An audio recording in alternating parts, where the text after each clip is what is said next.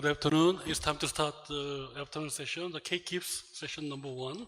The topic of this session is the second year progress report of K-QIPS, Achievement and Future Direction. I'm Woo-Young Lee from Samsung Media Center, and my co-chair is Professor Kang Young Lee from Yonsei University. He will be the chairman of our society from the day after tomorrow. Yeah.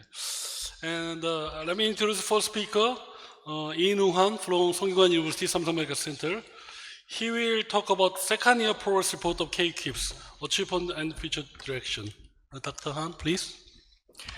Thank you for your kind introduction, Mr. Chairman.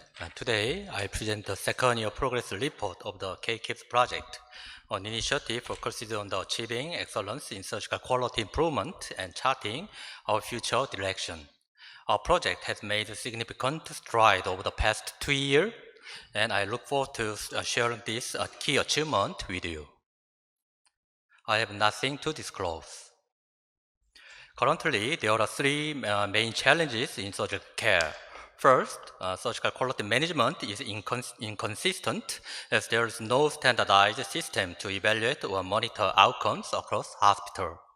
Second, healthcare costs are rising rapidly, with personal medical expenses expected to quadruple by 2030, putting the health insurance system at risk of a deficit. Finally, while digital tools like EMRs are widely used, but data isn't being utilized effectively to improve surgical outcomes.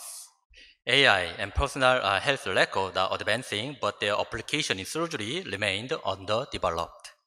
As a result, K-QIPS aim to address these issues by building a nationwide data platform and AI-powered prediction system, promoting better surgical care and reducing healthcare costs. The K-QIPS project focused on enhancing national health and advancing the healthcare industry by improving the quality of surgical care. Its main goals are to reduce complications, lower mortality rate, and minimize medical costs, ultimately promoting the efficient use of healthcare resources and improving patient outcome. To achieve this, the project is developing an AI-based platform that uses deep learning to predict complications, allowing hospitals to prevent issues in advance. It also collects and analyzes data on complications across institutions, providing feedback to help hospitals adjust their practices and reduce risk.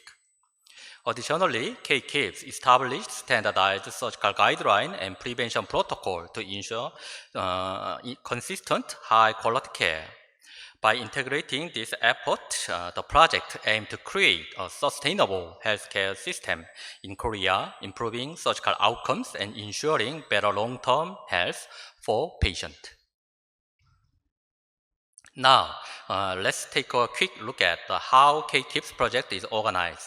This project is led by the Korean Surgical Society and the Korean Surgical Research Foundation, involving collaboration across 5 major surgical fields: gastric surgery, Korean Gastric Cancer Association; colorectal surgery, Korean Society of Coltoproctology; hepatectomy and liver transplantation, Korean Association of HPP Surgery; pancreatic surgery, Korean Pancreas Surgery Club; and finally, kidney transplantation, Korean Study Group of Kidney and Pancreas Transplantation. At the core of organization were several key committees, including General Management Committee, Platform Management Committee, and Data Management Committee,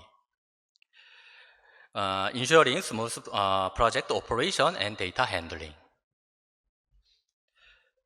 K-QIPS project is driven by collaboration among 3 key organizations. The Korean Surgical Research Foundation leads the project, focusing on building a big data platform for postoperative complications and developing AI system and clinical decision support tools.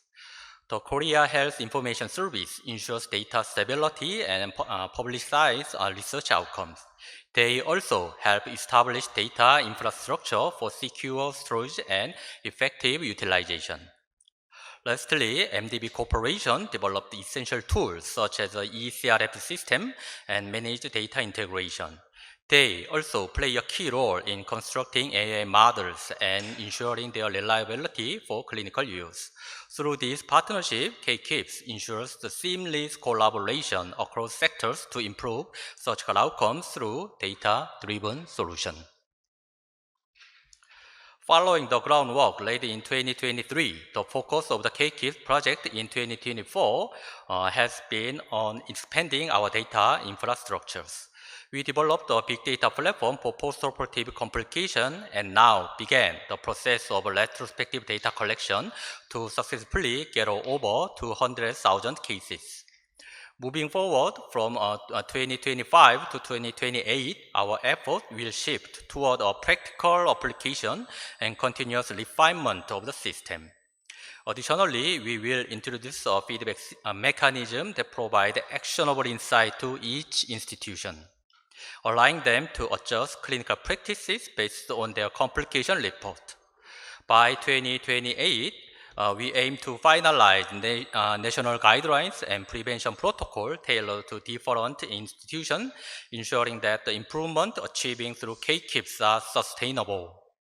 We will also publish an annual report to track progress, sharing insight, and continue driving nationwide surgical quality improvement. The AI-based complication prediction system in K-QIPS focuses on two main areas. First, it predicts common complications that can arise after any surgery using international standards like ACKSS and SQIP and Japan NCD. This part of the system is developed by the Korean Surgical Research Foundation to ensure consistency and accuracy. Second, it addresses specific complications unique to certain surgery or conditions. For example, delayed gastric emptying can occur after PPPD, and organ rejection is a common concern after transplant procedures. These specialized models are developed with the contribution from multiple host organizations. This comprehensive approach helps hospitals anticipate both general and specific risks, enabling better preparation, improved patient safety, and more effective clinical decision-making. The Data Management Committee plays a crucial role in handling data across the K-QIPS project. Hospitals from 5 major surgical fields collect both common and surgery-specific data. This data is anonymized to protect patient privacy before being submitted to the committee. The committee reviews, consolidates, and generates reports from the collected data. After approved, anonymized data is then made available to researchers for future analysis. This structured data flow enables the committee to turn raw data into valuable insight, helping hospitals improve surgical quality and enhance patient outcomes. K-QIPS is a nationwide initiative involving more than 80 hospitals across Korea. This broad participation ensures diverse data collection and helps develop standardized surgical protocols. Each institution plays a vital role in gathering insight, contributing to improved surgical outcomes and patient safety nationwide. In 2023, one of our key achievements was the development of an ECRF and standardized data input guidelines. The ECRF system ensures consistent and accurate data collection across hospitals, streamlining how patient and surgical information is recorded. Among with this, the data input guidelines ensure uniformity in data entry, improving the overall quality of database. In 2023, we had the privilege to attending 2 significant conferences, the ACKSS Quality and Safety Conference in Minneapolis and ACKSS Clinical Congress 2023 in Boston. These conferences provided us with invaluable insight into global trend in surgical quality improvement. The discussions and presentations at both events were highly relevant to our work, offering practical knowledge and strategies that we can apply within the K-QIPS project. Also last year, we successfully hosted 2 major events, the K-QIPS Online Symposium and the Annual Congress of the Korean Surgical Society 2023. These conferences were designed to share best practices and innovation in surgical quality and patient safety. Both events provide insight from the ACKSS and JSS, helping us integrate international standards and latest advancement in surgical care into our own practices. In order to wrap up the first year's achievement and set the direction for the future, the General Management Committee and Korean Surgical Society Committee held a workshop. These workshops provide a valuable opportunity to review the progress we made over the past year and reflect on key achievements. Through collaborative discussions, we were able to assess the current status of our project and identify areas for improvement. In this year, as the second year of the project, one of our major achievements was obtaining IRB and DRB approval for the K-QIPS project. This approval was critical in ensuring the ethical and regulatory compliance of our research across multiple institutions. Achieving these milestones was no small task. It requires a dedicated effort of all participants involved in this project. Their commitment and collaboration were essential in navigating the approval processes efficiently and successfully. This accomplishment not only validates the integrity of our research, but also enables us to proceed confidently with data collection and analysis, bringing us one step closer to achieving the goal of K-QIPS. In 2024, this year, we made a significant progress by collecting retrospective data collection from 5 host organizations as shown in this chart. This accomplishment reflects the dedication and hard work of all research participants whose efforts were essential in achieving this result. While some institutions have made substantial contributions, we recognize that we have not yet fully reached our data collection goal. However, with the same level of commitment and collaboration, we are confident that we will meet our targets in the near future. Also, in this year, we launched the K-QIPS newsletter, a quarterly publication shared with all researchers in the Korean Surgical Society. The newsletter keeps everyone updated on project progress, events, and best practices, ensuring alignment across institutions. It has been essential in fostering collaboration and maintaining momentum within the research community. The K-QIPS platform is a core achievement integrating all elements of our project, including data collection, AI tools, and training resources. This platform connects institutions, ensuring seamless collaboration and real-time data sharing. Key features such as ECRF system and SCR training portal support consistent data input and professional development. The K-QIPS platform serves as a foundation of sustainable improvement in surgical quality, driving better patient outcomes and advancing healthcare across Korea. We launched the K-QIPS YouTube channel to share newsletters, workshop videos, and project updates. This platform promotes transparency, encouraging collaboration, and keeps researchers and public engaged with the project progress. It serves as a valuable tool for spreading best practices and fostering connection among institutions, supporting the continuous success of K-QIPS. Also, we hosted the first K-QIPS SCR training workshop to support the development of our surgical clinical researchers.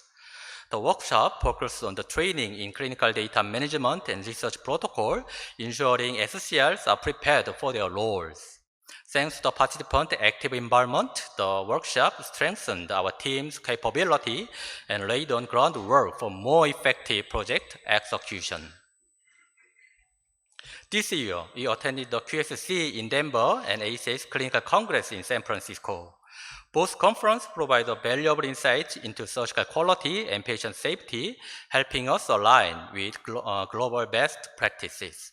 Our participation not only enhanced our understanding of best practice in quality management, but also gave us the opportunity to connect with international experts, especially Professor Ko and Dr. Hall here. This experience will play a key role in driving the continued success of the K-QIPS project. In this year, we published several important articles, including the first K-QIPS paper, which provide a comprehensive overview of our project. This key publication established the foundation of K-QIPS and highlight its importance. The other articles showcase specific clinical insights and outcomes reflecting the dedication of our team and progress we will make toward improving surgical quality and patient safety. The annual Congress of KSS 2024, this Congress is a significant event for our project. This Congress will provide a platform to share the second year progress report of K-QIPS, highlight key achievement, and outline future direction.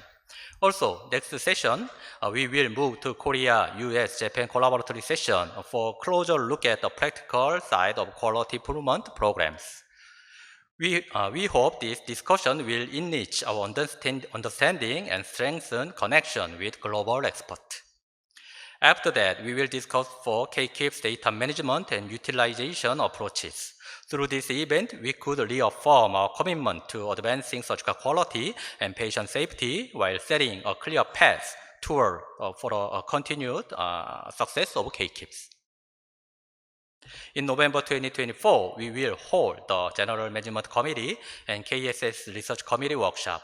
This workshop will focus on sharing progress, discussing data utilization strategies, and planning future development, including AI-based CDWS tools.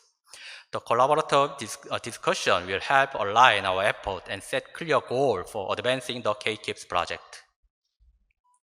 This is my last slide.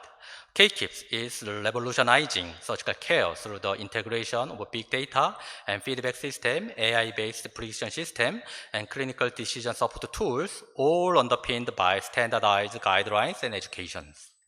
With participation from numerous hospitals nationwide, the project aimed to reduce surgical complications, improve patient flow, and enhance care efficiency. This improvement will also lead us to a substantial saving in healthcare costs and support the development of sustainable medical service policies. Through this effort, K-QIPS is establishing a new standard for surgical quality and contributing to long-term advancement in healthcare in Korea. Thank you for your attention. Thank you, Professor. Is there any questions from the floor? Okay, then we already passed half of the first session. So what is the main obstacle to go further right now? Actually, to make some kind of the system such as the CDSS or the ECRF is not a big deal. I think the data collection is the most obstacle to our project. So there are so many SCRs in Korea. They are now showing the dedicated effort to get some data, but now we are not satisfied that that amount of the data collection. So we will move to the more effort to collect the retrospective data. When we first started this project, one of the problem was the attitude of the surgeons. They do not accept to reveal their data and to reveal their complications. So what 1 year and a half passed, but is there any changes of attitude of surgeons or? Yeah, actually, we are now running the YouTube channel and newsletter. So most of the Korean surgeons is now understanding our mission and the role of the K-QIPS. So their attitude is, I think, is now developing the positive attitude. I think. I hope so. Okay, please. Thank you, Mr. Chairman. Bruce Hall from Sacramento, California, and the American College of Surgeons. I just want to congratulate you, Dr. Han, Dr. Lee, and your whole teams. In very short time, you have created a marvelous system that has learned innumerable lessons from the past and is combining those with future directions in AI and other avenues.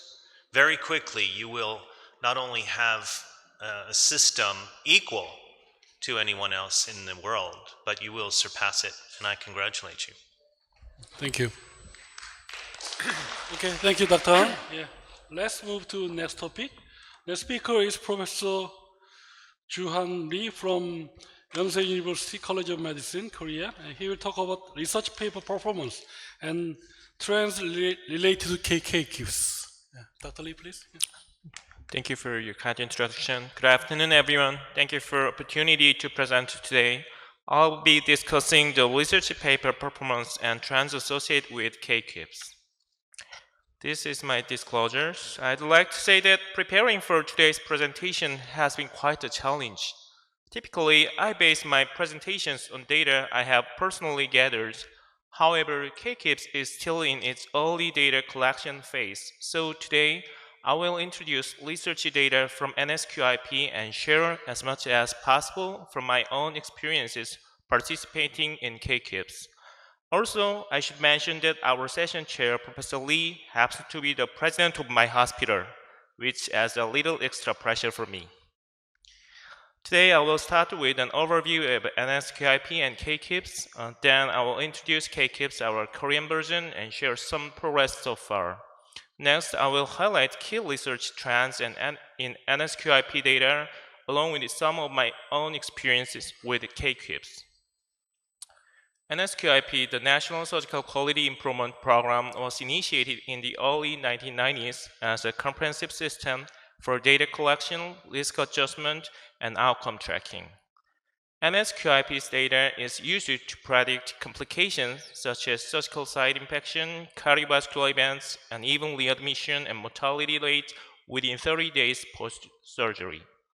This data enables not only risk prediction at the patient level, but also provides benchmarking and quality improvement opportunities at the institutional level.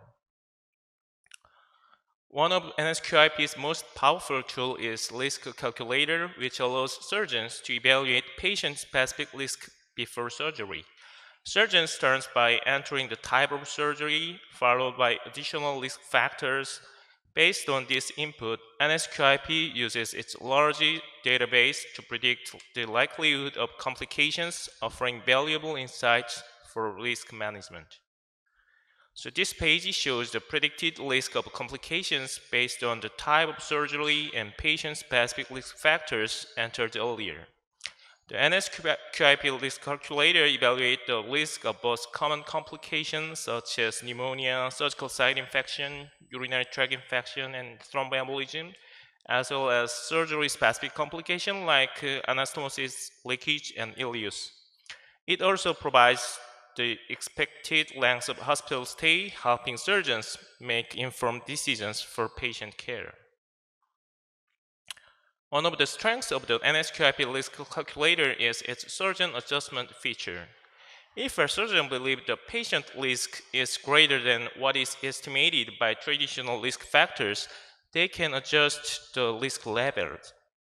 This adjustment allows for more personalized assessment, aligning calculated risk with the surgeon's clinical judgment. In addition to the risk calculator, NSQIP provides access to a comprehensive database of surgical data. This extensive resource includes detailed information on patient demographics, comorbidities, procedures, and postoperative outcomes.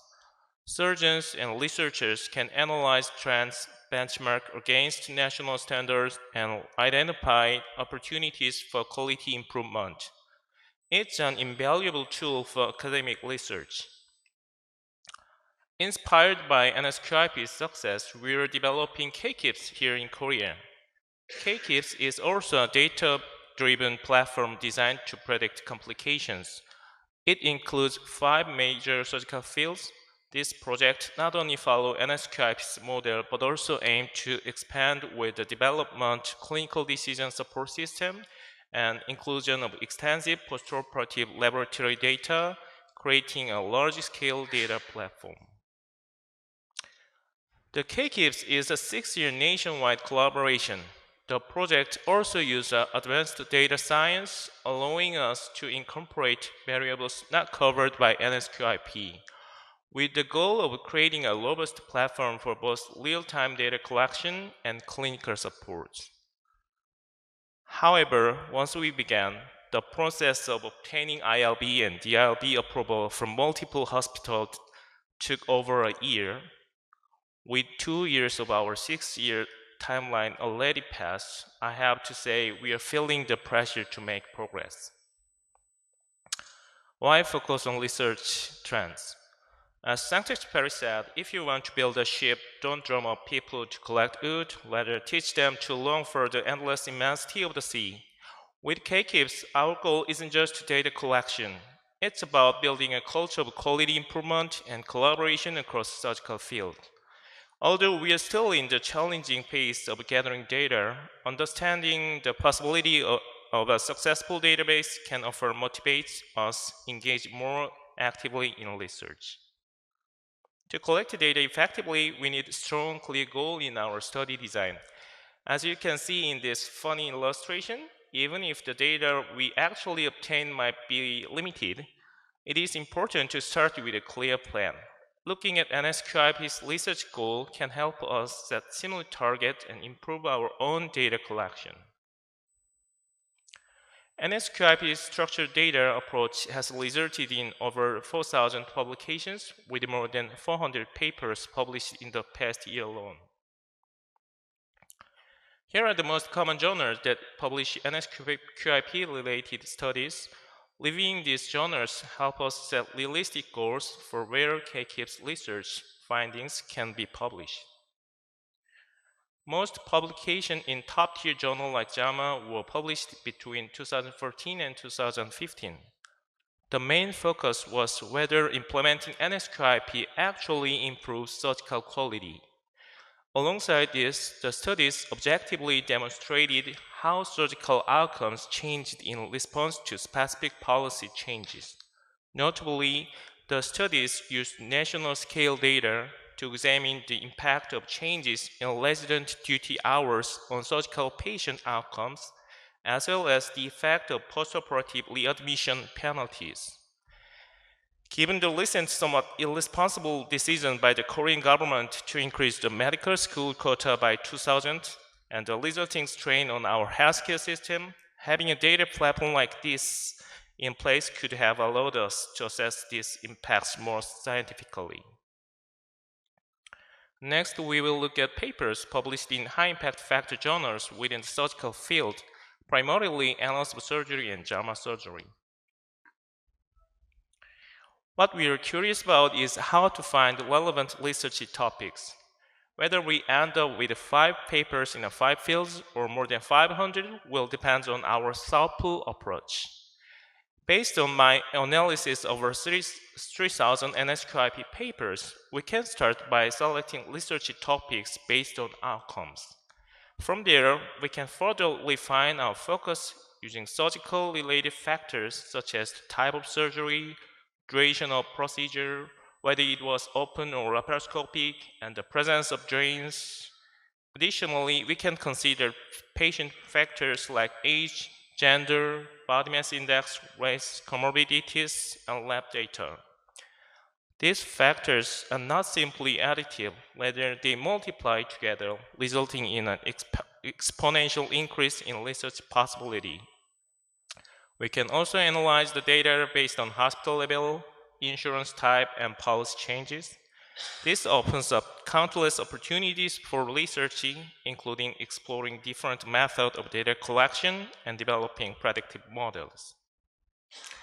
Let's take a look at the actual usage of research topics. Many studies have broadly addressed the 30-day overall outcomes. However, as shown in the table, we can also analyze more specific outcomes.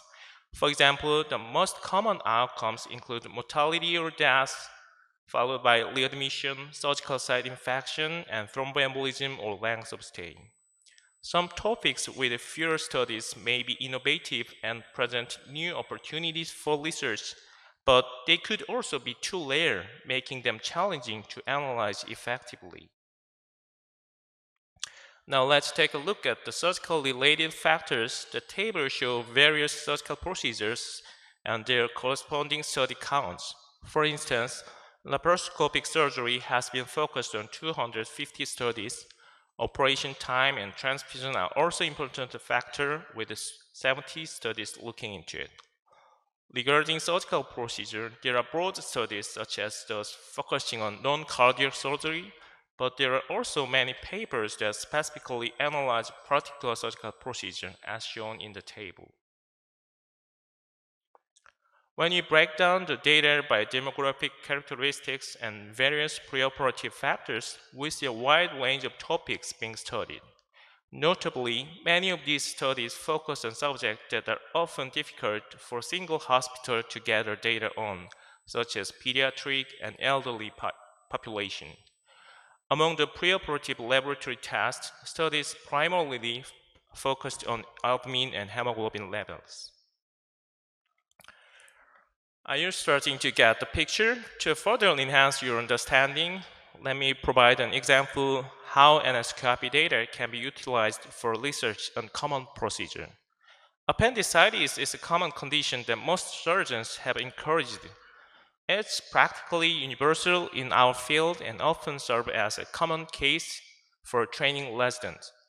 However, it is frequently viewed as a burden. Most appendectomies are performed on call after hours.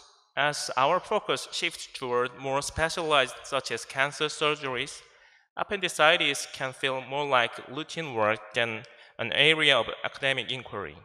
Yet, by leveraging NSQIP data, we can uncover significant research opportunities even within these familiar cases. Remarkably, 14% of high-impact factor journal publications using NSQIP data are related to appendicitis. Many of these studies focused on pediatric patients. There are several studies on the use of antibiotics. Some studies examine surgical site infection, while others investigate intraoperative findings in complicated appendicitis. In fact, even simple topics such as a relationship between body mass index and complications can be a subject for research. Now let's take a look at the various journals to see what topics have been researched related to appendicitis.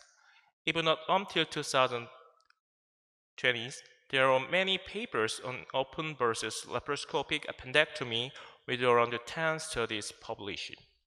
Additionally, we see research on operation time and the timing of appendectomy, as well as studies related to appendiceal cancer.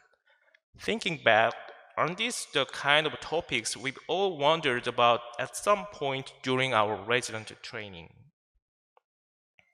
Now, that's we've reviewed the NSQIP studies. Are you feeling a bit more ambitious about our research prospect? Do you feel inspired to dream of the endless sea ahead? Or are you still concerned about the data collection process? Regardless of the challenges we face, we must find a way forward. To conclude today's presentation, I'd like to share some of my own simple experiences from the past 2 years with K-QIPS.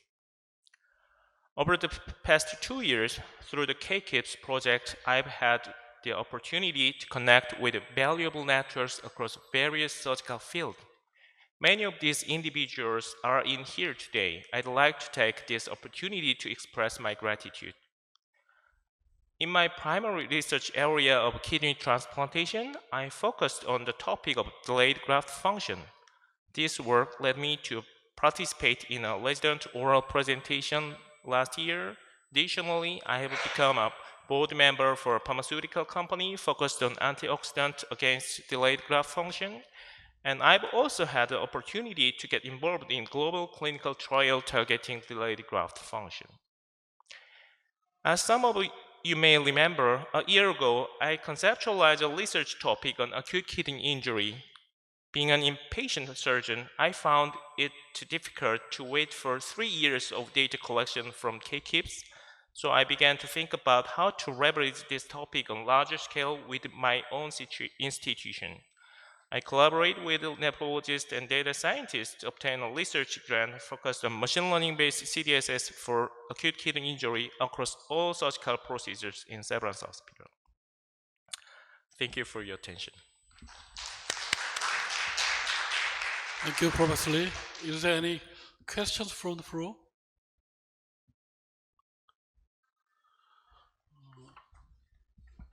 as for the NSQIP, they already covered all the area of the interest for the articles. So what is your strategy to do?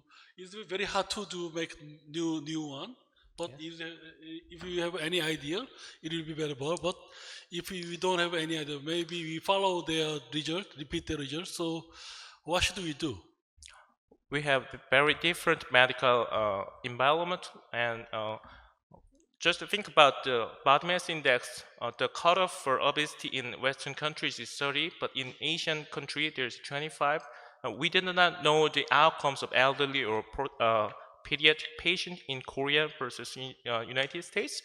Yes, but the most theme is already published in the past from NSQIP, but our K-QIPS data can strengthen the finding from NSQIP data or validate the data in Asian population. Ethnic difference is very important. Also, I heard that in NSQIP they do not cover kidney transplant. Yes. Right? Yeah. Yes. So, as for kidney transplant specific, what is your plan? You already with AI based AKI or something. So, is there any more idea about that? Yes, because Korea has a very unique insurance system. All the patients are covered by national government, so we can catch the data from all of the nations. But as I know, in the United States, they cannot catch up the results over several months after the transplant, and it is a very unique cohort, because many other countries cannot catch up their transplant recipients after the surgery. Is there any questions from Pro?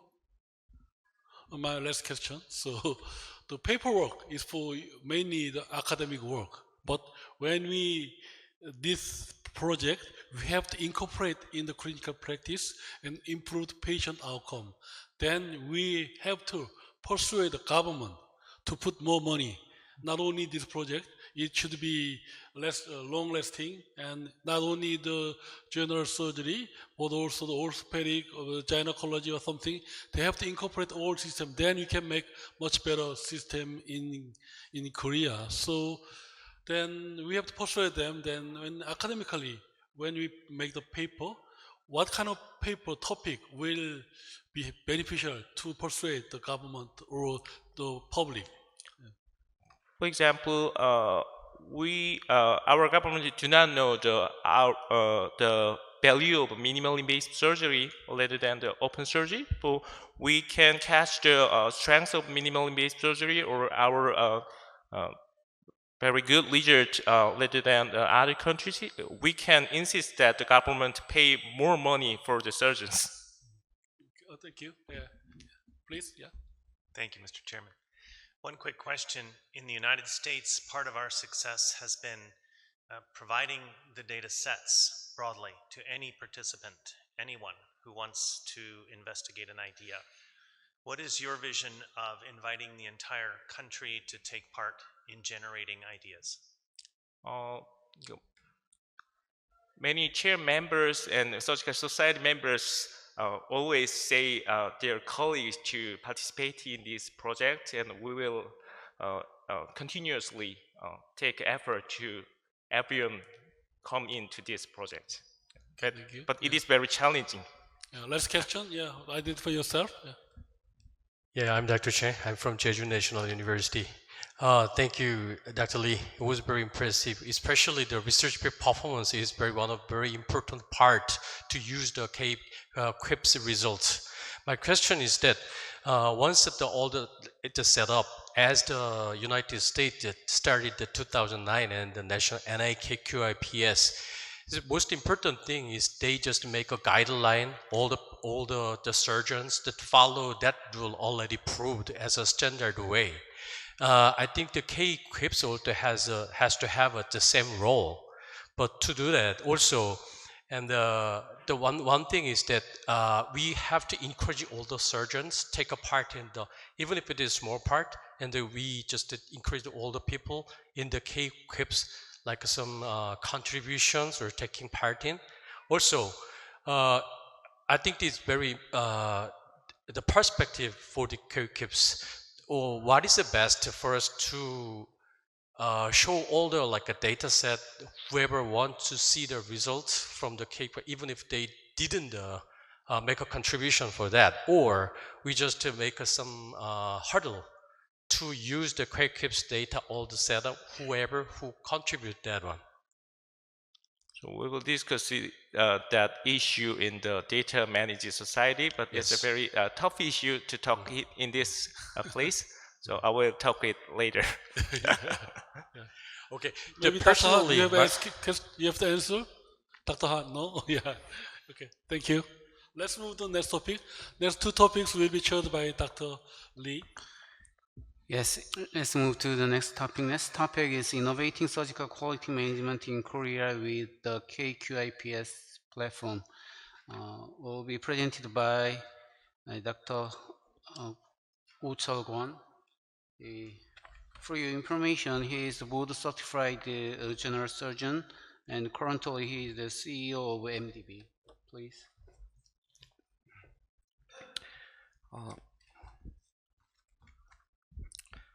Good afternoon, everyone. Thank you, Mr. Chairman, for that kind introduction. My company is named MDB, which stands for Medical Database. We specialize in managing medical data and AI techniques. It is an honor to speak today at the annual Congress of KSS 2024. I'm here to introduce K-QIPS, our advanced data platform built to enhance anonymity and efficiency. Let's move on. Before we begin, I'd like to disclose that I have conflicts of interest just related to my company. Today, we'll explore the K-QIPS platform. Other speakers have already touched on various aspects, and I will focus on the technical details of our system. And this slide outlines the topics for today. The first topic is a brief introduction to the K-QIPS platform and the project. We'll outline what the platform is and its purpose and its role. The second part is about site anonymization to ensure privacy and unbiased analysis. Strong anonymization is highly required, especially since complications are the primary outcome. The third topic is efficiency. We have implemented features that optimize the data entry process, reducing time and effort.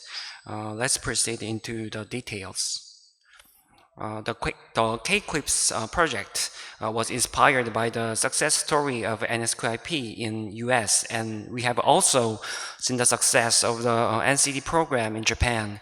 We want to make surgical outcomes better and minimize complications in Korea as well. The K-QIPS platform is a data platform specially designed to support the successful implementation of the K-QIPS project. It includes various components as follows. The first part is ECRF. ECRF is our data management system, and ECRF stands for the Electronic Case Report Form, and also known as EDC on other context. This is where all the data entry and collection and management happens. It's a key part of our data handling. The second part is feedback system, and the collected data, which is done by the first part, ECRF, is then processed and analyzed to provide various reports and feedback to each participant. The third part is CDSS. This is a clinical decision support system that utilizes statistical and machine learning techniques to create a model that aids in clinical decision making. For example, it can predict the probability of complications. Today, we will mainly focus on the first part. Let's talk about special features about K-QIPS platform ECRF system. First off, we have our integration and independence features. This means our system is smart enough to handle specific needs for different diseases, but at the same time, it can pull together data that's common across the board. Next, we've got efficient data entry. Here's the deal. We are all about getting big data jobs done fast and cheap. We make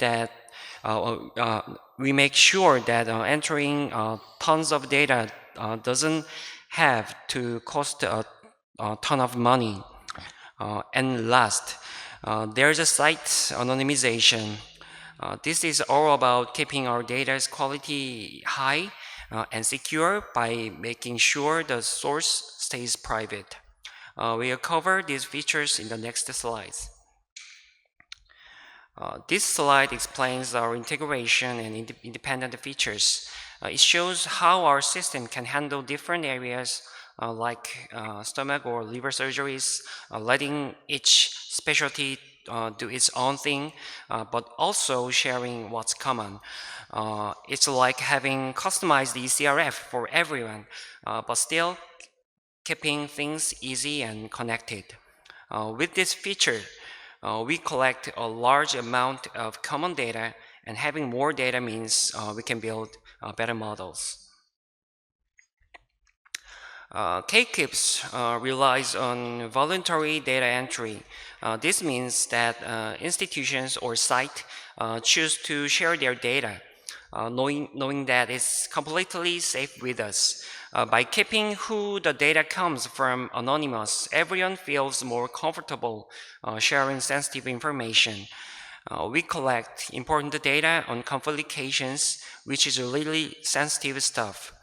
Since the data is anonymized, hospitals and clinics are more willing to provide it without worrying about privacy breaches.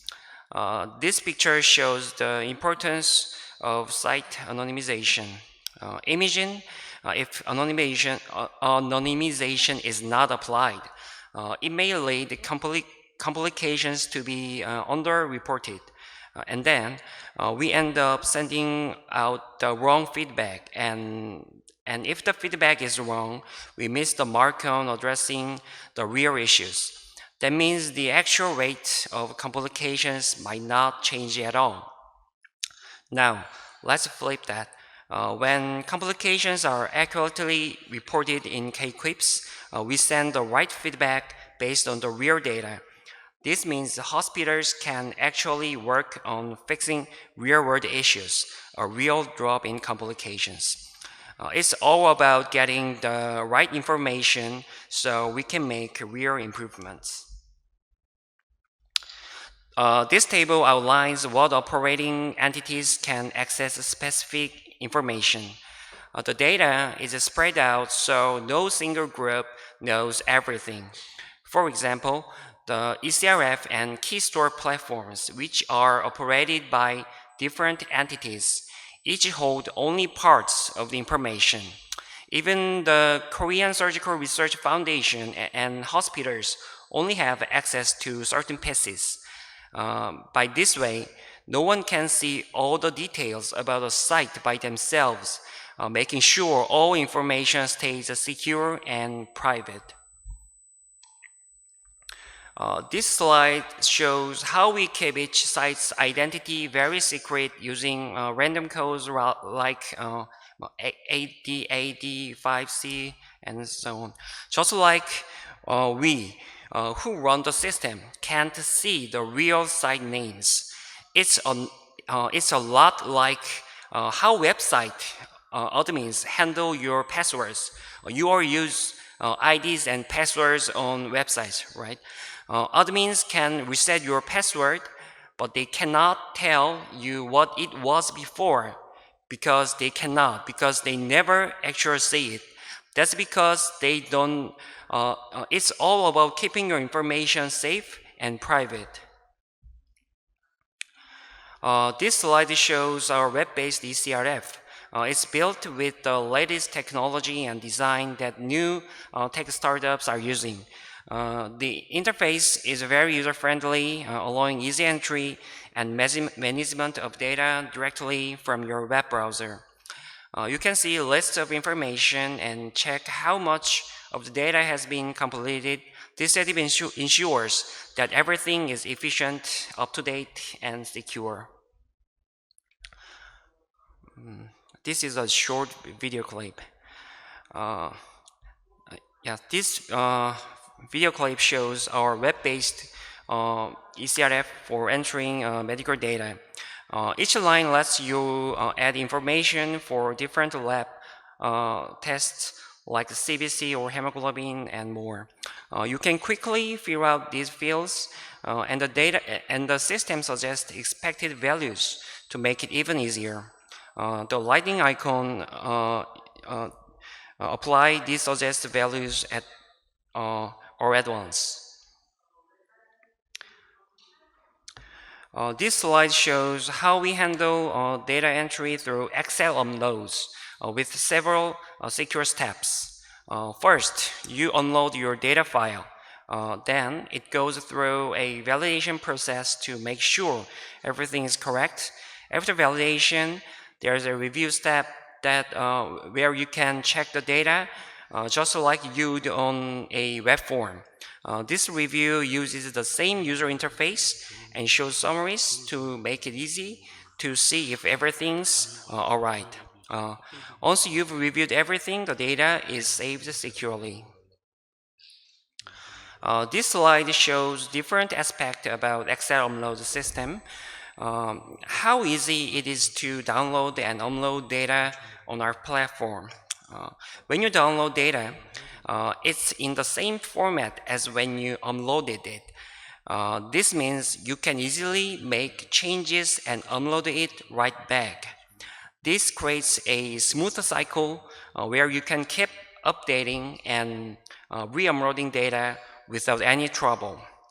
This process saves time and makes it super simple for users to keep their data up to date. This is summary. K-QIPS platform is a robust data platform designed to improve surgical outcomes and minimize complications inspired by proven models like NISCIP and NCD. And our platform have several core features. First, integration and independence. And the second is a very powerful site anonymization.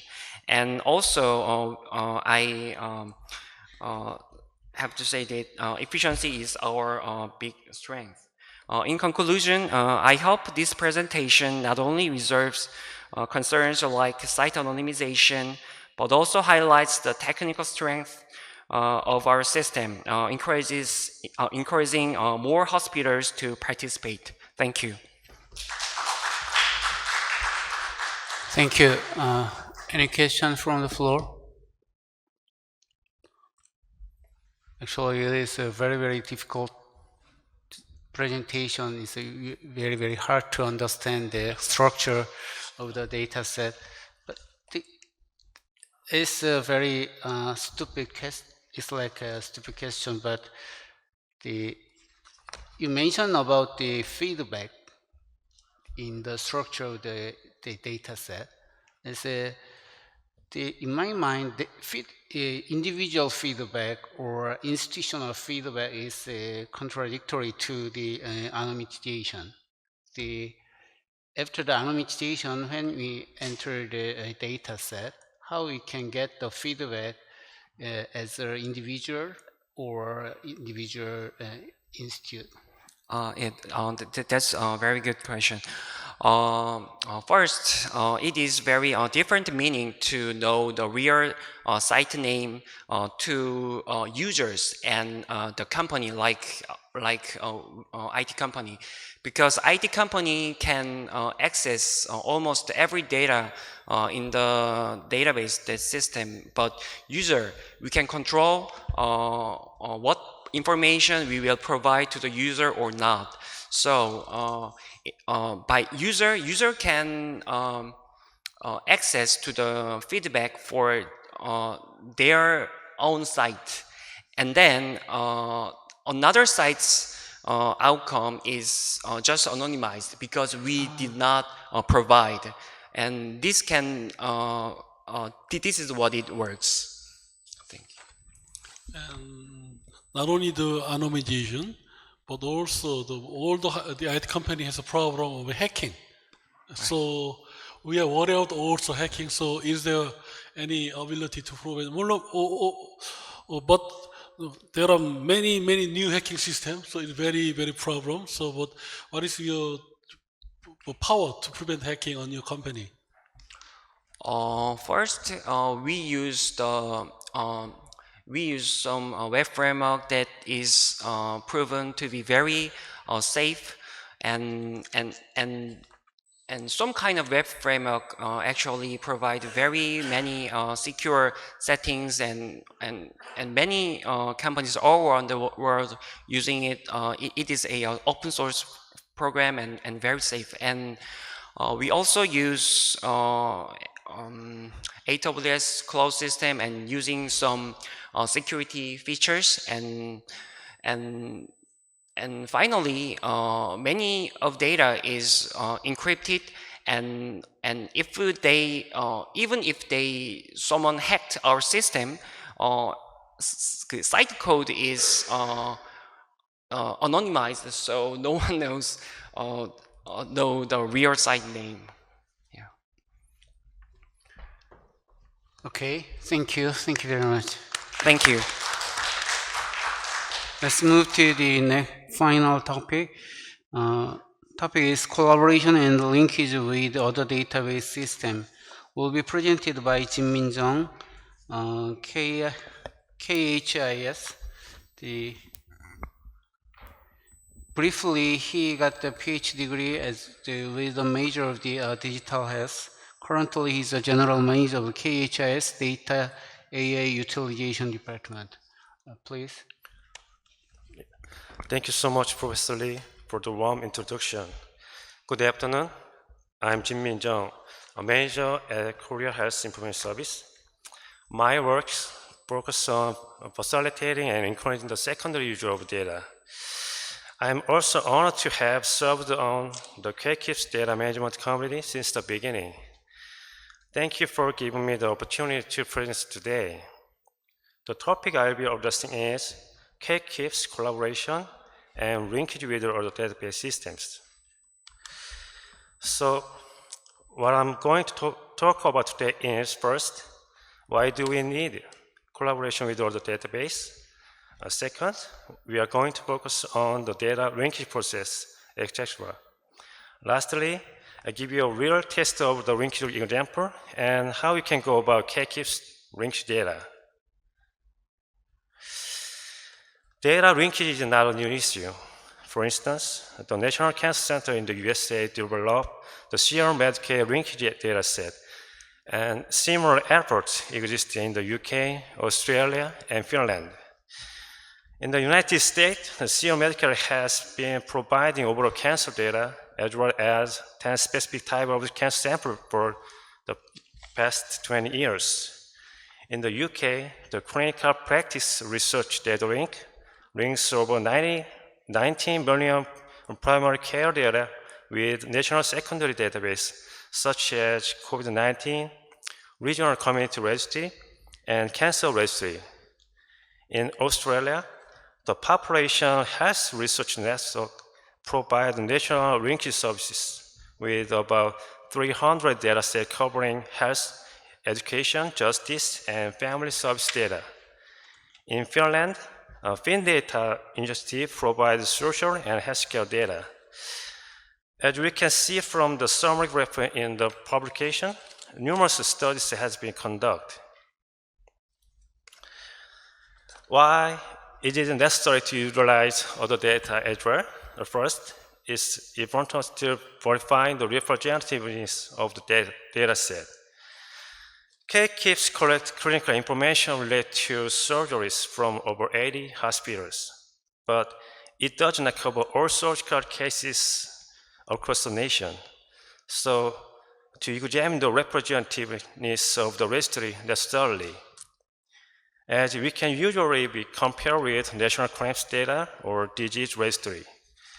This paper showed the American Spam Registry compared 24,000 cases with over 1 million cases using K-QIPS size to evaluate representativeness. Less than 0.2 standard mean deviations, the difference is negligible. The study showed that procedure distribution, patients' demographic, and surgical approaches are similar to the general population, while racial and geographic distributions differ. Secondly, data integration provides more research opportunities. Data integration can be provide information that may not be available in a single source. And it enables longitudinal studies by tracking patients across multiple data sets over time. It's probably all researchers wanted. This diagram presents the patient's journey and public data from diagnosis to death.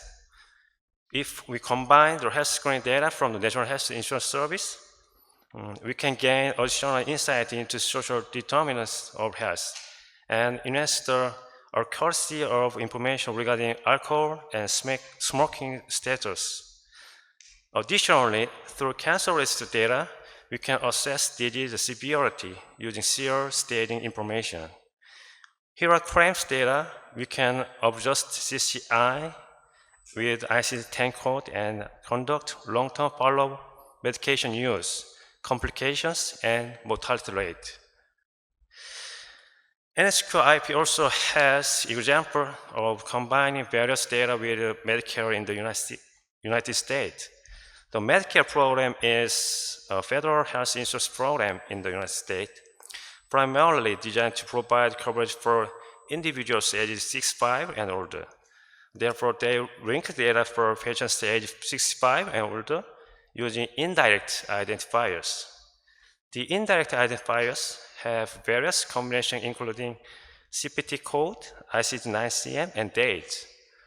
Although the linkage rate varies depending on the type of surgery, an overall linkage rate of approximately 80% was achieved.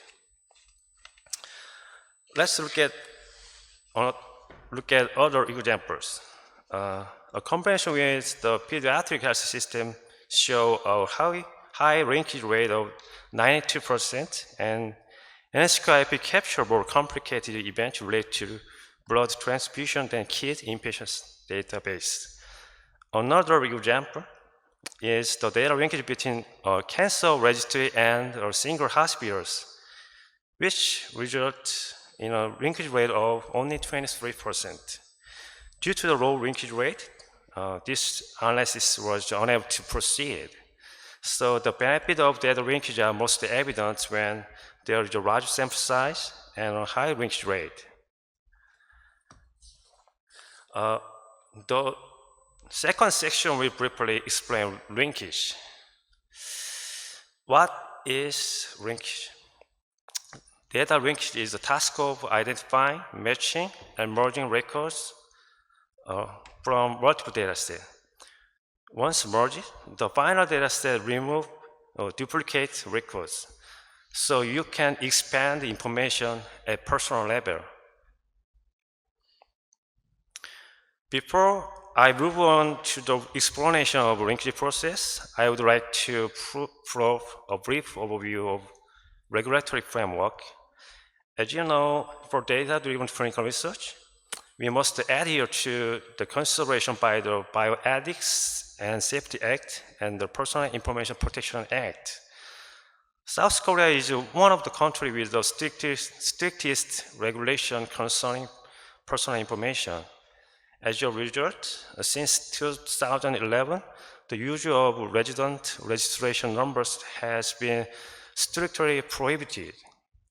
Due to the principal statutory regulation of resident registration numbers, K-QIPS registry cannot collect nor use resident registration numbers. So how do we achieve data linkage under these restrictions? There are two methods for combining data sets. deterministic record linkage, and probabilistic record linkage. Deterministic record linkage is primarily used in combining pseudo-managed information. Basically, the linkage key is created by encrypting the name, date of birth, gender into a combined format. Due to individuals with the same name, it shows a combination rate of 83% to 89%. Second, probabilistic record linkage is mainly used in combining anonymous information. For example, when combining K-QIPS and cancer survival data, the method involves calculating the probability of each possible linkage variable and summing these probabilities. If the sum exceeds a certain threshold, the records are combined. This method is extremely challenging and achieve the desired linkage rate requires thorough design modifications. Unless there are special circumstances, we will use the deterministic record linkage method. To perform data linkage, researcher must follow the pseudo-managed information procedure in accordance with the Personal Information Protection Act. They must consult in advance with the personal information controller of both data institutions they wish to combine, as well as the staff from the linkage agency. The linkage process should be carried out in cooperation with the linkage key management agency. The full linkage process takes about a year. How is the K-QIPS program different? I will show you what makes the data service different. Through the healthcare big data platform, when a researcher submits an application, the platform operating agency, Korea Health Information Service, coordinates with various institutions to provide the combined data to the research. The platform's operating agency works directly with relevant institutions to compile and deliver the combined data. This approach reduces researcher workload significantly, enabling a faster access to research data. Data platform can link various data sets. The cause of death statistics, health examination data, and organ transplantation data, claim data, cancer registry data, vaccination data with COVID, and dementia managed data. There are many options you can choose from. I will show you a few real examples. The data most preferred by researchers is the combined national sample data from the National Health and Nutrition Survey, including health examination, claims, and mortality data. Look at the table. As more data sets are combined, the number of records decreases according to the purpose of originally collect. In this case, although the total publication is 95,000, after the data from the three institutions are combined, only about 61% of data remains. With the sample size exceed 10,000, I think this is reasonable. Nevertheless, when the representative is confirmed, data is expanded and could be helpful for research. What variables are typically used when compare the two datasets? Key information for verifying the correlation between two datasets include medical expenses and mortality. The origin data has about 3,000 deaths, while the linkage data has 832 deaths. Here I compare the proportion of total mortality and classification for cause of death as the final outcome. The result of the difference tests between the two data sets prove the two samples cannot be considered significantly different. Therefore, it seems that the linkage data appears suitable for research purposes. Another example is the kidney transplant registry combined mortality data. The kidney transplant registry is data established under the Organ Transplantation Act, so it is highly reliable. That is my personal view. The data sets show a survival rate of 10 years of 95% with almost no 30-day mortality. Additionally, a simple Cox-Reals analysis using key features indicates that the low risk of low for females, gender match, blood type match, and when donor and recipients are blood relatives. Maybe the kidney transplant data could contribute to further long-term K-QIPS follow-up studies. On the Health Big Data platform, various data sets have their own provision period. Most data sets provide 10 years of data based on the current date. K-QIPS plan to begin collecting consensus-based data starting from 2025. Data linkage with other data sets starting in 2027. This timeline indicates a 2 years waiting period between registration and the data linkage. While it is technically possible to use probabilistic methods for anonymous data collected on a non-consensus basis, it seems to be quite challenging both technically and institutionally. The K-QIPS common data will be jointly managed by K-QIPS and the Korea Health Information Service. So we plan to link K-QIPS consensus basis common data. The guidelines for providing data are being prepared by the K-QIPS Data Review Board. This is my last slide. I like this state. When ontology and epistemology come together, the paradigm changes. Reflect a fundamental concept in research philosophy and methodology. In my view, ontology can be seen as the expansion of data. Epistemology can be seen as AI, LLM, machine readable, that sort of things nowadays. So my fabulous team and I will strive to make K-QIPS lead to a paradigm shift and mainly sustainable. That's all for today. Thank you for your attention. Thank you, Dr. Jung, for the nice, wonderful lecture. Any questions from the floor? Yes, please. No question? Okay. Still, I have some confusion between the linkage variable and the anonymization. So, if in your presentation with the name, birth date, and gender, that we can match the 83% of match with the other data set, right? Yes. Yeah. It means, in that viewpoint, I had a concern. It is, and then could it be a violation of anonymization or not?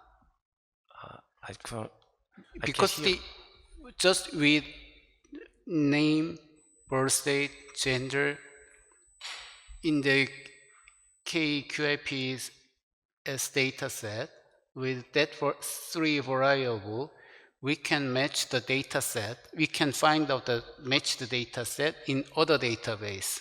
And then it means it is a very good identifier of the individual. Can you call it the perfect anonymization? Anonymization, any problem? 예, 익명화가 됐다고 할 수 있나요, 이게? Researcher cannot 개인을 알아볼 수 없습니다. 제가 죄송합니다. 정확하게 의사 전달을 하고 싶어가지고 네네. 결합할 때만 키를 사용하고 연구자에게는 모든 그 알아볼 수 있는 인다이렉트 키는 딜리트가 돼서 연구자는 알 수가 없습니다. 그러니까 이제 누군가가 이 K-QIPS 데이터셋에 대해서 이건 익명화된 데이터셋이 아니다. 인디비주얼 데이터셋 하나하나의 값들이 이 변수값을 가지고 있으니까 이거 사람 알아볼 수 있는 거 아니냐라고 누군가가 지적을 하고 공격을 한다면 저희는 어떻게 디펜스를 해야 될까 해서 여쭤본 거고요. 그래서 말씀드릴 게 가명화 데이터가 아니라 동의 기반 데이터만 결합을 하는 겁니다. 네네. 동의를 하셨기 때문에 이게 뒤에 팔로우업에 대해서 오케이 하셨기 때문에 그거는 전혀 법적으로 문제가 없습니다.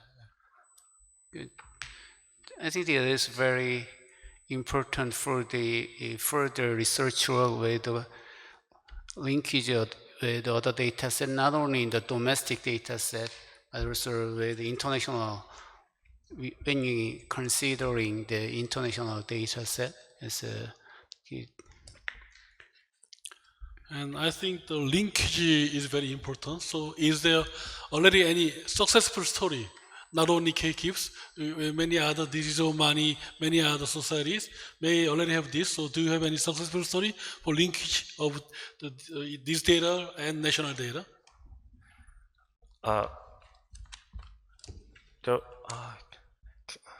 If you have difficult, please call in Korea. 아마 스트로크 레지스트리 아마 그런 것들에서 내셔널로 하셨던 걸로 알고 있고 지금 이제 임상 레지스트리, 디지즈 레지스트리하고 이제 결합하는 사례는 몇 개 없지만 이제 국가가 관리하는 캔서 쪽 레지스트리는 굉장히 다 결합이 많이 되어 있고 그다음에 공공들끼리 결합하는 거는 이미 제가 뭐 4년, 5년 정도 서비스 하고 있기 때문에 이거 보안 쪽이라든지 이제 국민적 이제 정서라든지 이런 것들이 어느 정도 올라서 그리고 국립암센터 데이터와 링키지는 잘 된다는 말씀이신 거죠? 국내사 데이터와도 링키지 할 수 있습니다. 네.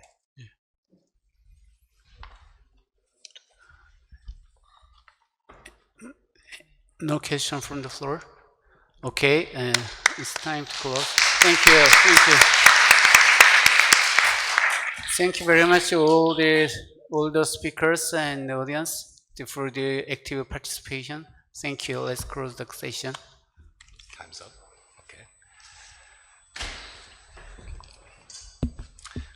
Good afternoon, ladies and gentlemen. Welcome to the K-QIPS session 2, Korea-United States-Japan collaborative session, a closer look at the practice side of a quality improvement program.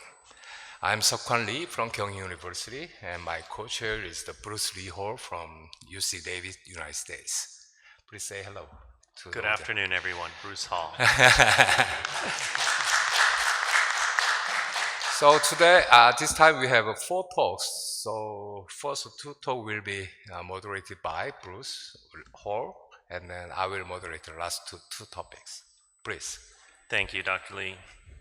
It's an honor to co-chair this session with you, and thank you all for joining us this afternoon.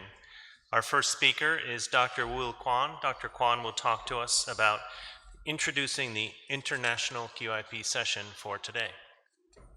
Thank you for the introduction. Today I speak for the International Committee of K-QIPS.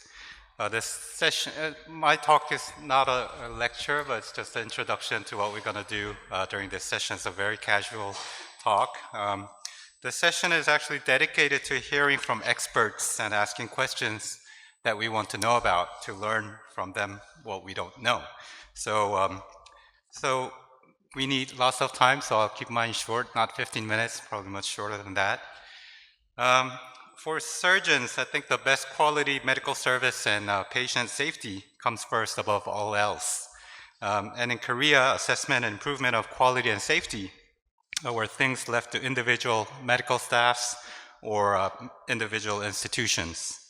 That has led to uneven quality and safety among surgeons, hospitals, and regions. And this calls for a more centralized program to provide equal level of quality and safety nationwide. Therefore, the Korean Surgical Society and Korean Surgical Research Foundation have decided to develop and implement a quality program And together with 5 affiliated societies, we embarked on a journey to develop a Korean quality improvement program for operations in 5 major fields, which are gastric surgery, colorectal, hepatectomy and liver transplantation, pancreatectomy, and kidney transplantations. So that is the beginning of K-QIPS, Korean Quality Improvement Platform in Surgery. This project involves many tasks, starting from developing a database and big data platform, collecting retrospective and prospective data, developing complication prediction AI model, developing critical pathways and clinical decision support systems, and to develop standard guidelines and education programs. So all these tasks are very complex and difficult to develop, and it's something very difficult to start from a scratch like we're doing. But fortunately for us, we have 2 great 선배s. And 선배 means it's a Korean word for our seniors or forerunners. So our 2 선배s are, one is the American College of Surgeons National Surgical Quality Improvement Program. Usually we call them ACKSS NESKIP. And another is the Japan Surgical Society's National Clinical Database. The ACKSS NESKIP was the first quality program in the world and has a proud history. And the NCD is a model that K-QIPS can easily learn a lot of practical things, since Korea and Japan share many similarities in practice and also in medical environments. So at the beginning, we visited and invited them several times to connect with them and to learn how to set up the program. And we've been to the ACS and the Quality and Safety Conference, where we met Dr. Bruce and Ms. Matthews. And we're very fortunate to have met them. And we'd like to thank Dr. Go, who's not here this time, for connecting us to many great people. We also invited Dr. Go, the director of ACKSS NESKIP, to give us a talk on an online symposium. And we also invited Dr. Goto, a father-like figure of NCD, and Dr. Ko to our annual congress last year. We had meeting with the NCD, visited NCD in person, and we visited a Japanese hospital to get a feeling of what it really looks like in reality and in real practice. Through all these connection and benchmarking and generous help and teachings of our 선배s, we were able to successfully launch K-QIPS, and we are very grateful for that. We now have over 80 institutions across the country to join the project. We developed a user-friendly data collecting platform, which Dr. Kwon he showed in the last session. We hired many very, very competent SCRs. Without them, I think our project cannot move on forward, probably will be abandoned somewhere. We continue to try to make them even better and even more competent than they already are. So we think they are very important assets to make this project successful, and that's why we invited Ms. Elena Matthews today, who is the clinical support manager of ACKSS NESKIP, to hear more about the importance of SCRs and how to make them better. Now that we have developed the ECRF and we are in the process of collecting data, I think the next steps that are awaiting us is what to do with the data that we've collected and how to implement the results to our real practice. So to prepare ourselves for the next steps, we've invited Dr. Bruce Hall from the ACS and Dr. Hiroyuki Yamamoto from the NCD, who are one of the main drivers in their respective programs. And of course, there are many, many more things to prepare for in the future. So we'll continue to invite our American and Japanese colleagues to learn and obtain pieces of advice from them. And we hope to reach the level where we can stand side by side with our 선배s and improve quality and safety worldwide. But for today, let's hear about how we can do what we are doing even better and how to analyze and implement the results better into the real world from our 3 friends in quality improvement. So please welcome Ms. Elena Matthews, Dr. Bruce Hall, and Dr. Hiroyuki Yamamoto. Thank you. Thank you, Dr. Kwan. It's clear that Seoul National University must be very proud of your leadership in this effort. Kudos to you. Let's welcome Ms. Elena Matthews to the podium. It's been my privilege to be a good colleague and friend of Nurse Matthews for several years now. She has been trained not only as a registered nurse, but has her extra bachelor's degree in nursing, and has been a leader at the American College of Surgeons for our surgical clinical reviewer population and many other issues at the college. So please join me in welcoming Elena Matthews.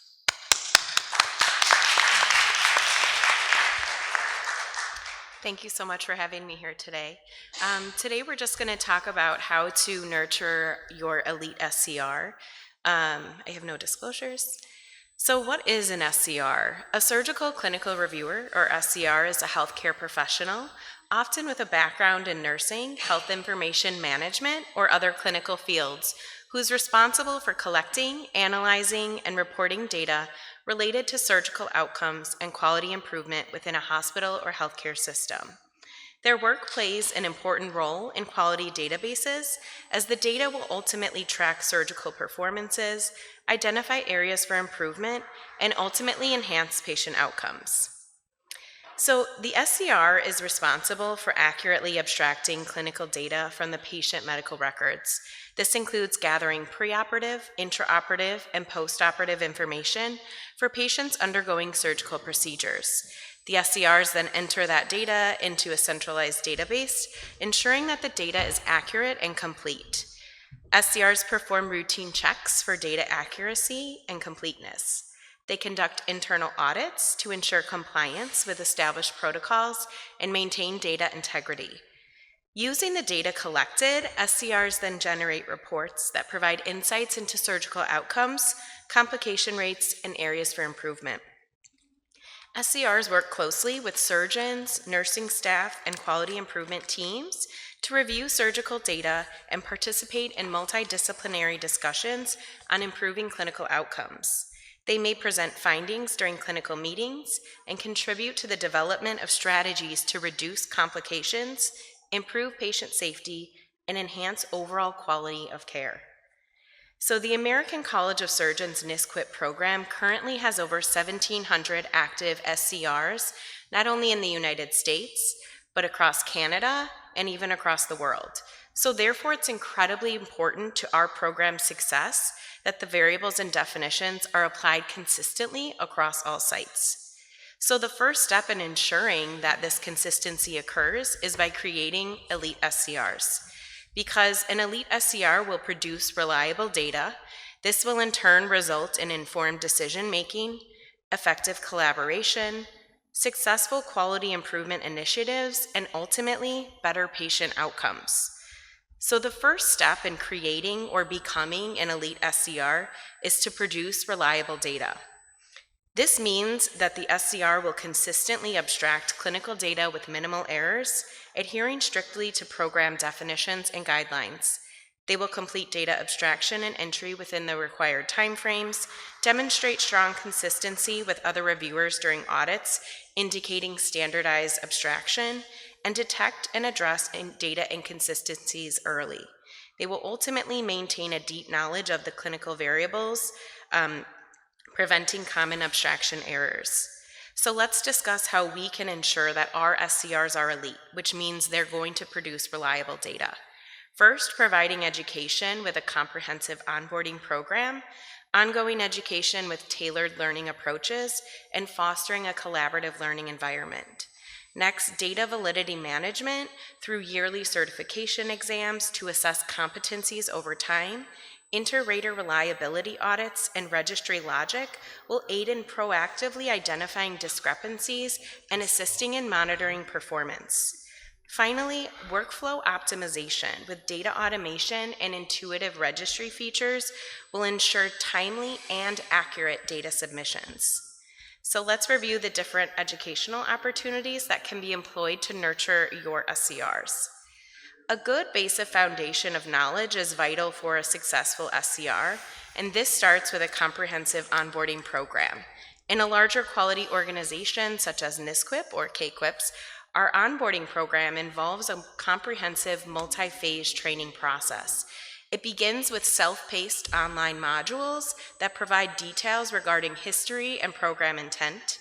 The SCR will learn about strict guidance and examples of sampling methodology to ensure adherence to data abstraction protocols. Each preoperative, operative, and postoperative data point is reviewed, highlighting the definition, intent of the variable, and examples of how to apply the definition. Within this course, training for the registry and data entry is provided, and the user is administered a case study for practice in understanding and applying what they have learned. Our self-paced online module is interactive with visual and audio components and printed content to reference to appeal to all learner types. In NISQIP, SCRs always have access to this initial course to refer to even after they complete the course. And this course is updated every 6 months as needed, and the SCRs are re-enrolled in this course every year as an opportunity to increase exposure with rarely used variables and introduce updated content. At the conclusion of the course, a passing score of 90% on the final competency assessment is required to attain a certification, representing that they understand and can apply our program variable and definitions, and access to that data registry is not granted until that passing score is achieved. So onboarding SCRs within your healthcare facility focuses on those site-specific processes. This includes integrating them into the local team, ensuring understanding of the hospital's clinical documentation systems. New SCRs receive hands-on training. They need to receive hands-on training on navigating EHRs, facility-specific data collection workflows, and communication protocols with surgeons and clinical staff. They may also shadow experienced SCRs or QI personnel to learn about the facility's surgical volume, case mix, and performance benchmarks. Training should be tailored to ensure alignment with both the national quality program and the facility's unique patient population and operational needs. So ongoing educational opportunities with various tailored learning approaches are available for SCRs participating in our program, and these include a variety of resources to support continuous learning and professional development. Some of the learning materials we offer are monthly education questions, frequently asked question documents, case studies, presentations created and published by the ACKSS NISQIP teams, webinars led by SCRs to offer workflow insights in their efficiencies, education sessions from conferences, and live interactive workshop during the conferences. So with education, an elite SCR fosters a collaborative learning environment. Within the quality organization, such as ACKSS NISQIP, the SCR will actively seek clarity on variable definitions, staying informed about program updates, and providing valuable feedback to improve registry processes and valuable interpretation. Collaboration with the surgeon champion involves regular discussions to review complex cases and event assignments, and the SCR is going to seek the surgeon's input on challenging scenarios and variable interpretations to ensure the data accurately reflects the clinical outcomes. The surgeon champion also helps to strengthen the SCR's relationship with surgical staff, facilitating smoother communication and collaboration across teams. In working with the QI team, the SCR plays a pivotal role in educating the staff on variable definitions and assignments. They notify the QI team how events are assigned to specific variables and ensure data collection aligns with the facility's QI goals. This ensures that the SCR directly contributes to driving improvements in surgical outcome and patient safety. Partnership with IT is crucial for SCRs to help develop data automation solutions and maximize the use of the EHR system. By leveraging IT support, the SCR can learn about streamlining data abstraction, improving efficiencies, and enhancing accuracy of data collection. With surgeons, the SCR can proactively notify them of any occurrence, explain how these occurrences are assigned to the variables, and most importantly, celebrate successes in quality improvement initiatives. I think this one is often forgotten and overlooked, but it's so important because it strengthens the collaboration between the clinical and quality teams, fostering that shared commitment that the ultimate goal is to improve patients' care. Finally, the SCR can engage with residents by providing education on the quality program, helping them understand its capabilities and the value of accurate data collection. They offer research and QI opportunities, guiding residents in using the data for academic or clinical improvement projects, further enhancing their learning and contribution to quality efforts. So after providing opportunities for education, it's important as a program to assess comprehension and monitor and evaluate SCR performances, and an elite SCR will intuitively monitor and evaluate their own performances for opportunities for improvement. So in addition to the initial training, our program requires all SCRs to complete a certification exam on an annual basis. Those who pass the exam demonstrate competency in the application of our program's rigorous data definitions. And the purpose of this exam is to measure the SCR's current level of knowledge and understanding of our program, including topics such as case inclusion, variable definitions, and other program guidelines. The exam for our program consists of 50 multiple choice questions, and the SCR must score a minimum of 90% on the exam to pass. New exam questions are written every year and are tailored towards programmatic updates, high impact variables, and frequently asked questions. The exam is open book and allows users to refer to the variable guidelines and resources, as this mimics the information available during the data abstraction process. So failure to pass the exam will trigger additional remediation steps for the SCR to maintain certification, and depending on the results, we may exclude the site from the risk-adjusted reports to ensure only reliable data is being included. The site may be subject for an audit, and the SCR may be at risk of having their active status removed. So inter-rater reliability audits are performed by the college to ensure consistency and accuracy in data abstraction across all sites. And these audits for our organization can be initiated in any of the following ways. Sites can randomly be chosen. A site can be selected if the statistics team identifies inconsistencies or unusual patterns in the data, such as outlier rates of complications or discrepancies with benchmarks. Also, an SCR with a concerning certification exam score may result in a site audit, as this demonstrates there's not a good knowledge or application of the variable definitions. For all audits, it's the expectation that each site will have a disagreement rate of less than 5% across all variables. However, we do have a lower threshold for missed patient death or when the findings suggest bias rather than random oversights. So self-audits by an SCR should be incorporated into standard daily workflow, ensuring cases are reviewed as they're abstracted prior to official submission or case locking. And this reduces the likelihood of errors piling up and ensure that review process is manageable. The SCR should run an internal report of the case data abstracted, ensure the required fields are filled out, variables are completed, and this chart noted on the slide is actually from Dr. Hall's previous site. It's a sample checklist of what the SCRs use to perform their self-audits. Some of these require looking back at the patient's chart to verify. However, some items can be automated with a simple if-then logic in a program like Excel. For example, if the discharge destination is expired, 30-day mortality should be assigned as yes, and the discharge date should match the expiration date. The SCR should focus on those complex, high-impact variables such as mortalities, complications, readmissions, reoperations. If there's a patient with a lot of risk factors or a high ASA class, it's likely that they would have some type of postoperative occurrence. If the SCR takes notes when abstracting, this verification process should be rather quick. Examining trends over time will allow for flags with outliers and inconsistencies with abstraction.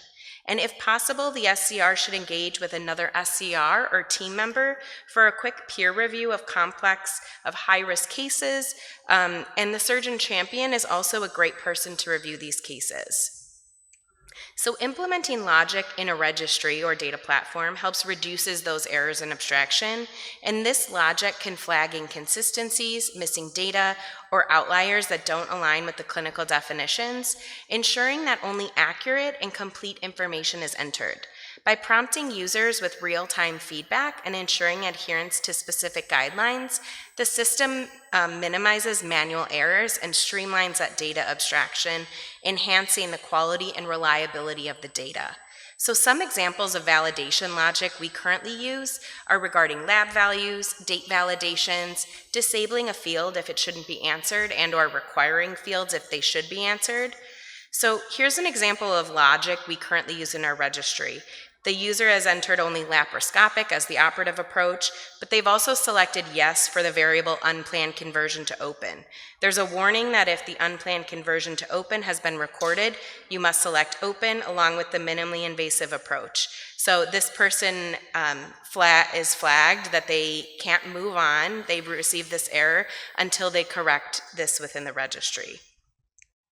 So we also use performance data from the certification exams, monthly education questions to create educational content, our exam questions, and personalized training for remediation because it provides us with clear insights into areas where learners excel and where they struggle.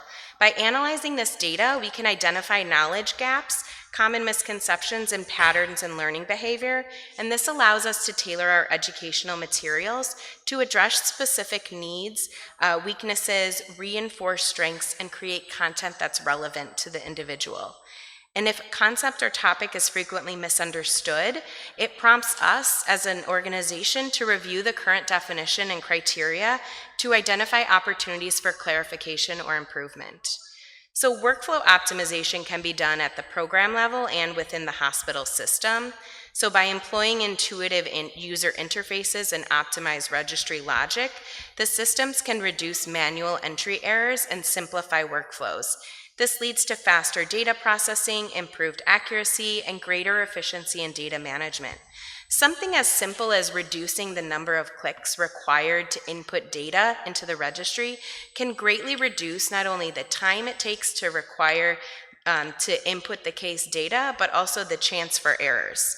For example, using a drop-down menu requires the click to open the menu, possibly scroll down, hopefully they select the right option, versus a radio button that every option is visible. Obviously, not all variables in the registry can be employed in this fashion, but it's something to keep in mind when you develop these registry and add new things to your workflow. Other features that can simplify workflows are set all fields to no or buttons to repeat the date from above. And ultimately, data automation will play a crucial role in minimizing the workload of the SCR by automating those repetitive and time-consuming tasks. Automating processes reduces human error, saves time, and allows the SCR to focus on those more complex clinical-based tasks, ultimately improving productivity and data quality. Several types of data can be automated from a medical record, reducing manual abstraction efforts, and some of the examples are demographic information, vital signs, medications, procedures, laboratory values, and diagnoses. So just some key takeaways to ensure your program or hospital is creating those elite SCRs. By implementing a comprehensive onboarding process, providing ongoing education, producing a collaborative working environment, providing data automation, registry optimization, inter-rater reliability assessments, and yearly competencies, you can nurture an elite SCR. This approach ensures SCRs are well prepared, stay updated with the latest guidelines, work efficiently within teams, and maintain high data accuracy. Continuous education and regular assessments reinforce skills, while automation and an optimized registry streamline workflow and ultimately provide SCR excellence. Thank you so much for being here today, or for having me. Thank you. Thank you, Ms. Matthews, for a very rich discussion. While we take a moment to see if the floor or my co-chair have any questions, let me ask you for one comment, if you don't mind. When we started the program 25 years ago, we used to require SCRs to be nurses, and you yourself are a nurse. We do not require that any longer. I'm wondering if you could quickly comment on what type of background or experience do you find most useful for an SCR? The most useful that we do find are those with a clinical bedside background, because a lot of the variables that we are collecting, it is helpful to have that clinical insight when you're reading operative reports, you're interpreting notes. I would say most of the time an OR or ICU critical care background is ideal. We do find those that don't have a nursing background tend to have a larger learning curve. It's not impossible, but it's a much larger learning curve. Thank you. Thank you. So actually, I was very impressed about the whole program of the ACKSS and then the SCR program. So is it very competitive to be SCR in the United States? I think it's a great opportunity for nurses moving from the bedside. So I think there are various opportunities. I don't know about, because a lot of, I guess it would kind of competitive to stay up to date. It's a position that is desired because they can work remotely and work from home, and they're not working weekends, nights, holidays, bedside care. So I think it's a very highly coveted position. I see. So if you work at the home, for example, so can you access to the data from home? Yes, some people, they do work from home, and they can access all of the medical records and charts, obviously with the, most of the time they work off of a VPN, and so it's a secure connection. Okay, thank you. Time for the presenting the letter of appreciation to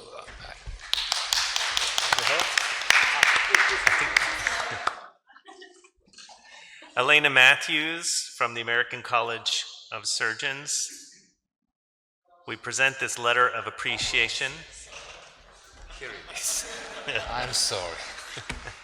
On behalf of the Korean Surgical Society, you are proudly presented this letter as a token of appreciation for your excellent lecture at this Congress, the KSS Annual Clinical Congress of 2024, held here in Seoul, October 31st to November 2nd.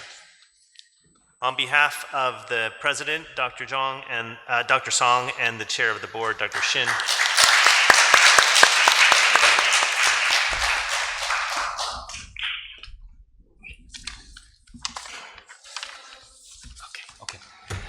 Okay, let's move on to the next topic. I'd like to invite Dr. Bruce Hall. He's an expert in NSQIP program, and he will talk about us today, American College of Surgeons NSQIP, robust processes drive practical actions. Professor Hall, please. Thank you. Thank you, Dr. Lee, my co-chair, and thank you to all of you for joining this afternoon. It's a true honor to be here with you for this annual Congress and at the invitation of the Korean Surgical Society. I'm greatly honored. We'll talk about the NSQIP now for a few minutes. I am a paid official of the American College of Surgeons, so that is my disclosure.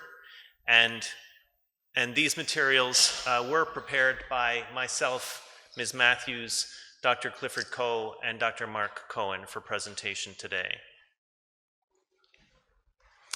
The American College of Surgeons has had the mission of guaranteeing and improving surgical quality for over a century now. And the college has worked through three main channels to accomplish that. The first is through high-quality data, the establishment of registries and databases for use by surgeons and healthcare officials. The next has been to set standards and then to monitor and verify those standards across institutions nationwide. And the third has been through a diverse array of educational efforts and educational materials for more than 100 years. Currently, the American College of Surgeons has 13 different quality programs you can see portrayed here, and they all work together to set standards, monitor and verify standards, reduce complications, save lives, and guarantee the quality of surgical care delivered across the country. The mission of the college has not changed in that time. It is to improve the care of the surgical patient while safeguarding standards of care in an optimal and ethical environment. The NSQIP was initiated in roughly 2001 and was run as a grant-funded program until 2004 and then fully taken under the auspices of the American College of Surgeons in 2005. That means depending on when you start measuring, the program has been in place for 20 to 25 years. And this coming summer in San Diego in 2025, if you're able to join us, we'll be celebrating our official 20th anniversary of NSQIP. It is a gold standard for clinical registries and quality improvement. There are very few gold standards like the NSQIP nationwide that have truly advanced care around the world. The key to the success of the program in the long term is that we have evolved over time.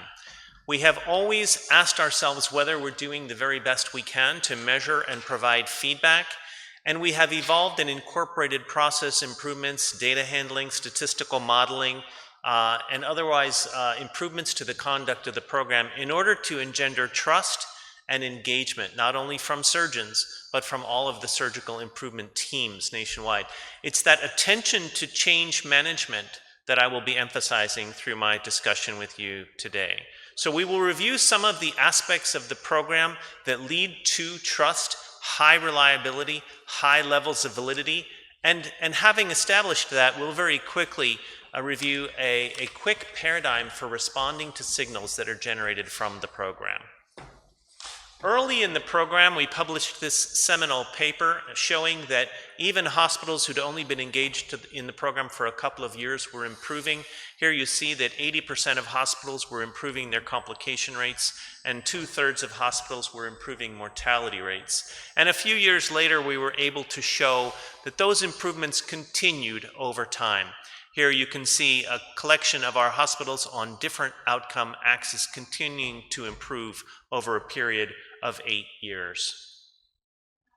So the features of the program that have led to the success of our history are many.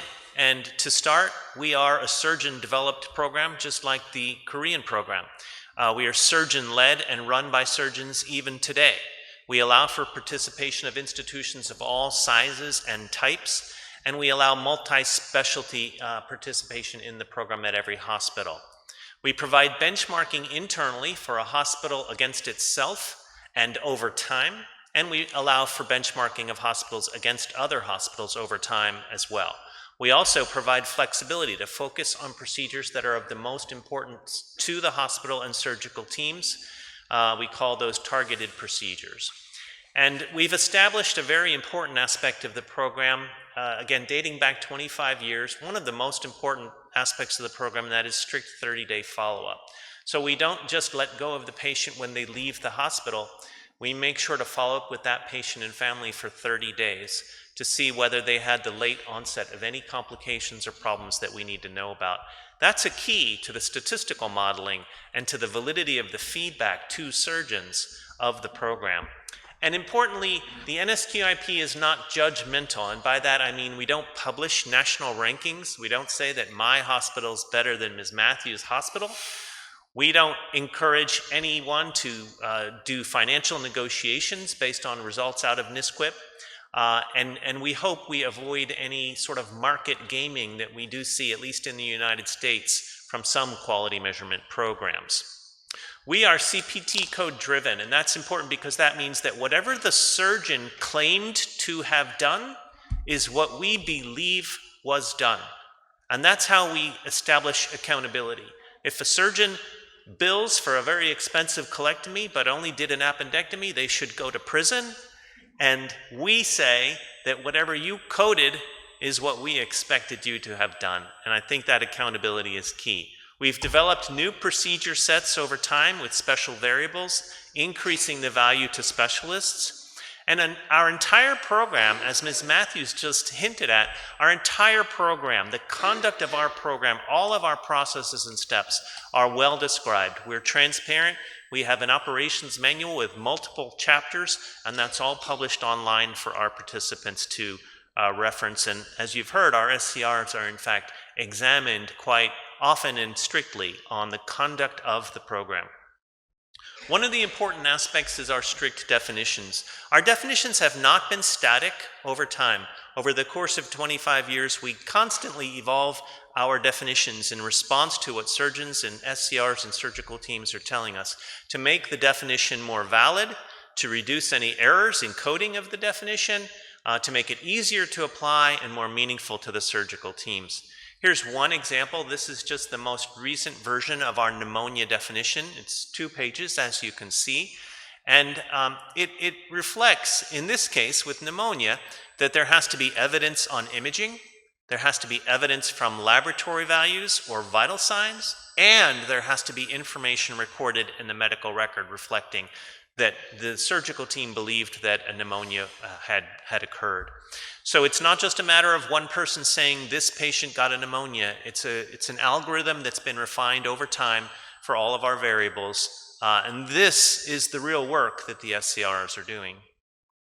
We use actual medical record data, not billing claims, except for the CPT code.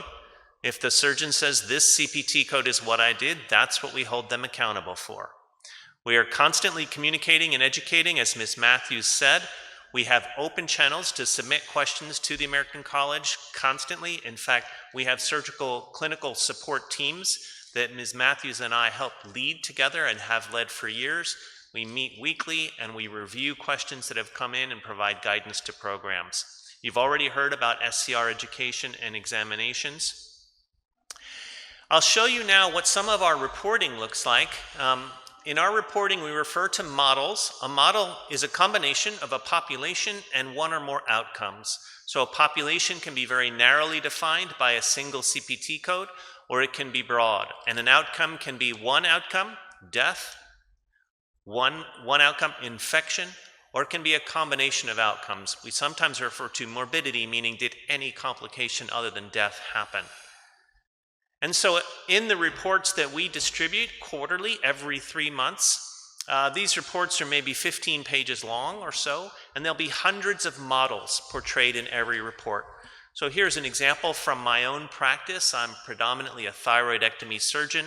Here you see about a dozen different models on thyroidectomy. That's the green box. They all say thyroidectomy. And then in the blue box, you see that each line is a different outcome or combination of outcomes. Coming down from morbidity, that means any complication other than death, down through unplanned intubation, VTE, infections, and so on. So every panel of the report has a selection of outcomes like this, and I'll come back to the math that's portrayed here in just a moment. We use sophisticated risk adjustment, much like you are doing and plan to do as well. We use a hierarchical clustered approach to data analyses.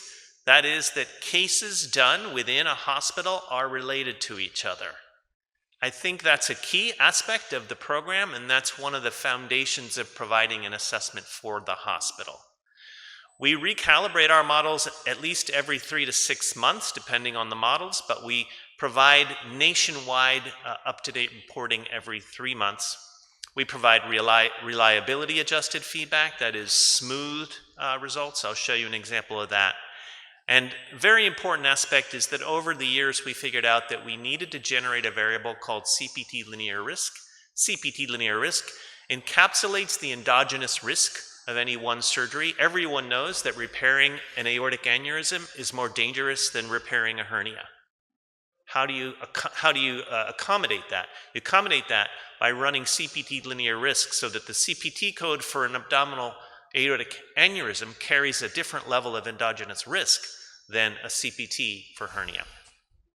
We report out in multiple different ways, including strict 95% confidence intervals as well as reliability adjusted quartiles. So here's another panel from a recent report. You can see in the midsection there's a column called odds ratio. If your odds ratio is greater than 1, you had more than expected events. If it's less than 1, you did better than expected. But right next to the odds ratio is your 95% confidence interval. So if that excludes 1 and you're greater than 1, then you're a high outlier or you have a performance problem. So near the bottom of this slide, you can see an example of a model where I was labeled as a high outlier, not I, but my hospital, a high outlier because of the odds ratio confidence interval, not excluding 1. But The other examples higher up on the slide were all high outlier flags based on the fourth quartile adjusted. So that fourth quartile, that's a smooth statistical analysis that shrinks the performance evaluations based on the reliability of each assessment. And that's also something that we've found important to our statistical assessments over time. So our reports look like this. They start very broad. This would be an assessment of all cases performed. The reports are always a running 12-month period, even though they come out every 3 months. There's running 12 months of data. So in this case, it would be all surgical cases performed. This would be all cases performed in the colorectal specialty. This would be going down even further, all cases that were a lung resection inside the specialty of thoracic surgery. Here's another example of procedure-specific models, many lines of modeling here for pancreatectomy. You see some ventral hernia models. And then going back to some targeted models for thyroidectomy here. So usually a report every 3 months is roughly 15 pages of these models, with the last few pages being performance over time. And so here you can see again a lung resection panel. And what you're looking at is performance going backwards 4 or 5 years, right? You can see the dates along the top, and this is for each one of these models, how their performance went backwards 4 or 5 years, so that you can follow assessments that are getting worse or better or not changing at all. Models are provided quarterly and are always 12 months of data, and we disseminate them nationwide every 3 months. Every model can always be dissected by that hospital all the way down to the case level. Only that hospital can re-identify the case all the way back down to the patient to open the medical record and review that case. The hospital always owns its own data and the access to the data, but we do visualize the data for the hospital in a variety of ways. One of the most useful ways is what we call on-demand reporting. That is available online at all times. We could all in the room go online right now and generate 15 or 20 different on-demand models for my hospital right now. An on-demand model will look like this. In this example, this was general surgery cases for the outcome of any morbidity. And you can see across the top, it's probably small, but you'll be able to see on the printed materials. This was 1 year of data that I asked to be divided into 1 month intervals, and I applied no special filters, and within seconds, I get this on-demand, risk-adjusted model, and I can run this today, tomorrow, once a week, once a month. There's not really a lot of reason to run it every day. We know things don't change that quickly, but I can run this for supporting any particular improvement project as often as I wish. And again, we can do this over time. We can provide this kind of feedback backwards in time for as long as you've been a participant in the program, but in the standard reports, we go back 4 or 5 years. We've always pushed ourselves to ask what kinds of statistical adjustments we could make to better provide trust in the data, and that's taken a long time. We've been doing that for 20 or 25 years. But it's important to always challenge yourself to make sure that you are doing the modeling and the feedback as well as you can. So we've adjusted how we risk adjust over the years many different times, and we've asked ourselves difficult questions. Do hospitals that do more difficult surgery do worse in our program? And that answer, fortunately, is no. But we've asked ourselves many of these kinds of questions over the years, and we've very transparently published those examinations to make sure that other countries like your own and other programs, and also surgeons and surgical teams around the country and around the world, would have faith in what we are doing to improve quality. You've already heard, if you were in the last session, a very wonderful presentation about supportive research.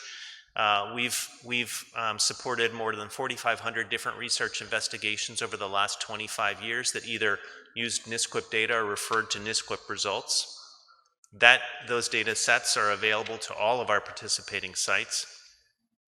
And so this level of trust and effort to really make feedback valid and reliable is what leads us to be able to process signals very simply. And I would argue that's it. Trusted, reliable data makes your approach to improvement simpler. So I suggest that any flag you get can be popped quickly into one of three categories. What I do in my own institution is I will look at a model, I will say that model looks like it's got something I'm worried about. I can go on the platform, I can get the list of cases that contributed to that model, to those events. I can re-identify those patients, and then for each one of those patients, I will pop them into one of these three categories that I'm going to go into in more detail right now. So an error means in reviewing that case, I think the SCR made a mistake. I don't think the criteria were applied properly. I'm going to run through this checklist of activities. I'm going to check all the sources that were available to the SCR with the help of the SCR. Only the SCR can really team up and partner on that kind of investigation. I'm going to educate myself and other surgeons about potentially improving documentation to avoid this kind of error. I may give feedback to the American College of Surgeons that there's something about the specification that's causing confusion. In the end, we think this kind of error is very rare, at least nowadays, after 25 years. It might have been a little more common years ago, but we feel like we've got this type of error well controlled and is fairly rare. The next classification is, this case had an event by the definition specifications, but it wasn't significant to the patient. This may have looked like it qualified as an MI, but the patient had no clinical evidence of MI and no ramifications of it, right? So in this case, we call this a true but insignificant case. And again, run through this short checklist. Educate your surgeons. Is there something that we could do better about documentation to avoid this kind of classification? Inform the ACKSS clinical support team that you're seeing some confusion or something about this classification. Most importantly, though, you can go back to your surgeons and say, this was a false positive. There's really not a problem here. Let's move on. And because we aren't publishing rankings across the country, we aren't saying one hospital's better than another, we can just say this was a false positive signal. Let's move on and put our effort where it's needed. The last category, category C, are the ones that you want to focus on. And again, categories A and B are rare. They're the minority. Category C is mostly what you'll see. It's a true case that had some impact on the patient too. It was meaningful. And in this case, you want to actually review the process of care for that patient with all the members of the surgical team, if you have that luxury. Ask yourself whether all the evidence is in, whether the best practices have been reviewed, whether there are any new guidelines or protocols you might want to develop in order to improve the care of this kind of patient in the future. And I would argue you want to develop an action plan on these events. Now, sometimes you'll say, let's follow this 1 or 2 more quarters.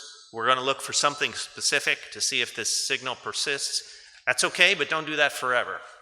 You do that for a few quarters and the signal's still there, then you need an action plan to make an improvement for that group of patients. So I think that's really the beauty of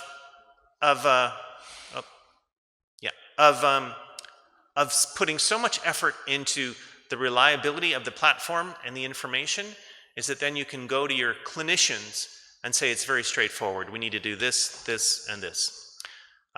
I'm very happy that over 20 or 25 years we've been able to advance our program to this point. It's a great honor for both Ms. Matthews and I to be here with you, and we're thrilled to be able to assist you in the development of the Korean platform and program. And as you might have heard me say earlier in the day, I think your vision for that program is outstanding, and that you will not only match anything in the world, but you will exceed and surpass it very soon. Thank you very much for including us. Thank you very much. Are there any questions or comments from the floor? Okay. Actually, I have one. Yeah. I'll answer from you. Yeah.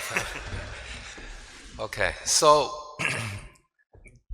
this database is focused on the morbidity and mortality of the patient. So based on those data, we can improve our practice, I think. So I was very impressed about the 30-day strict follow-up. Yes. So recently, the Korean government tried to make some 90 days mortality or something like that.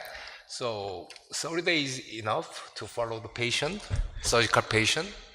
Dr. Lee, that's a very insightful question. We've actually, I can provide these later. We've actually looked in the past and published a little bit on the decay functions for different types of complications. So if you know what I mean by decay function, if you have a surgical infection, most are going to be identified at day 3. None are going to be identified at day 1, right? They aren't there yet. Day 2, meh. Day 3, they'll start to be identified, and then you'll have them commonly identified, but then after about 7 days, they start to decay, and they don't get detected anymore. And so we can tell that by 20 or 25 or 30 days that the occurrence rate has come down sufficiently that we don't need to go farther than 30 days. But even if you're not totally done detecting them, you know that you've detected 70% of them, and now every hospital in the country is going to be held to that same time point. Right. So even though there's still some decay happening, you know everyone will be judged the same way. Now some outcomes can go out to 90 days. I think if there are any orthopedic colleagues in the room, they might argue that some delayed infections may take months to show up. We don't solve every problem, but in some of our programs, for instance in our bariatrics program, we will follow certain outcomes out 90 days or even beyond a year. I see. It takes a lot more resources, right? Sure. Following one patient for 1 month, I call that one patient month. Right. Following one patient for 12 months, I call that 12 patient months. Right. If you've only got one SCR and now you need 12 SCRs, that's a problem. Yes. Thank you, Dr. Hall. I'm Sang Il-mi from Seoul National University Hospital, and I have a very practical question. And after analysis, to whom do you provide the feedback in what manner? Surgeon champion, or each surgeon, or surgical team, website? So every hospital can have some slightly different practices around where the reports get presented and how they are distributed across surgeons.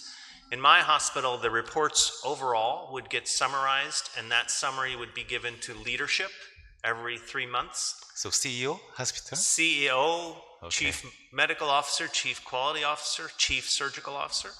And then at Department of Surgery meetings, the reports would be shown in aggregate, but then in section meetings, every surgeon might get their own data.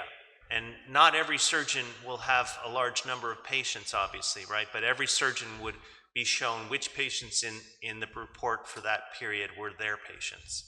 So every hospital, though, can have slightly different practice. Okay, thank you. Yes. Yes, one more question. Yes, thank you for a nice talk. I wanted to ask, you mentioned that hospital-based, you can de-identify the patient to review the case. For our program, we have strong regulation about personal information, so we try very hard to re-identify the patient. So who has the key? Does ACKSS have the key, or the hospital itself have the key to de-identify? So at one level, at the practical level, the hospital has the key. So when we go onto our online platform, I have to log in as who I am. It knows what my hospital is, enables me to look at my own cases all the way down to the name and medical record numbers for that patient. The American College of Surgeons also has a key to the patient, but no other information goes out anywhere else in the country about the individual patient's name or identifiers. I do want to caution all of us, I was very intrigued in the last session talking about the approach to data, because I fear that it's very easy to re-identify data nowadays, right? We can say that matching by name and gender gets you whatever 60, 70, 80%, right? But when you then match to a pancreatectomy that happened in your hospital today, that's an easy match. That's a very easy match. So I think, I worry sometimes that the security that we think we have about de-identification is from the past, and I think in the future it will be very challenging. Thank you. Okay, I have one additional question to you. So Actually, recently I looked at the data, Korean data about the surgical site infection. So the rate of the SSI is very low compared to other countries like Japan and United States. So I tried to find the reason. So I finally recognized that there are so many exclusion criteria before we collecting the data from the hospital. So I recognize that you also, NSQIP also has an inclusion and exclusion criteria. And then data is collected based on the CPT code. Yes. That is very important, not disease oriented. Yes. So for example, for the colectomy, do you collect all the colectomies or do you have any exclusion criteria for the colectomy? Yeah. Well, I would have assumed that Korean surgeons are just better. Oh, no, not really. not that really. Well, this is an interesting topic. This is the sort of thing that we should collaborate together across our countries and look at. But no, if a CPT code for colectomy or partial colectomy qualifies, we would take it. Unless there can be, if it involved a trauma case, this is not our trauma database. So there are some exclusions, but mostly if a CPT code for colectomy qualifies, we would take it. Oh, that's kind of the very confusing. But I think you raise a good question, right? Like we would know that our overall infection rate for colectomies in the United States is like 14%, Yes. say. If yours is only 3 or 4, we should look at that together.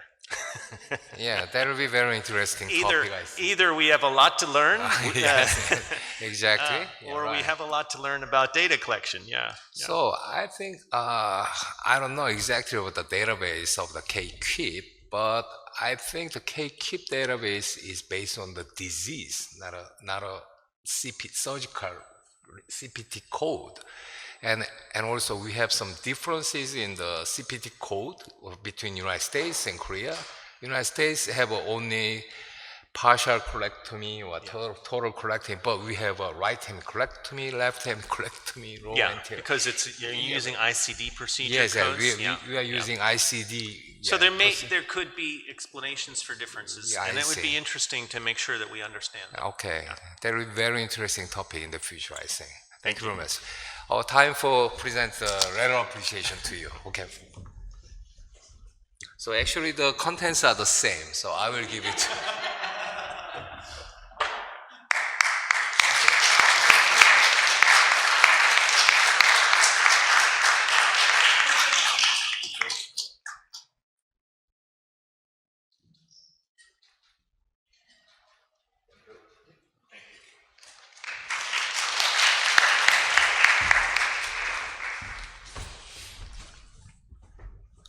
Okay, let's move on to the last topic.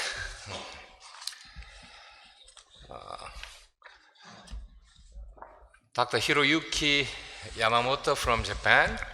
He's representing Japan Surgical Society NCD. Today he will talk about translating the result into our practice. Dr. Yamamoto, please. Thank you, Chairman. Thank you for kind introduction. It is a great honor to be able to speak today. I'd like to thank K-QIPS team for the invitation. I'm Yamamoto from the University of Tokyo. Today, I'd like to talk about translating the results into clinical practice, results from the Japanese experience. This is my COI. And this slide shows my non-financial COIs. My presentation today will cover 3 main topics. First one is establishment of national clinical database in Japan as a nationwide surgical registry. Second one is visualizing the status of each facility using NCD. Third one is database-driven surgical quality improvement in cardiovascular surgery. I'd like to start with the first topic.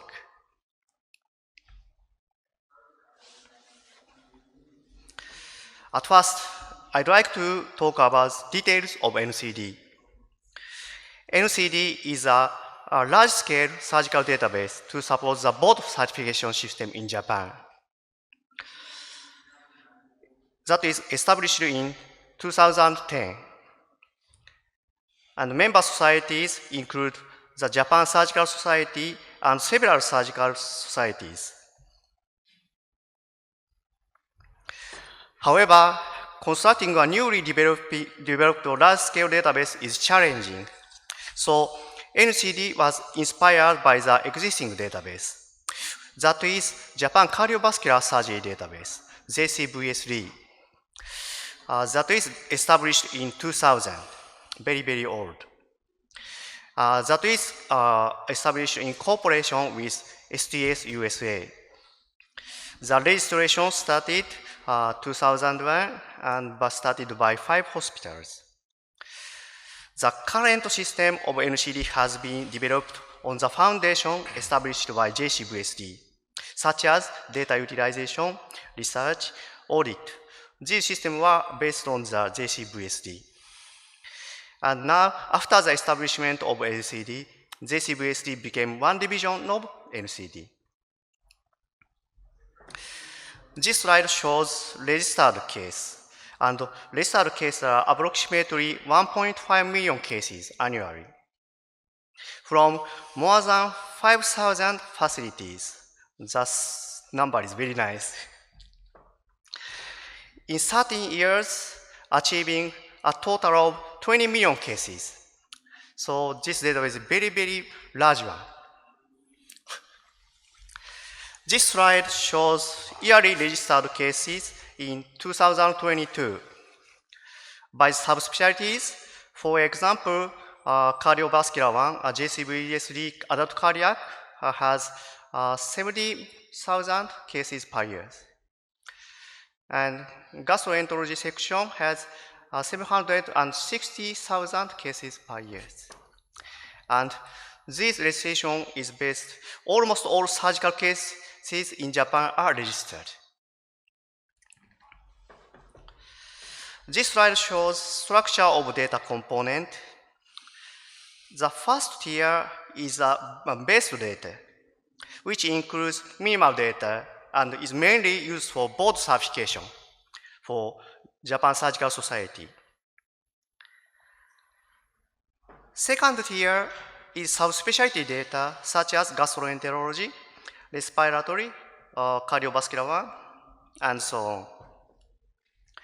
For example, gastroenterology registration, which is almost identical to ACKSS NISKIP, includes several variables, including preoperative therapy, ASAPS, operation time, and so on. For certain surgical procedures, more detailed registration, such as laboratory tests, pre- and post-operative conditions, were registered. In addition, on the third tier, detailed subspecialty data, such as HBP, is registered. These are surgical procedure-specific registration is conducted. That's important. This slide shows the role of NCD. Facilities register data to NCD, and feedback is provided to each facility. And using the registered data, NCD and the University of Tokyo, these are us, provide analytic report to member societies. Some of reports are published to the manuscript, so NCD science projects are increasing.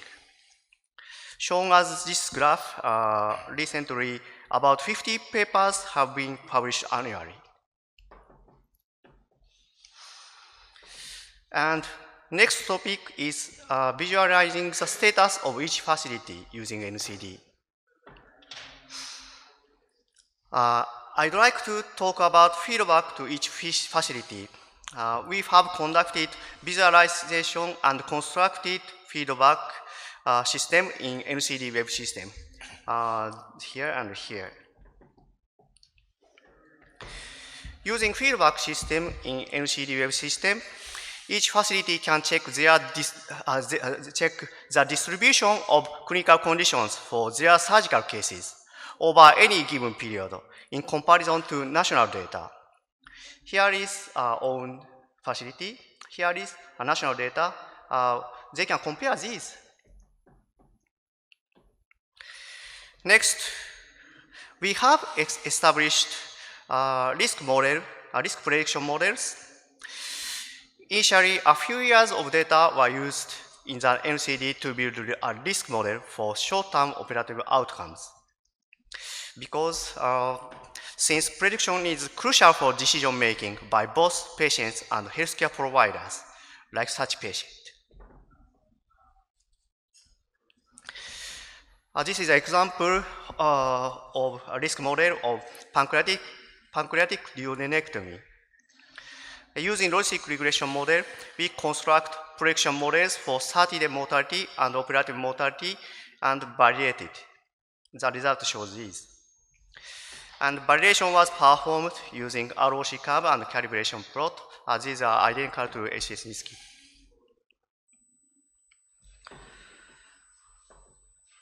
So we have established several risk models.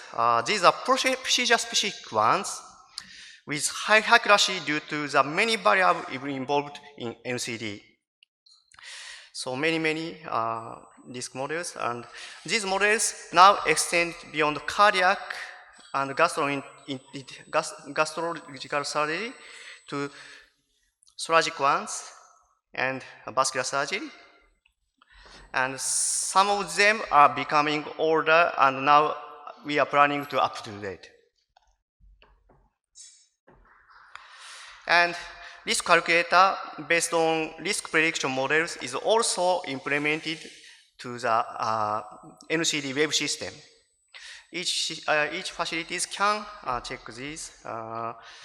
Once set the procedure and inputting variable like this, the result can be like this. Predicted values are calculated.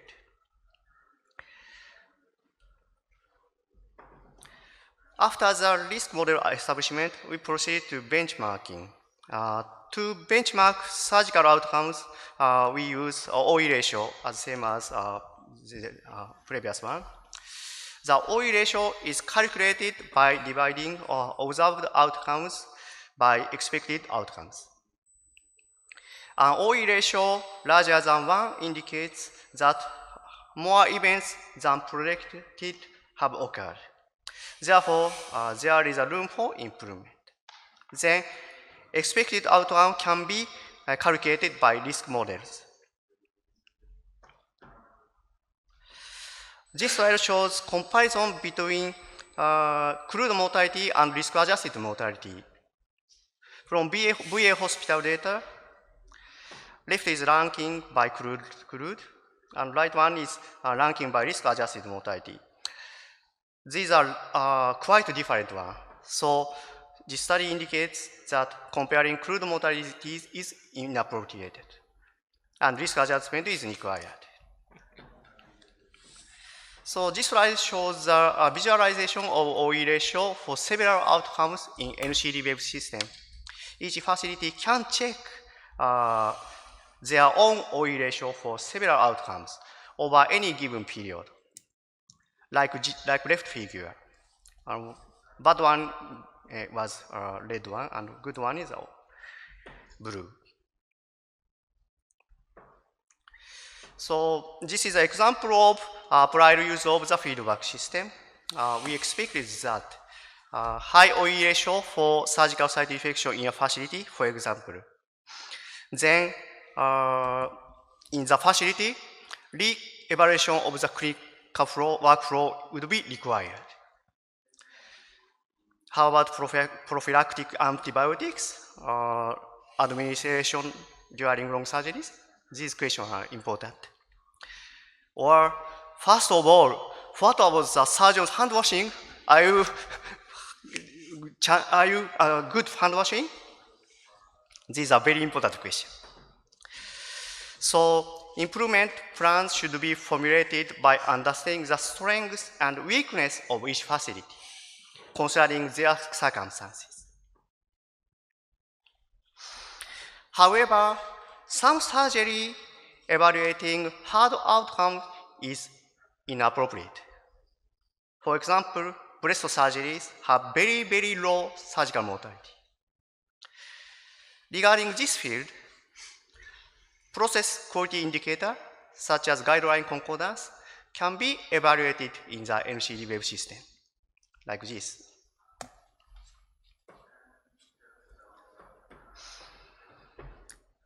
As proven in previous studies, visualization leads to surgical quality improvement.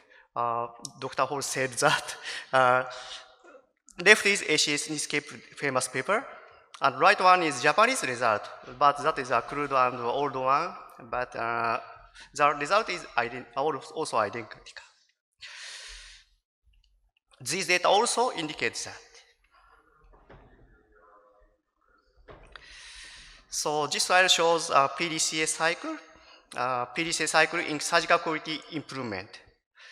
We NCD support facilities in progressing through this cycle, particularly in the plan and check phase of the cycle. So this is a Japanese famous stamp.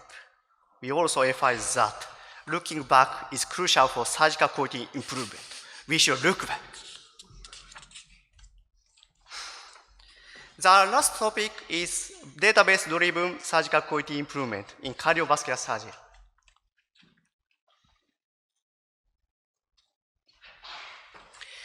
I have talked about much way to improve, but even with visualization, there are limits to improvement because some facilities do not check their own conditions.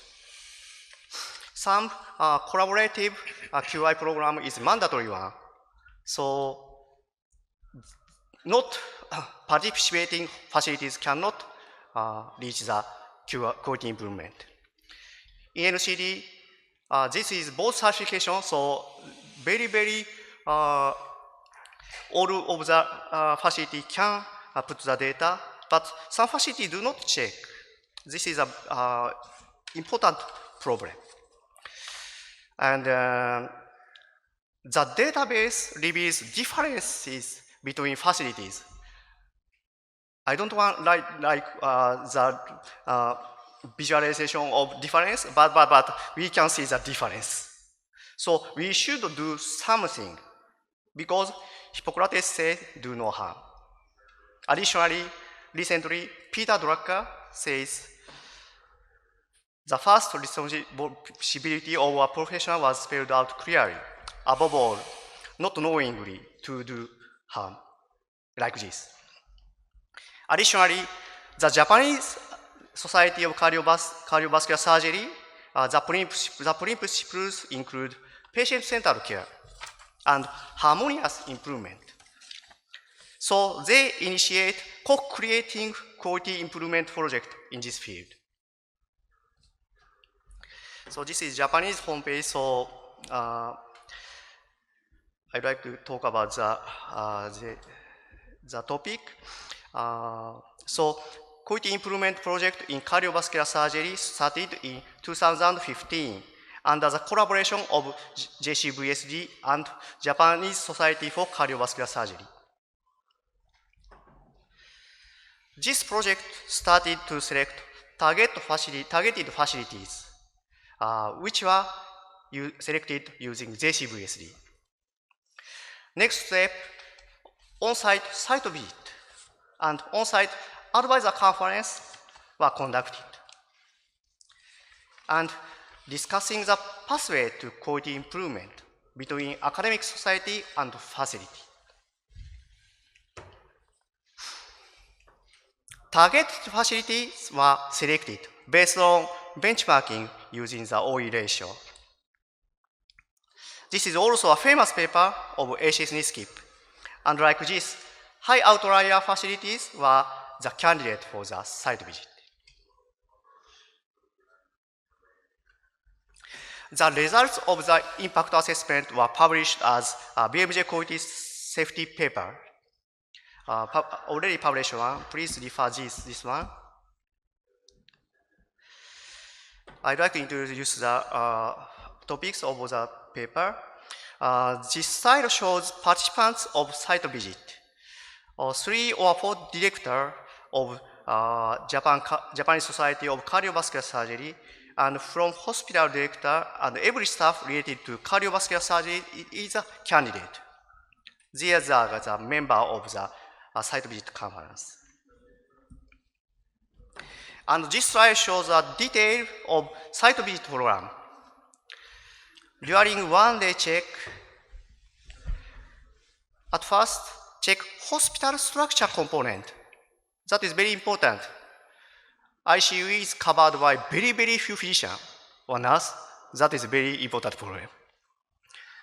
Not surgeon, but other circumstances can be affected by the poor outcome. So this is a very important point. Next, sometimes data is wrong, so we can check the data. And physicians make chart review of the death cases, and such as mortality and morbidity conference manner. So after the inspection, conference was made between the society member and hospital member. Then discuss every portion of the results. Afterward, after the conference, report will be provided. And I'd like to emphasize that these processes are based on a co-creative approach to surgical safety, not warnings or punishments. This is a very important point. Collaborative one. So I have checked the impact of the program. The results was improved.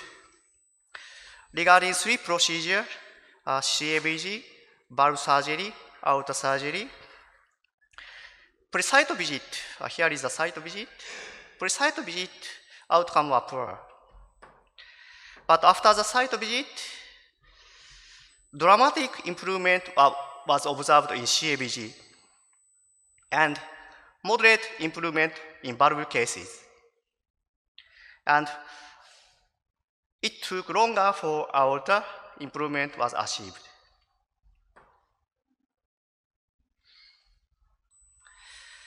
Additionally, we have confirmed that site visits did not compromise the existing healthcare system.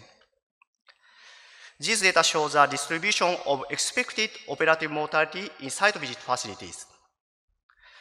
From change of case volume and distribution of expected operative mortality in each facility lead to the conclusion. So I'd like to talk about the conclusion of the study. At site visit facilities, it was revealed that high prevalence of operative mortality in low-risk cases. That is, low-risk cases became mortal. It is a problem.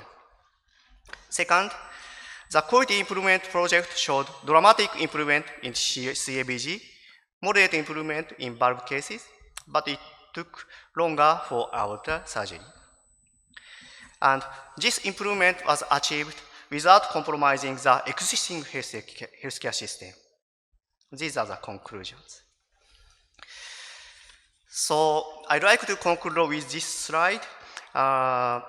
Richard Feynman, a famous Nobel Prize physicist, made a notable statement during the investigation of space shuttle disaster. He said that for successful technology, reality must take precedence over public relations, for nature cannot be fooled. I think data is the first step towards the reality. We should proceed with reality. Finally, I'd like to congratulate K-QIPS successfully taking off to improvement journey. And I would like to express our gratitude to ACKSS NISKIP for several years of collaboration. We have learned a great deal of ACKSS NISKIP. And we look forward to continued collaboration among our 3 countries. Thank you for your attention.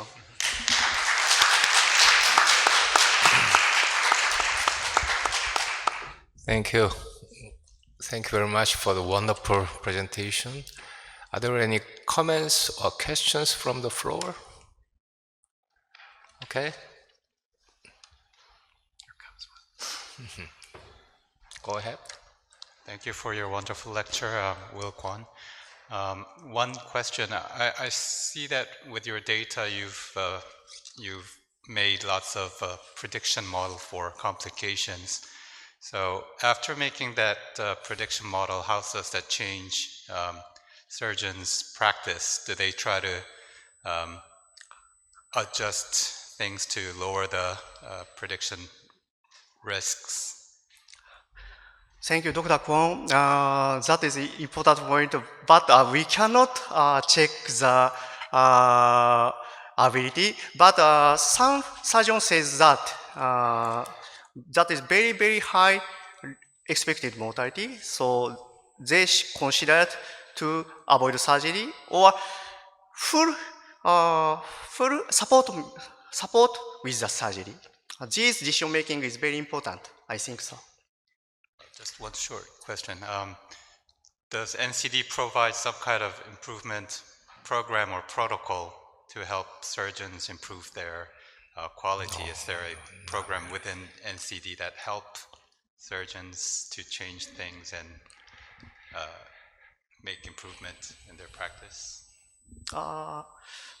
Do you say the JCV3-1 or Yes, NCD-1? NCD, do they just provide the data, or do they actually help an institution or surgeons to improve? Is there some kind of program that you do to help them? Thank you. I think that is also a very important point. We should check that, but too many works. So, but I have the data. Accessing the feedback system of the system is provided from the NCD, so we can merge the data about that, the impact for feedback for participating feedback system and outcome improvement can be identified, I think. But I should do that. Okay. Dr. Yamamoto, thank you. Quick question. You mentioned looking at process compliance. This is something that we have been very interested in doing for many years, but it's challenging unless the process is a fixed field in the record to say, yes, it happened, check. Is that what you see, fixed fields that are process, or are you extracting information to try to decide if a process was done? It is very challenging one. So how should I answer? But we should do in our discussion. We should do more and more process variables or process data should be added to the database. But input is very hard to do so. So our way to do so, one way is, as previously discussed, merging with claim data that have many process data. That is one idea. But big data plus big data is very hard. But we are hardly working. Thank you. Okay. Thank you for your wonderful lecture. I'm Lee from Yonsei University. I have a short question. Did you check the any change of baseline risk factors over time? According to the NCD data, the CABG outcome is dramatically improved. But as we know, the patient is getting older and more comorbidities over time, but the data show that your outcome is getting better. So were there any significant changes regarding the baseline risk factors per patient? These data were adjusted by the baseline data, and sometimes we should pay attention to the trend. Before the site visit, these patients are consistently high mortality, poor outcome, but afterward that improved. These are the very important point, I think. Okay, I have a question to both the Bruce and Yamamoto. So actually the maintaining the system is very important, and I think it's very expensive, I think. So what is the main source of the funding of the NCD and NSQIP? So that's my question. At first, NCD is a board certification system. I'm sorry, what? Board certification system. Board certification. Specialty one. So everyone should put into the data. But if not input the data, they cannot get board certification. So it is not mandatory one, forced one. Right. So that is one way to maintain the database. And money would be so we can take money from the hospitals for the maintained fee. So Hospital. this system can be maintained the NCD system. I see. So hospital pay based on the number of the specialty doctors, for example, right? Yeah. Okay. For us, we have a subscription fee. It's a single fee. There's two fees. There's a standard fee for almost all hospitals, and then there's one reduced fee for a smaller hospital. I The see. same fee across all hospitals, but the hospital is required to have the surgical clinical reviewer I see. FTE, which is on their own budget. Right. So, but that's how the entire program is supported. So no national funding or No, only society. the subscription fee. The subscription fee goes to the American College of Surgeons. That will be the challenge for K-QIPS in the future, I think. I see. Very interesting. So one last question for me. Actually, the Korea is the most notorious country known as the very strict private data policy in the world, I think. So now the data is becoming more and more important in those aspects. So could we get a informed consent from our patient? We will use the data for our quality improvement. First? Yeah, both of you.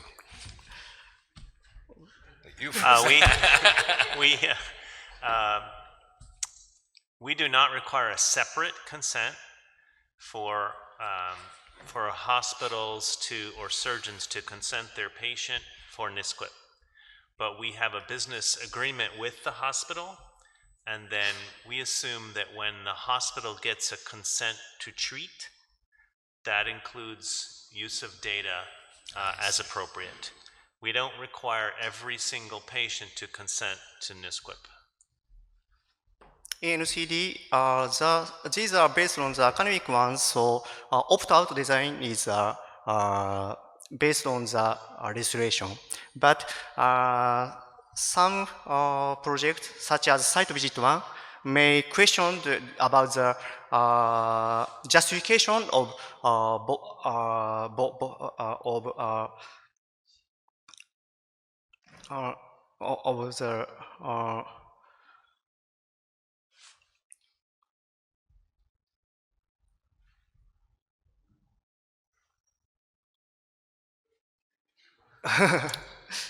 So do we need the consent from the separate consent from the patient or not?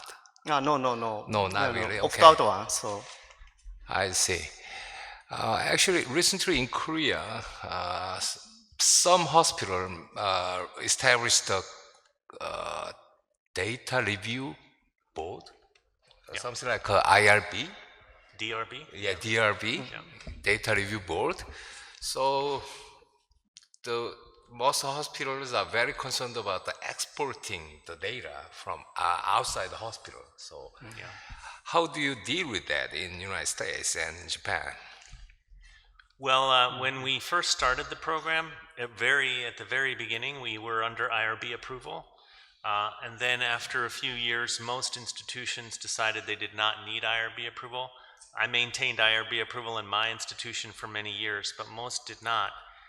Because in the United States, you are allowed to take on projects that are normal quality improvement of your processes without institutional review. And so as long as you consider it part of your normal quality improvement process, it is not required to have institutional review. It does not remove the concern about data being lost. But again, the college does not send identified data from any institution to any other institution. So we don't export data for hospitals to anybody else. I see. One is IRB-based one. I'd like to say IRB last one. So that's what. One is IRB one, but some facilities says to put out the data for other third parties. So NCD is not just used in NCD. This is a policy, so that is not a problem previously. But some facilities make it problematic. So then each facilities in IRB certification may be required in some situation. Thank you very much. Okay. I'll read again. On behalf of the Korean Surgical Society, you are presented this letter as a token of appreciation for your excellent lecture at the Annual Congress of KSS, October 31st to November 2nd in Seoul, Korea. 네, 이번 K-QIPS 세 번째 세션 시작하도록 하겠습니다. 저는 좌장을 맡은 서울대병원의 박지원이고요. 같이 해주실 분은 중앙대병원의 이승은 선생님께서 같이 좌장을 해주시겠습니다. 저 이번 세션은 이제 K-QIPS 데이터 관리 활용 방안에 대해서 특히 이제 좀 관심 있으실 건데 데이터를 어떻게 이제 구축을 하고 또 어떻게 반출해서 쓸지, 그리고 이제 궁극적으로는 저희 개발한 연구 성과에 대해서 어떻게 활용하고 어떤 지적서 사건에 대한 강의들까지 포함해서 저희가 이번 세션을 구성을 했습니다. 그래서 저희 이번 데이터 관리위원회에 관련된 K-QIPS 세션들을 참여해 주셔서 감사드립니다. 첫 번째 연재는 데이터 구축에 관한 내용입니다. 저희 이번 이제 K-QIPS 데이터 입력 현황 및 DRB-IO에 관한 이슈들을 좀 정리해서 발표해 주실 거고요. 발표해 주실 분은 서혜림 팀장님이십니다. 서혜림 팀장님은 계명대학 간호대학 졸업하시고요. 세브란스 병원과 서울성모병원에서 간호사나 연구간호사를 하셨고 지금 한국연구재단 총괄 연구팀장으로 일하고 계십니다. 서혜림 팀장님 강의 부탁드리겠습니다. 소개해 주셔서 감사드립니다. 안녕하세요. 저는 K-QIPS 총괄연구팀장 서혜림입니다. 제가 발표할 주제는 K-QIPS 데이터 입력 이슈 및 현황입니다. 데이터 수집 과제는 저희가 목적과 데이터 접근 방식에 따라 몇 가지 유형으로 나뉩니다. 첫 번째는 우리 과제처럼 EMR을 통해 환자 데이터를 직접 ECRF 입력하는 방식이 있습니다. 두 번째로는 병원에서 생성된 대량의 의료 데이터를 CDW를 통해 통합하고 공유하는 방식이 있습니다. 이는 빅데이터 분석이나 AI 기반 연구에서 중요한 역할을 하며 데이터의 코드화를 통해 대규모 데이터를 효율적으로 처리할 수는 있지만 CDW에 포함되지 않은 정보는 수집에 한계가 있습니다. 마지막으로 실험실에서 새로운 데이터를 생성하는 과제가 있습니다. 이 유형은 연구자가 직접 설계한 실험을 통해 목표에 맞는 데이터를 수집하고 검증할 수는 있지만 많은 시간과 자원이 소요됩니다. K-QIPS 프로젝트는 이제 EMR의 데이터를 활용해 직접 ECRF에 입력하는 방식을 채택하고 있습니다. 이 방식은 여러 기관에서 공통된 데이터를 일관되게 수집하고 분석할 수 있도록 하며 무엇보다 별도의 데이터 생성 비용이 들지 않는다는 큰 장점이 있습니다. 그러나 데이터 수집 과정에서 반드시 개인정보보호법과 보건의료 활용 가이드라인을 준수해야 하므로 IRB와 DRB의 행정 승인을 받는 것이 필수적입니다. 또한 연구 목적에 맞게 설계된 CRF를 바탕으로 ECRF를 직접 개발해야 하며 데이터의 일관성을 유지를 위해서 표준화된 변수 설명서도 필요합니다. 마지막으로 데이터 입력 속도에 편차가 있을 수 있으며 데이터 정확성 및 신뢰도 검증을 위한 품질 관리가 필요합니다. 이제 K-QIPS 프로젝트 특징에 대한 몇 가지 이슈와 이에 대한 대응 방안에 대해서 더 구체적으로 살펴보도록 하겠습니다. 첫 번째 이슈는 IRB, DRB 관련 이슈입니다. 일반적으로 연구를 시작하기 위해서는 생명윤리법에 따라서 IRB의 심의를 받아야 하며 IRB의 승인을 받은 후 연구가 시작됩니다. 하지만 K-QIPS와 같이 데이터를 활용하는 연구에서는 DRB의 심의가 추가로 필요할 수 있습니다. DRB가 설치되지 않았거나 면제 사유에 해당하는 기관에서는 IRB 승인만으로 연구를 진행할 수 있지만 DRB의 심의가 요구되는 기관의 경우에는 DRB 심의를 통과하고 데이터 활용 및 이전 계약을 체결한 후 IRB와 DRB의 최종 승인이 모두 완료된 이후에 연구를 개시할 수 있습니다. DRB는 가명정보 처리와 관련된 다양한 핵심 역할을 수행하는 위원회로 가명정보 처리 목적의 적합성, 가명 처리 절차의 적정성, 그리고 기관 내 가명정보 활용의 타당성, 그리고 기관 외부로의 가명정보 제공 여부 및 그 방법을 심의합니다. DRB 심의 과정에서는 주로 세 가지 주요 요소에 중점을 둡니다. 첫째는 데이터 활용 방법의 안정성으로 데이터를 활용하는 절차와 목적이 적법하고 안전한지 평가합니다. 둘째는 개인 식별 가능성 여부로 가명 처리된 정보가 재식별될 가능성이 있는지 면밀히 검토합니다. 마지막으로 안전조치 의무 이행 여부를 통해서 가명정보 처리 과정에서 법적, 기술적 보호 조치가 적절하게 수행되었는지, 이용 목적을 달성한 가명정보의 파기가 되었는지 등을 확인합니다. 데이터 활용 방법의 안정성을 확인하기 위해서는 신청기관의 데이터 분석 환경, 그리고 개인정보 유출 이력, 데이터 수령 방법 및 절차를 면밀히 검토하게 됩니다. 이 과정에서 데이터 수령 주체가 누구인지, 그리고 해당 데이터가 안전한 환경에서 관리되고 있는지가 명확히 확인하는 것이 매우 중요합니다.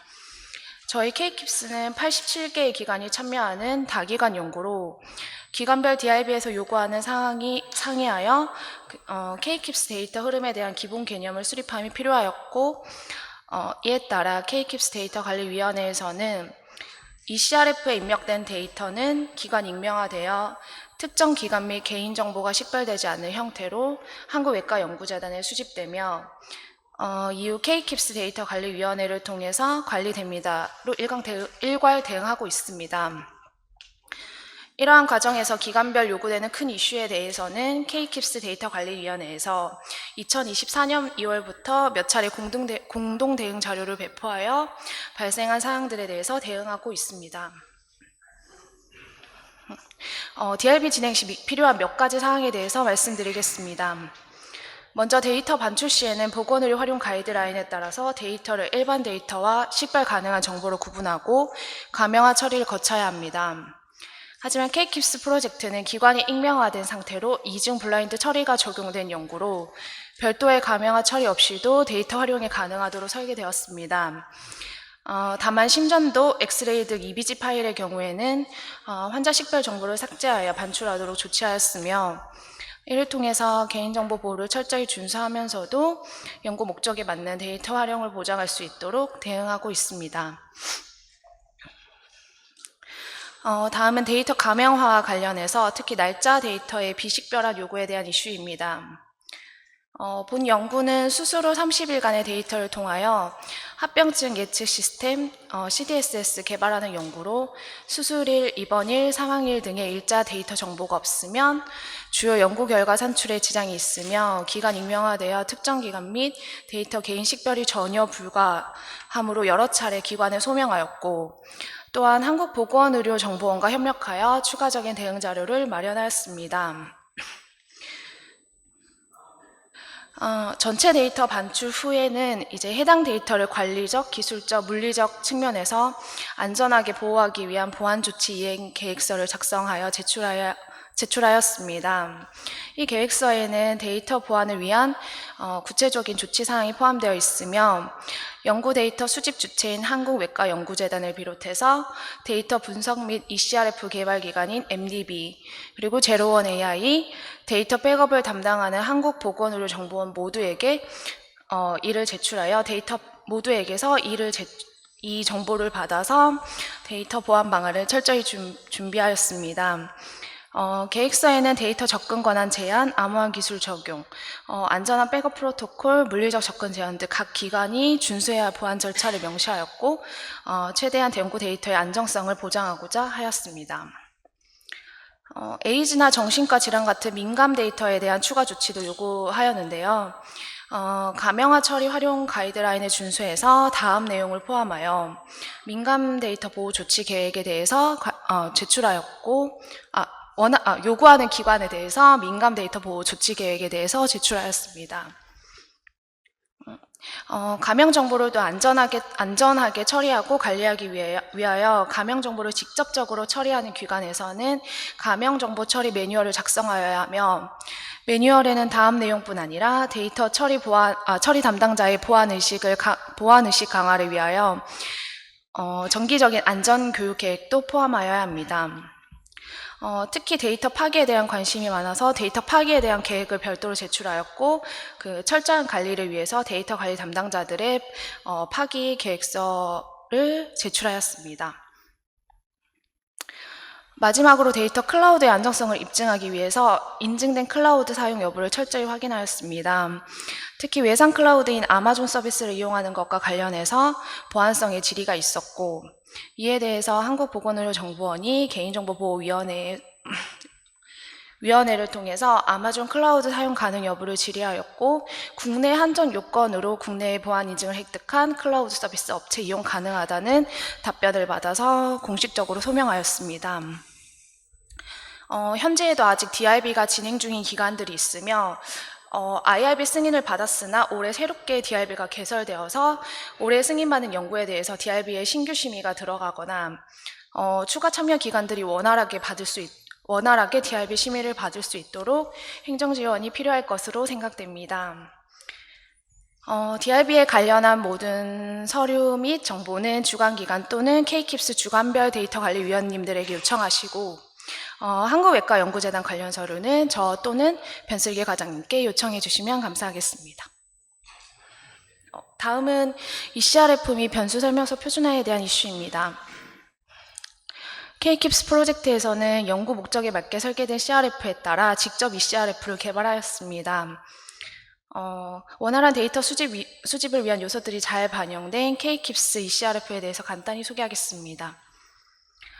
연구자들이 쉽게 이해하고 사용할 수 있는 간결하고 직관적인 사용자 인터페이스를 제공하며 복잡한 데이터 입력 절차를 단순화해서 데이터 입력 과정에서 혼동을 줄여줍니다. 참여 연구진들의 피드백을 통해서 사용자가 이용하기 편리한 일괄 입력, 다중 입력 등의 기능을 구축하였고 논의를 통하여 지속적으로 업데이트하고 있습니다. 데이터 품질 관리를 위해서 표준화된 변수 설명서를 기반으로 DVS 데이터 밸리데이션 시스템을 설계하여 시스템 쿼리를 구현하였습니다. 이 쿼리는 데이터 입력이 정확하지 않거나 일관성이 부족할 때 연구자가 즉시 검토하고 수정할 수 있도록 알림을 제공합니다. 이를 통해서 연구자와 검토자가 실시간으로 문제를 해결하여 데이터의 정확성과 일관성을 유지할 수 있습니다. 또한 ECRF 내 모든 데이터 입력, 수정, 삭제 등의 기록이 자동으로 추적돼서 연구 과정에서의 변경 사항이 투명하게 관리됩니다. 쿼리 응답이나 데이터 수정 기능은 연구자들 간의 상호작용을 촉진하는 도구로 사용됩니다. 또한 데이터를 일관성 있게 입력하기 위해서는 표준화된 변수 설명서가 꼭 필요합니다.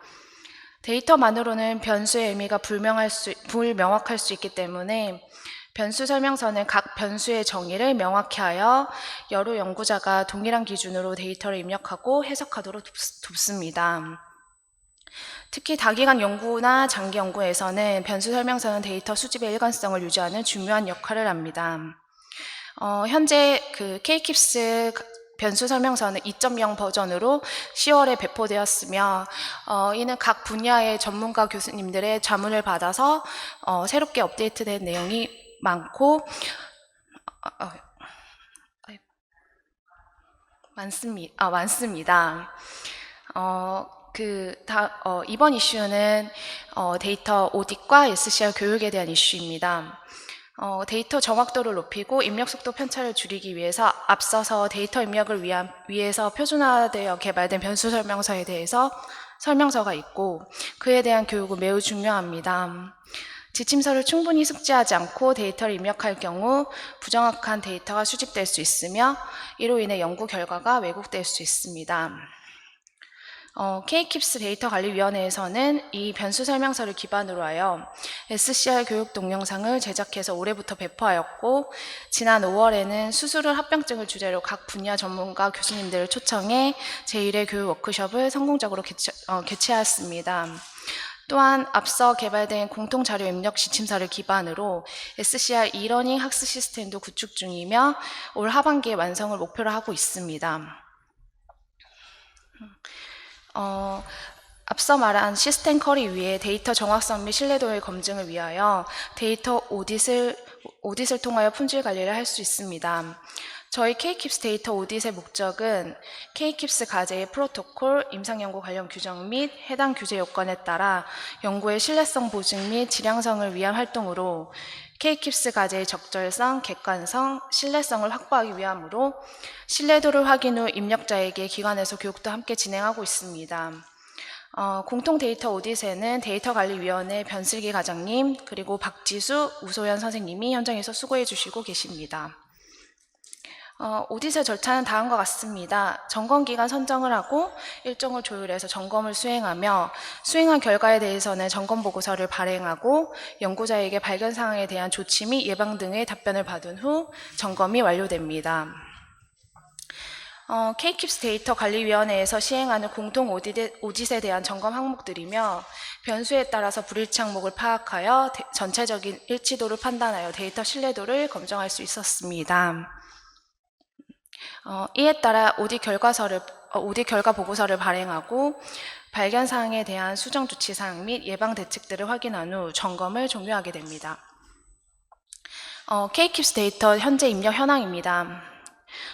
지금 대부분의 기관에서 IRB 승인이 완료되고 있고 현재 심의 중인 기관도 있어서 올해 말이나 내년 초 완료될 것으로 생각을 하고 있습니다. K-QIPS 전체 목표는 후향적 데이터 21만 건으로 1단계인 2025년 12월 31일까지 완료를 목표로 하고 있으며 현재 11월 1일 기준으로 ECRF에 직접 입력된 데이터 수집 현황은 다음과 같습니다. K-QIPS 데이터가 지금 입력이 조금 지연되고 있어 전방위적인 지원과 조정이 필요한 상황입니다. 앞선 이슈와도 연관 지을 수 있는데요. 이를 위해 IRB, DRB 행정 절차 지원을 강화해야 하고 또 주간별 SCR 교육을 확대해서 입력 속도를 입력의 정확성과 일관성을 확보할 수 있습니다. 또한 ECRF 편의 기능을 확장해서 데이터 입력자들이 보다 효율적으로 작업할 수 있도록 하고 이를 위해 참여 기관을 위한 주관 기관의 지원과 독려가 필요합니다. 또 데이터 입력 지원 주관 기관에 대해서는 총괄 차원에서 지원할 수 있는 방법을 모색해 보도록 하겠습니다. 결론입니다. IRB와 DRB의 주요 이슈에 대해서 공동 대응 및 적절한 행정 지원이 필요하고 다기간 공동 연구의 일관성과 신뢰성을 강화하기 위해서 직관적이고 표준화된 ECRF와 변수 설명서가 필수적입니다. 또한 데이터 정확성 및 신뢰도 검증, 품질 관리를 위해서 정기적인 SCR 교육과 데이터 오디시 필요합니다. 앞서 저희가 마련한 다양한 지원과 개선 방안은 각 기관이 연구에 원활히 참여할 수 있도록 긴밀히 협력하는 데 큰 도움이 될 것이며 앞으로 모든 기관이 공동의 목표 아래 더 나은 연구 환경과 높은 품질의 데이터를 구축할 수 있도록 지속적인 관심과 협력을 부탁드리며 현장에서 수고해 주시는 연구진 및 SCR 선생님들께 다시 한번 감사드립니다. 제가 준비한 발표는 여기까지입니다. 경청해 주셔서 감사합니다. K-QIPS 데이터 협력에 관해서 중요한 사항들 많이 집어서 해주셨는데요. 혹시 자중에 질문 있으시면 해주시면 좋겠습니다. 네. 서울대외과의 민상일입니다. 아까 브루스 홀도 이야기하긴 했는데 거기도 처음엔 IRB를 받다가 지금 안 받는다고 하잖아요. 근데 우리나라도 사실 퀄리티 임프루먼트 활동을 위한 데이터 콜렉션은 IRB 승인을 받지 않아도 되는 걸로 폴리시는 되어 있는데, 그래서 각 병원에서 아마 QPS 팀에서 뭔가 활동할 때는 IRB 안 받고 다 데이터 콜렉션 하거든요. 그래서 우리도 IRB를 안 받는 방안을 어떻게 마련해 봐야 되지 않나 라는 생각이 들기는 하는데, 나중에 이제 또 논문을 쓸 때는 또 다른 이야기일 것 같긴 한데 그것 때문에 어떤 게 맞는지는 사실 잘 모르겠습니다. 근데 IRB가 너무 힘든 면이 좀 있어서 그거에 대한 고민이 좀 필요해 보이고, 그 데이터 파기를 나중에 우리가 지금 한다고 되어 있잖아요.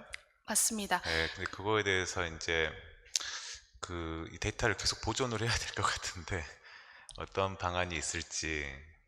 그다음에 또 마지막에 하나는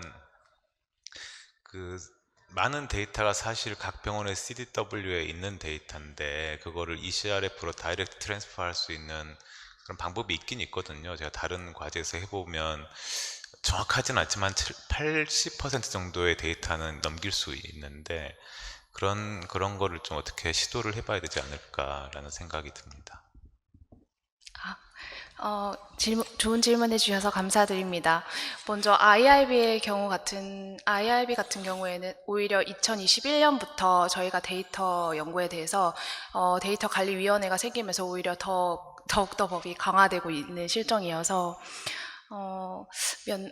IRB를 받지 않고 연구를 진행하는 거에 대해서는 지금은 조금 힘들지 않을까라는 제 개인적인 생각이고, 또 나중에 아까 말씀하신 것처럼 반출 시스템에서 저희가 이제 연구 계획서를 받을 때 IRB IRB 승인, 이제 IRB의 심의 면제라는 통보서를 이제 받은 연구에 한해서 반출하는 이렇게 보건의료 빅데이터가 진행되고 있어서 그 부분은 오히려 DRB에 힘들어하는 기관들에 대해서 더욱더 공동 방안을 만들어서 좀 적절히 대응해서 빨리 더 원활하게 통과시켜서 연구를 개시시키는 게 먼저 중요하다고 생각합니다. 두 번째는 죄송합니다. 저희가 이제 데이터 활용 계약서를 쓸 때 후양적 데이터에 대해서는 이제 데이터 파기를 꼭 해야 된다고 함께 명시가 되어 있는데요. 보통 이제 연구 종료일에 맞추어서 파기를 하게끔 되어 있습니다. 그리고 저희가 이제 데이터를 다루는 MDB, 제로원 AI, 의정원 이렇게 책임자들한테서 파기 계획서를 받고 있고요. 다만 동의 기반인 전향 연구에서는 저희가 지금 환자들이 선택할 수 있어서 5년을 보존할 건지 10년을 보존할 건지 아니면 영구 보존을 선택할 건지 개인정보 수집 환자 설명 동의서에 개인정보 수집 동의서를 같이 첨부해서 동의를 받을 예정이고, 현장에서 일해주시는 전문가 SCR 선생님들께서 이제 가급적 영구 보존을 할 수 있게끔 선택해 주신다면 장기 보존이 되지 않을까 생각하고 있습니다. 또 마지막으로 죄송합니다. 떨려가지고 세 번째 질문 까먹었어요. 제가 부연 설명드리면은 아까 말씀하신 대로 어떤 국가 정책에 관련된 거면은 IRB 통과 안 하고도 할 수 있는 방법이 있을 것 같은데요. 아까 말씀하신 연구 목적으로 쓰기는 좀 어렵지 않을까, IRB나 이런 것들이 안 되게. 한 가지 방안은 아예 익명화된 이런 이제 정책 연구 데이터를 모은 다음에 이거를 아예 뭐 공개 데이터처럼 완전 익명화시켜서 보존을 하고 거기서 분양해서 쓰는 방식도 한번 생각해 볼 수 있는데 그건 아마 따로 디자인을 좀 해야 될 것 같긴 하고요. 그리고 이제 아까 중요한 질문 하셨는데 이게 이제 데이터를 저희가 사실 어렵게 모았는데 이걸 사실 계속 가지고 있으면서 계속 활용하는 게 사실 저희가 하고 싶은 목적인데요. 지금 이제 한 가지 문제는 특히 후향적 데이터는 저희가 동의서 기반이 아니라서 이거를 계속해서 붙들어 놓고 있을 방법이 사실 없긴 합니다. 그래서 지금 뭐 바라기는 이제 과제가 계속 K-QIPS 과제가 계속되면 계속 연장을 하면서 후향적 데이터도 계속 연장을 해나가면은 사실 연구과제가 안 끝났다고 하고 연구가 끌 수 있는 방법이 있는데요. 혹시 이제 연구과제가 이제 이게 끝나게 되면 그 다음에 오래 보존할 방법이 없다는 게 지금 후향적 연구의 지금 한계가 될 것 같고요. 지금 전향적 연구는 이제 환자 동의서 기반을 하기 때문에 그래서 지금 저희가 생각하고 있는 거는 동의서 받을 때 연구 기간을 그러니까 환자가 이제 활용할 수 있는 기간을 체크할 수 있게끔 해서 뭐 5년, 10년, 뭐 평생 뭐 이런 식의 어떤 옵션을 주고 좀 선택을 할 수 있게끔 하는데 저희가 바라기는 뭐 평생으로 해주면 저희가 이거는 근거를 가지고 사실 데이터를 계속 활용할 수 있는 거니까 하고 뭐 아까 정진민 부장님 아까 기관 데이터들 연결하는 문제도 이런 저향적 연구에서는 2차 활용이 또 가능한 부분들이 있기 때문에 아마 좀 이 저향적 연구에 좀 잘 디자인을 해서 또 계속 모아가면 좋을 것 같습니다. 네, 추가 질문. 정 선생님께 여쭤보고 싶은데요. 이게 그러니까는 국유화라는 표현이 좀 어울리진 않지만 나라 재산이 될 경우에 저희 데이터가 나라 재산으로 등록될 경우에는 보존 기간이 어떻게 되나요? 익명화 다 돼 있고 다 돼 있는 데이터가 정부로 넘어가서 보유가 된다. 네, 일단은 지금 현재 이제 가명 정보라고 하면 개보법에 따라서 하고 있는데, 보존이라고 하는 것 자체가 애초에 가명 정보에는 해당이 안 되는 걸로 알고 있어서 목적을 달성하면 파기하는 게 지금 법이어서 아까 전에 말씀드린 그거는 기록 보존에 대한 건데 이게 그 기록 보존에 들어가는지는 제가 명확치는 않지만 저는 안 될 것 같다는 생각이 좀 있고요. 이제 중요한 데이터니까 아까처럼 가명이 아니라 어떤 완전히 익명화돼서 다시는 누군지 알아볼 수 없는 그런 뭔가 중요한 절차가 하나 생기면 좀 부족하지만 좀 일부 활용해 볼 수 있지 않을까 이런 생각을 가지고 있습니다. 이상입니다. 그래서 아마 고민되는 부분이 이제 이 데이터를 혹시 이제 만약에 끌고 갈 수가 없다고 하면 이제 후향적 모은 데이터들을 나중에 완전히 익명화 시켜가지고 공공 데이터로 아예 이렇게 퍼블릭으로 공개를 해버리는 식으로 가는 것도 고민해봐야 이거는 연구 이제 전체적으로 좀 논의를 해봐야 될 부분이 아닌가 생각이 됩니다. 네, 시간이 돼서 다음 토픽으로 넘어가겠습니다. 다음 토픽은 데이터 불출에 대한 경험에 대해서 말씀해 주실 거고요. 이 다기가 임상 데이터 불출 관리 경험을 통해서 우리 K-QIPS 과제의 데이터 어떻게 나갈지 좀 고민을 같이 해보면 좋을 것 같습니다. 위안마켓에서 윤홍만 선생님께서 발표해 주시겠습니다. 예, 안녕하십니까. 국립암센터 윤홍만입니다.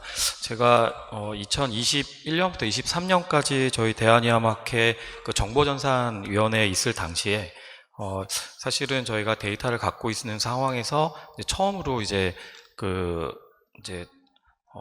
연구자분들한테, 그러니까 저희가 대한의학회에서 이 전국조사 자료를 조사하는 거는 이제 5년에 한 번씩 하고 있었는데 그 5년에 한 번씩 할 때 이제 정리를 하는 그런 개괄적인 그런 그 논문을 한 번씩 썼었습니다. 근데 그거 외에 이 자료들을 조금 이제 활용할 수 있는 그런 부분에 대해서 요구도 많았고, 그 다음에 이제 이번에는 한번 이제 해보자는 또 저희 이사장님의 또 의지가 있으셨었기 때문에 저희가 이제 진행하면서 이제 있었던 그런 상황들이나 그런 거를 주로 말씀을 이따 후반에 드리고, 전반에는 저희 위암학회 이제 데이터 부분에 대해서 조금 말씀을 드리겠습니다.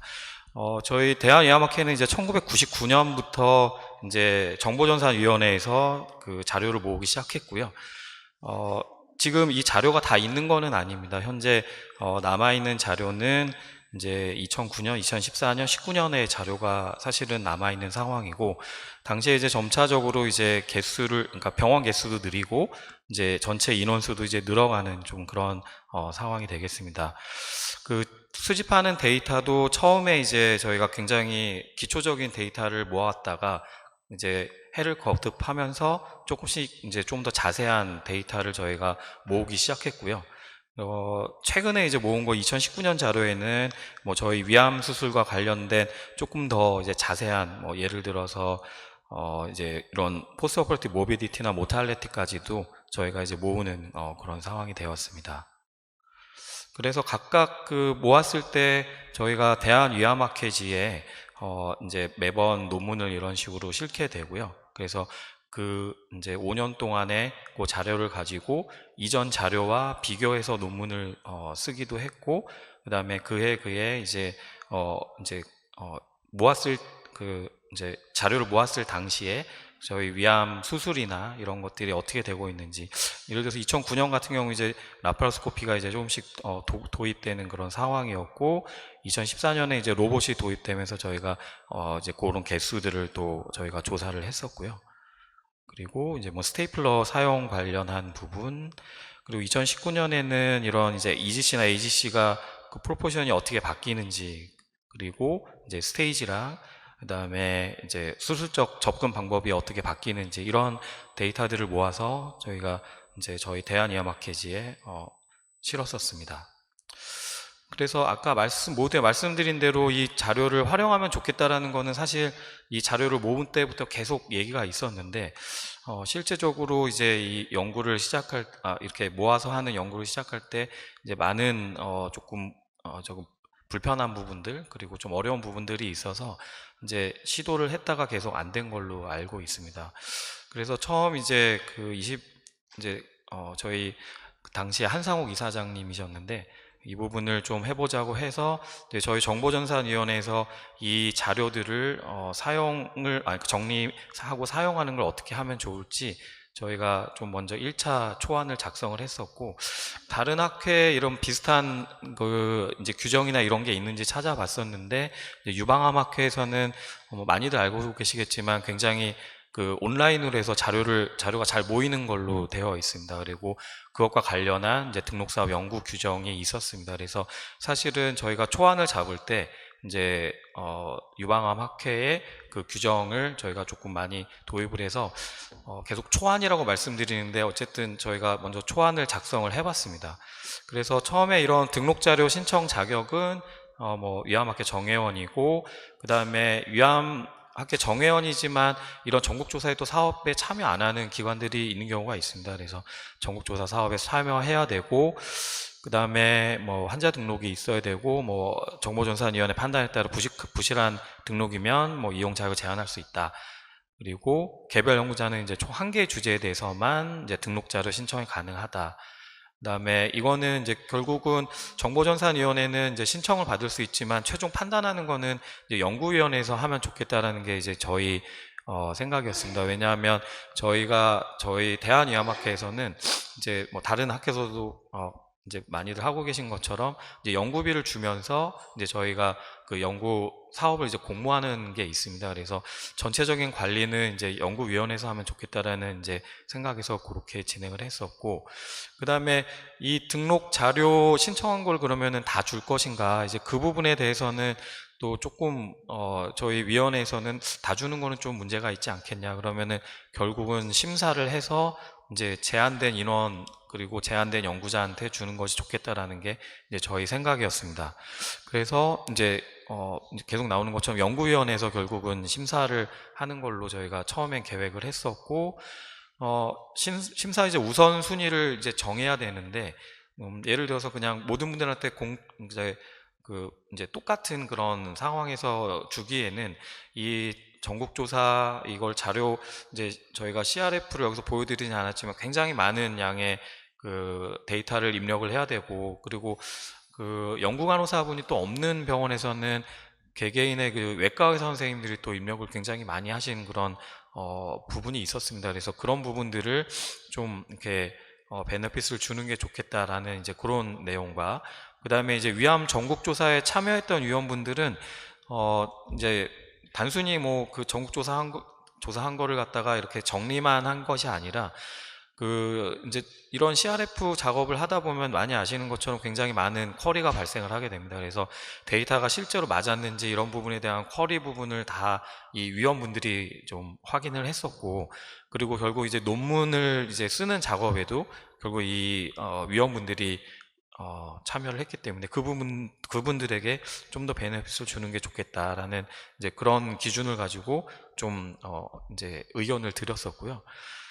그리고 뭐 이거는 이제 뭐 다른 데 쓰면 안 되고 책임을 져야 된다. 그리고 예, 이렇게 해서 저희가 했고, 사용 기간은 이제 수령하고 2년이 경과하면은 이제 2년 내에 빨리 이제 논문을 쓰고, 그다음에 이제 뭐 자료를 파기한다든지 이제 그런 식으로 이제 가는 걸로 얘기를 했었습니다.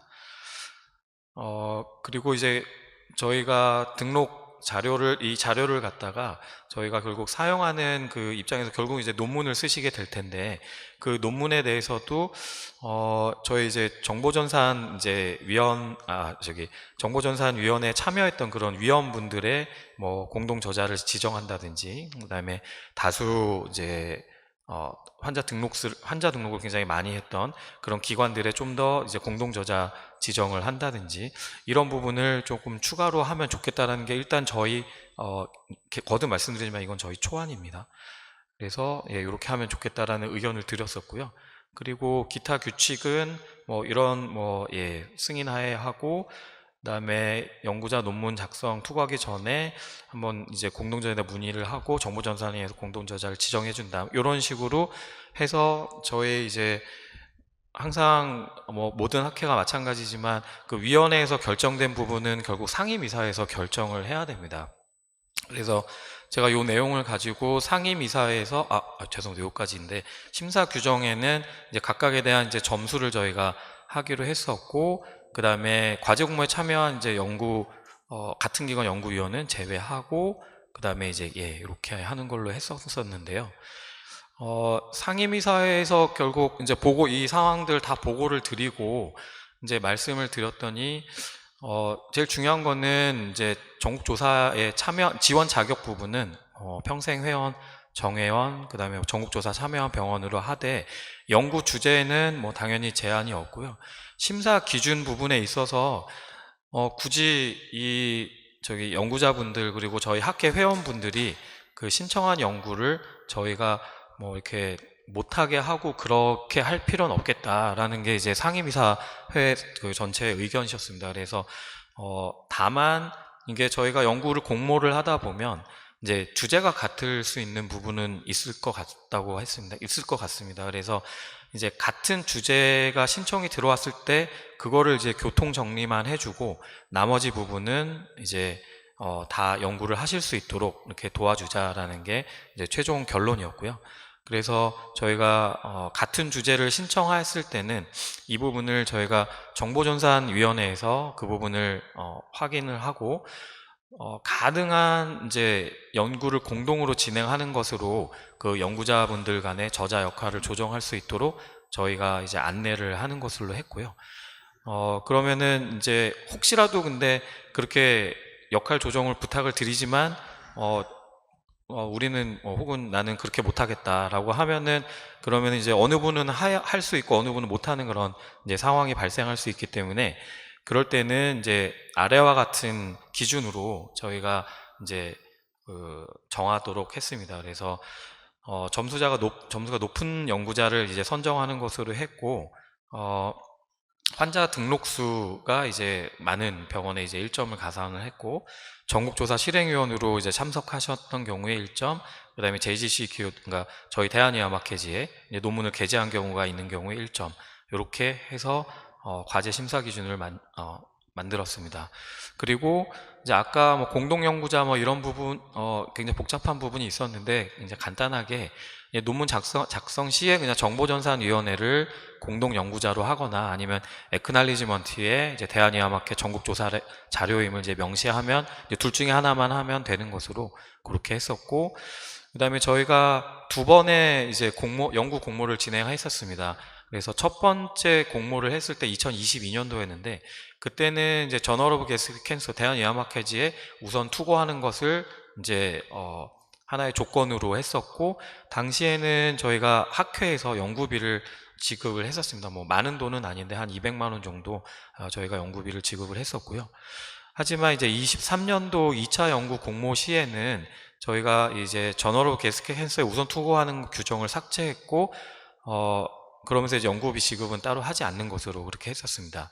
그리고 이제 1차하고 2차 연구 그 기간이 한 1년 동안, 1년간의 그 기간이기 때문에 미처 이제 1차 연구에 했던 부분들을 다 정리가 안 되고 또 2차에 하시겠다고 지원하는 경우가 있을 수가 있어서, 이런 1차 연구로 지원했던 그 이제 자료를 가지고 작성한 논문이나 아니면 국내 학회에 발표한 초록을 제출한 경우에만 이제 2차 연구에 지원 가능한 것으로 그렇게 규정을 하였었습니다.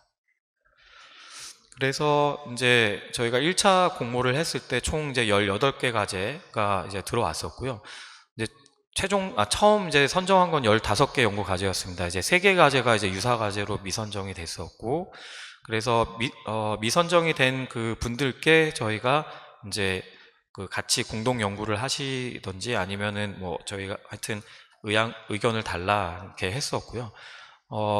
이제 이쪽 위쪽은 한 분이 연구 주제를 바꿔서 진행하는 곳에 저희가 다시 심사해서 그분은 다른 연구 주제로 결국은 연구 과제를 진행했고, 여기도 이제 같이 공동 연구를 하지 않는다고 하셔서 이제 한 분은 진행하고 나머지 두 분이 같이 다른 연구 과제를 이제 신청하셔서 그 부분도 저희 위원회에서 다시 심사해서 다른 것과 유사성이 없음을 판단하고, 이제 그래서 총 17개 이제 과제가 선정이 됐고요. 각 과제에는 저희가 학회에 그 연구 번호를 이제 저희가 각각 매기고, 그래서 지금 이제 연구 중인 과제도 있고, 그 다음에 뒤에서 보여드리겠지만 이미 퍼블리시된 과제도 있습니다. 그리고 이제 2차 공모를 저희가 진행을 했고, 당시에는 이제 10개 과제가 접수가 완료가 됐었습니다. 그리고 아까 말씀드린 1차에 이제 그 연구를 이미 하고 계신 상황에서 그 초록이나 이런 걸 제출을 이제가 안 된 분들한테 이제 다시 한번 확인 말씀을 드렸고, 이제 나중에 이제 다시 저희가 이 두 분한테는 이제 초록을 받고 이제 확인한 후에 자료를 제출했었고요. 그다음에 유사성 있는 과제가 또 이제 있었고, 당시에는 이제 한 분은 이제 제목은 같지만 연구 내용이 다름을 다시 한번 저희한테 말씀을 주셨고, 그래서 그 부분 다시 저희 유사성 검토해서 유사성이 없다라는 거 이제 확인한 후에 이제 선정을 하였고요. 한 과제는 이제 연구를 진행하지 않는 것으로 그렇게 하였습니다.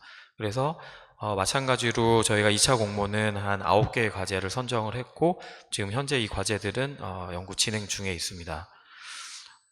그래서 1차 공모에 총 이제 17개 과제가 선정이 됐었고, 지금 현재 9개 과제가 JGC 우선 투고가 되었고, 현재 5편이 퍼블리시 됐고, 1편은 리비전, 3편이 리젝션 되었습니다.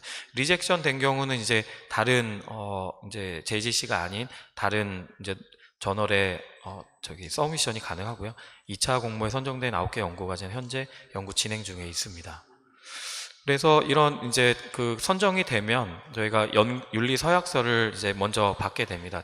자료 불출 전에. 그래서 뭐 이런 이제 연구 내용을 이제 복제 반출하지 않고 수행할 수 없는 경우에는 이제 삭제하고 비밀 유지 준수를 하고, 그다음에 이미 조사 데이터를 또 본인들이 뭐 이미 변경한다든지 삭제한다든지 추가한다든지 이런 걸 하면 안 되니까요. 그런 부분에 대해서 이제 말씀을 드리고, 이제 이 당시에는 이제 우선 투고해야 된다는 규정이 있었기 때문에 그 내용을 써서 저희가 서약서를 받았었습니다. 그리고 데이터 불출을 할 때는 저희가 이제 개인정보는 이제 각 병원에서 받을 때는 이미 개인정보가 다 삭제가 되어 있지만, 각 기관명은 또 저희가 알 수 있는 부분이 있어서 어쨌든 이제 환자를 어쨌든 지정할 수 있는 그런 그 부분들은 다 제외하고, 이런 이제 각 기관 넘버랑 기관의 연구 넘버 그렇게 부여를 해서 저희가 데이터를 불출을 했었고요. 로 데이터는 비밀번호를 설정하고 이제 정보전산위원회 그 중에 이제 저희가 간사가 관리하는 것으로 당시에는 그렇게 했었습니다. 그리고 차기 이제 정보전산위원회에 그 데이터를 인계를 하였습니다. 하지만 이제 앞서 이제 서혜민 선생님도 말씀하셨지만 저희가 이제 이번에 이제 24년에 지금 또 저희가 위암 전국조사를 하고 있는 상황입니다. 근데 많은 이제 병원들에서 굉장히 엄격한 그런 심사를 하고 계시고요. 그러면서 이제 그 학회에 어떤 이런 데이터 보안 관리에 대한 규정이 있는지를 또 이제 문의하는 경우가 많아서 이번에 이제 정보전산 위원회에서는 그런 이제 규정을 이제 만들었습니다. 그래서 뭐 이런 이제 규정은 전국조사 데이터를 하고 이제 후속 연구 관리를 활용되고 이제 이런 실무는 정보전산위원회 담당하고 그다음에 자료 수집은 각 기관 IRB 승인 후에 이제 수집된 자료는 기관별로 암호화해서 받고 개인 식별이 가능한 정보 수집하지 않는다. 그다음에 자료 이제 처리 보관은 저희가 그 이제 암호화해서 네트워크 서버에 보관을 하고 그다음에 가공하는 경우에 이제 또 그 기록을 남겨야 되고 서버에 이제 새로 버전으로 업로드해서 보관 관리한다.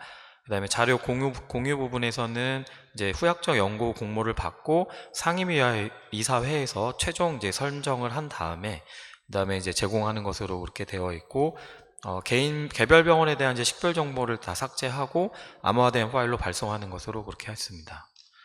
그리고 사고 대응은 이제 정기적으로 이제 교육을 하고 그다음에 안전한 장소에 데이터를 보관을 하고 그다음에 혹시 이제 사고가 있는 경우에는 원인 분석 재발 방지 대책 보고하고 규정 준수 관련한 부분에 이제 정기적으로 정보전산위원회에서 데이터 준수 여부를 감사하고 상임이사에 보고하고 필요한 경우에 이제 개선 조치를 한다. 이제 이런 내용이 되겠습니다. 그래서 요 이후에 또 윤리서약서를 저희 아마 이번 정보전산위원회에서 다시 이제 새로운 내용으로 조금 이제 변경을 하였고요. 그래서 저희 이제 위암학회에서는 향후에도 앞으로 이제 아마 4년마다 이제 전국 조사를 이제 아마 시행하게 될 것 같고 이제 그럴 때 이제 요런 그 이제 프로세스로 이제 데이터 불출을 하게 될 것 같습니다. 네, 경청해 주셔서 감사합니다. 네, 자중에 질문 있으실까요?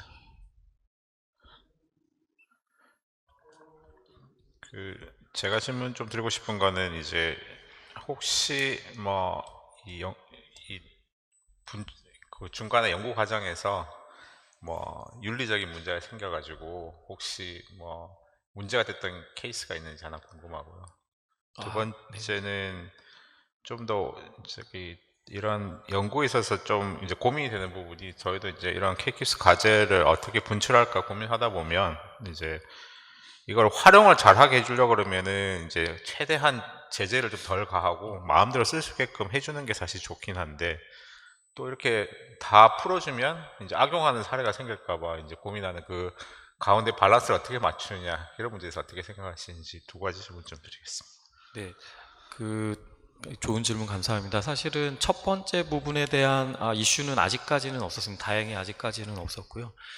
두 번째 질문에 대한 말씀은 저희도 굉장히 고민을 많이 했었고 그래서 사실은 이제 저희 데이터 불출 관련해서 이제 저희 정보전산위원회에서는 굉장히 이렇게 모든 사람한테 이제 그 기회를 주면 좋겠지만 그렇게 하다 보면 지금 말씀해주신 그런 부분들이 분명 문제가 나중에 있을까봐 그래서 가능하면 이제 제한된 인원에게 이제 연구 기회를 제공을 하는 게 좋겠고 그 다음에 그 부분에 대한 이제 윤리 서약서 부분에도 굉장히 뭐 민영사상 뭐 이런 부분까지도 얘기를 하면서 조금 이제 경각심을 이제 들을 수 있게 그렇게 한 부분이 있었고요.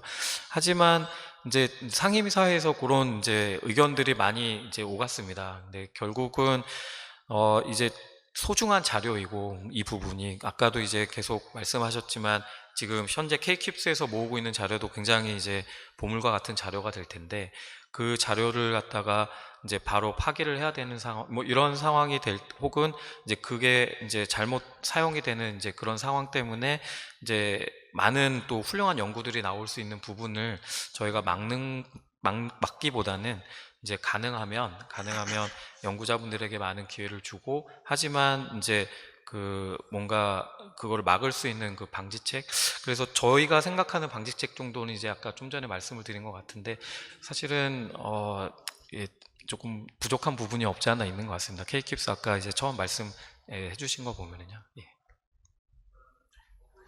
네, 소중한 경험을 나눠주셔서 감사합니다. 그 위아마켓 데이터가 베어리어블이 얼마나 될지는 잘 모르겠는데 데이터 항목이 데이터요. 예, 예. 근데 이제 우리가 그 연구 이제 데이터 항목이 뭐 한 450개 정도 된다고 그러면은 그 데이터를 요청하면은 개인정보 빼고 다 드리나요? 어떻게 하시나요? 그 말씀은 그러니까 CRF에 있는 내용을 다 네, 하는지 네. 예. 그럼 모든 연구자 15분한테 개인정보랑 기관정보를 빼고 모든 데이터가 똑같이 가는 건가요? 네, 똑같이 갑니다. 전체 데이터가? 예, 맞습니다. 네. 아, 네. 그래서 이제 아까 이제 그 걱정하시는 그 부분이 이제 악용할 때 이제 예를 들어서 그 데이터를 뭔가 뭐 다른 목적으로 사용을 한다든지 이제 사실은 이제 뭐 그 부분도 저희가 걱정을 했었던 부분이긴 한데, 그래서 이제 뭐 인원을 제한한다든지 아니면 이제 그렇게 하는 부분이었는데요. 그러니까 예를 들어서 처음에 이제 저희 정보전산위원회에서 했던 거는 이제 아마 민상현 선생님 말씀하신 것처럼 어떻게 하려고 했냐면, 이제 사실 아주대병원에 그 이제 그런 걸 관리할 수 있는 PCO 같은 그런 이제 기관이 있어서 그쪽에 이제 이런 연구를 할 때 이렇게 보내서 그 자료만 보내는 거를 처음에 그것도 계획을 했었거든요. 계획을 했었는데 이제 그렇게 하다 보니까 일단은 비용이 좀 너무 많이 들고요. 그 다음에 이제 두 번째는 이제 프로세스가 좀 너무 복잡해지는 그런 부분이 있어서 그것도 상임위사에서 사실은 논의를 같이 했었는데 일단은 이제 전체 로 데이터를 다 줄이는 걸로 그렇게 결정을 했었습니다.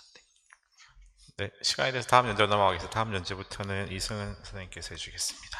네, 다음 연재는 저희 한국 간담체 외과학회에서 했던 다기관 임상 데이터 불출 및 관리의 경험에 대해서 김홍범 선생님이 말씀해 주시겠습니다. 김홍범 선생님 너무 잘 아실 것 같으셔서요.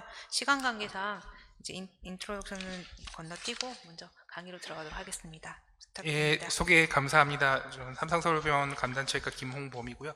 앞서 위아마케에서 발표된 위아마케는 지금도 이제 온고잉하고 있는 프로젝트지만 저희는 중간에 말씀드리지만 지금 진행하고 있지 않습니다. 진행하고 있지도 않고 제가 실무자로 일을 했던 게 마지막 2년 전이어서 아까 저는 이동관 선생님께서 말씀하셨던 저 디테일한 경험 솔직히 좀 까먹은 게 많아서 이게 좀 대답을 어디까지 할 수 있을지 좀 의문이 드는데요. 우선 2년 전 기억까지 좀 되돌아보면서 발표를 하도록 하겠습니다. 먼저 간담체외과는 다들 아시다시피 간이랑 담체랑 많이 나눠져 있어서 이 DB를 구성함에 있어서 어떻게 해야 되는지 처음부터 고민이 많았습니다. 이제 단일 질환도 아니고 장기만으로부터 봤을 때도 이렇게 간, 담도, 췌장, 심지어 12장까지 수술하고 있기 때문에 하고 있는 질환 자체가 상당히 많았죠. 수술적인 걸로도 측면으로 봤을 때도 간 수술은 이런 수술을 하고 있고 바일덕트 수술, 판크레스 수술, 또 요걸 같이 수술하는 이런 수술도 엄청 많습니다. 그렇기 때문에 어느 질환 하나, 어느 수술 하나에 포커스를 맞춰서 데이터베이스를 구성하기가 상당히 어렵습니다. 이거를 모두 다 포함시키는 통합 DB를 구성하기 위해서는 그만큼 구성에 대한 데이터 항목들이 정말 많았습니다. 그게 일단 첫 번째 문제였고, 두 번째는 이제 질환도 이제 양성만 대부분 이제 저희 대학병원에서는 대부분 악성 질환을 하지만 이 수술이 고난이도이기 때문에 양성임에도 대부분 이제 3차, 4차 의료기관에서 시행을 하고 있죠. 근데 이런 질환들이 양성이랑 악성이랑 딱 잘라서 구분할 수가 없고, 그렇다고 이렇게 세 단계로 보더라인이라는 정의로 해서 이렇게 나눌 수도 없습니다. 즉 체담도 질환에서 데이터베이스를 구성할 때는 질환도 다양하고 수술도 다양하고 복잡하고 양성 구분이 모호한 경우가 있어서 통합된 데이터베이스를 구성하기가 상당히 힘들었고 수집되어야 될 항목이 정말 많았습니다. 저희 간담체외과는 간담체외과 홈페이지 들어가면 여기 그때 캡처해 놓은 자료를 찾았는데 2020년에 캡처를 했죠. 학회 홈페이지에 가면 이렇게 호투스란 배너가 있었고 여기 클릭하면 이렇게 들어갈 수 있었습니다. 2022년 5월에 캡처한 내용이고 지금 현재 버전을 들어가고 싶지만 현재는 들어갈 수도 없고 자료는 이미 다 폐기된 상태입니다. 그래서 2022년 기준으로 총 27,800명의 환자가 등록되었고 이중 췌장암, 피넷, IPN을 포함했지만 정말 췌장암만으로 10,000개에 넘는 데이터는 거의 세계 최고였습니다. 그래서 이걸로 연구를 많이 진행하면 좋겠다 이렇게 진행하고 실제로 많이 되었습니다. 기관별로 등록되는 게스트도 실시간으로 이렇게 볼 수가 있어서 저는 이제 이걸 관리를 하면서 누구 어느 병원에서 많이 등록을 했구나, 그래서 이제 계속 알 수가 있었죠. 지금은 2025년 홈페이지를 들어가 보니까 어디에도 코트스에 관한 내용은 찾을 수가 없었던데 잘 찾아보니까 이제 보건의료 데이터 활용 가이드라인에 따라 운영 시스템의 전반적인 불가피하게 되었으며 이에 종료합니다 라고 학회 홈페이지에 이제 공지를 하고 있어서 등록도 중지를 하였고 이제 사용도 할 수 없게 되었습니다. 이제 공동연구 프로세스는 다음과 같이 이제 플로우 차트를 그려봤는데요. 디테일하게 다음에 하나씩 설명드리겠습니다. 저는 2014년도에 코트스 데이터베이스가 출범하고 나서 저는 2016년부터 관리를 하였고요. 2016년부터 2020까지 약 6년 반 동안 종양등록위원회 데이터 매니저라는 이름으로 일을 하였고, 아까 말씀하신 그런 모든 일들 다 했습니다. 모든 일들 다 했고, 지금 코트스 BP 등록이 정지됨으로써 그다음부터 DB 매니저는 없어졌고요. 그냥 종양등록위원회로 활동하고 있고, 동시에 연구위원회도 이 연구에서 중요한 중추적인 역할을 했기 때문에 연구위원회도 동시에 하면서 이제 공동연구 진행해서 흐름을 관여할 수가 있었습니다. 그렇게 해서 2015년부터 총 작년까지 2022까지 11개의 연구가 진행이 되었고, 재작년 기준까지 8개가 됐고, 여기서 서미션이 2개 됐으니까 한 10개, 11개가 진행이 된 거겠죠. 최근에 업데이트는 안 해봤습니다. 제가 일일이 전화해가지고 2022년까지는 제가 랩미팅 하듯이 6개월에 한 번씩 전화해서 진행사항 어떻게 체크를 했었는데요. 지금 이미 다 끝난 마당에 제가 다시 전화를 드려가지고 진행사항 물어보기가, 네가 뭔데 물어보냐 할까봐 이제 물어보지 못했습니다. 그래서 하나씩 말씀드리면, 먼저 데이터를 입력을 하기 위해서는 종양등록위원회에서 담당을 하고 있었고 자료 등록하고 활성화를 했겠죠. 코트스 자료 입력은 연구원을 지원을 하였습니다. 그래서 가장 제가 이 세션을 아까 들어보니까 제일 이슈가 되는 게 IRB였는데, 코트스도 IRB를 어떻게 하냐 했었는데, IRB 결국에는 전향적으로 수집한 각 개의 기관의 DB가 있을 거 아니에요. 그런 DB를 후향적으로 이렇게 우리가 큰 DB로 업데이트를 하겠다. 그래서 매년 후향적 연구에 대한 IRB를 계속 리비전하면서 업데이트를 했던 거죠. 그래서 마찬가지로 이 당시에도 이 법이 제정되기 전에도 만약에 전향적으로 하겠다 그랬으면 약간 문제가 됐을 것 같아요. 근데 이제 후향적이고 각 기관에서 우리 DB에 전향적으로 올리겠다고 하는 건 다 아마 하셨을 거예요. 그런 모아진 DB를 후향적으로 우리 5년 전 거를 올리겠다, 2년 전 거를 올리겠다, 약간 이런 편법 아닌 편법으로 해서 다 모아서 했었습니다. 이 데이터 입력은 이제 마찬가지로 IRB 포맷이 있었고요. 그래서 또 입력하는 방법은 기존의 엑셀 파일을 갖다 주면은 그냥 바로 코트스에서 양식만 올리는 변화도 있었고, 데이터 입력을 지원할 수 있는 연구간호사를 학회에서 고용을 하여서 학회에서 월급을 주면서 각 병원에 출장을 보냈습니다. 그래서 연구원이 없는 좀 규모가 작은 병원 같은 경우 직접 연구원이 출장을 가서 연구를 했습니다. 또 장점이 뭐였냐면은 각각의 웹 데이터베이스가 없는 기관에 한해서는 기관들이 있을 거 아니에요. 근데 거기는 자기 데이터에 한해서는 그 웹 DB를 다 계속 볼 수가 있었습니다. 꼭 코트스 전체 데이터가 아니더라도 내 병원의 데이터는 언제든지 제가 확인할 수 있고 그걸 다운받아서 할 수 있기 때문에 자체 DB로도 활용할 수 있게 되어서 그렇게 해서 활성화를 좀 높였고요.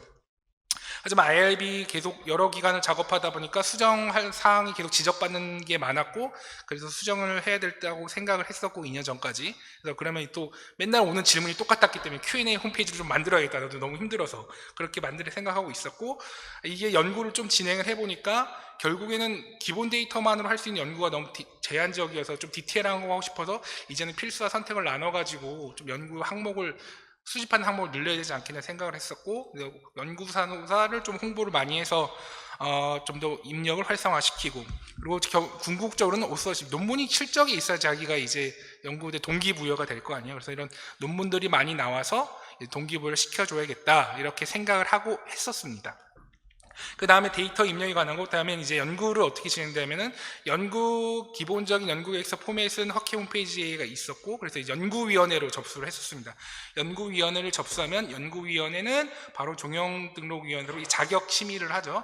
자격 심의를 해서 최근 2년 동안 등록 환자가 있는지를 보고, 그래서 기관 2개당, 기관 1개당 2개까지, 그리고 개인 1개까지 예를 들어 뭐 삼성서울병원 같은 경우는 한윤 선생님이 하나를 제안했으면 제가 하나를 제안하면 신상현 선생님 제안을 못하는 거죠. 둘 중에 한 명이 제안한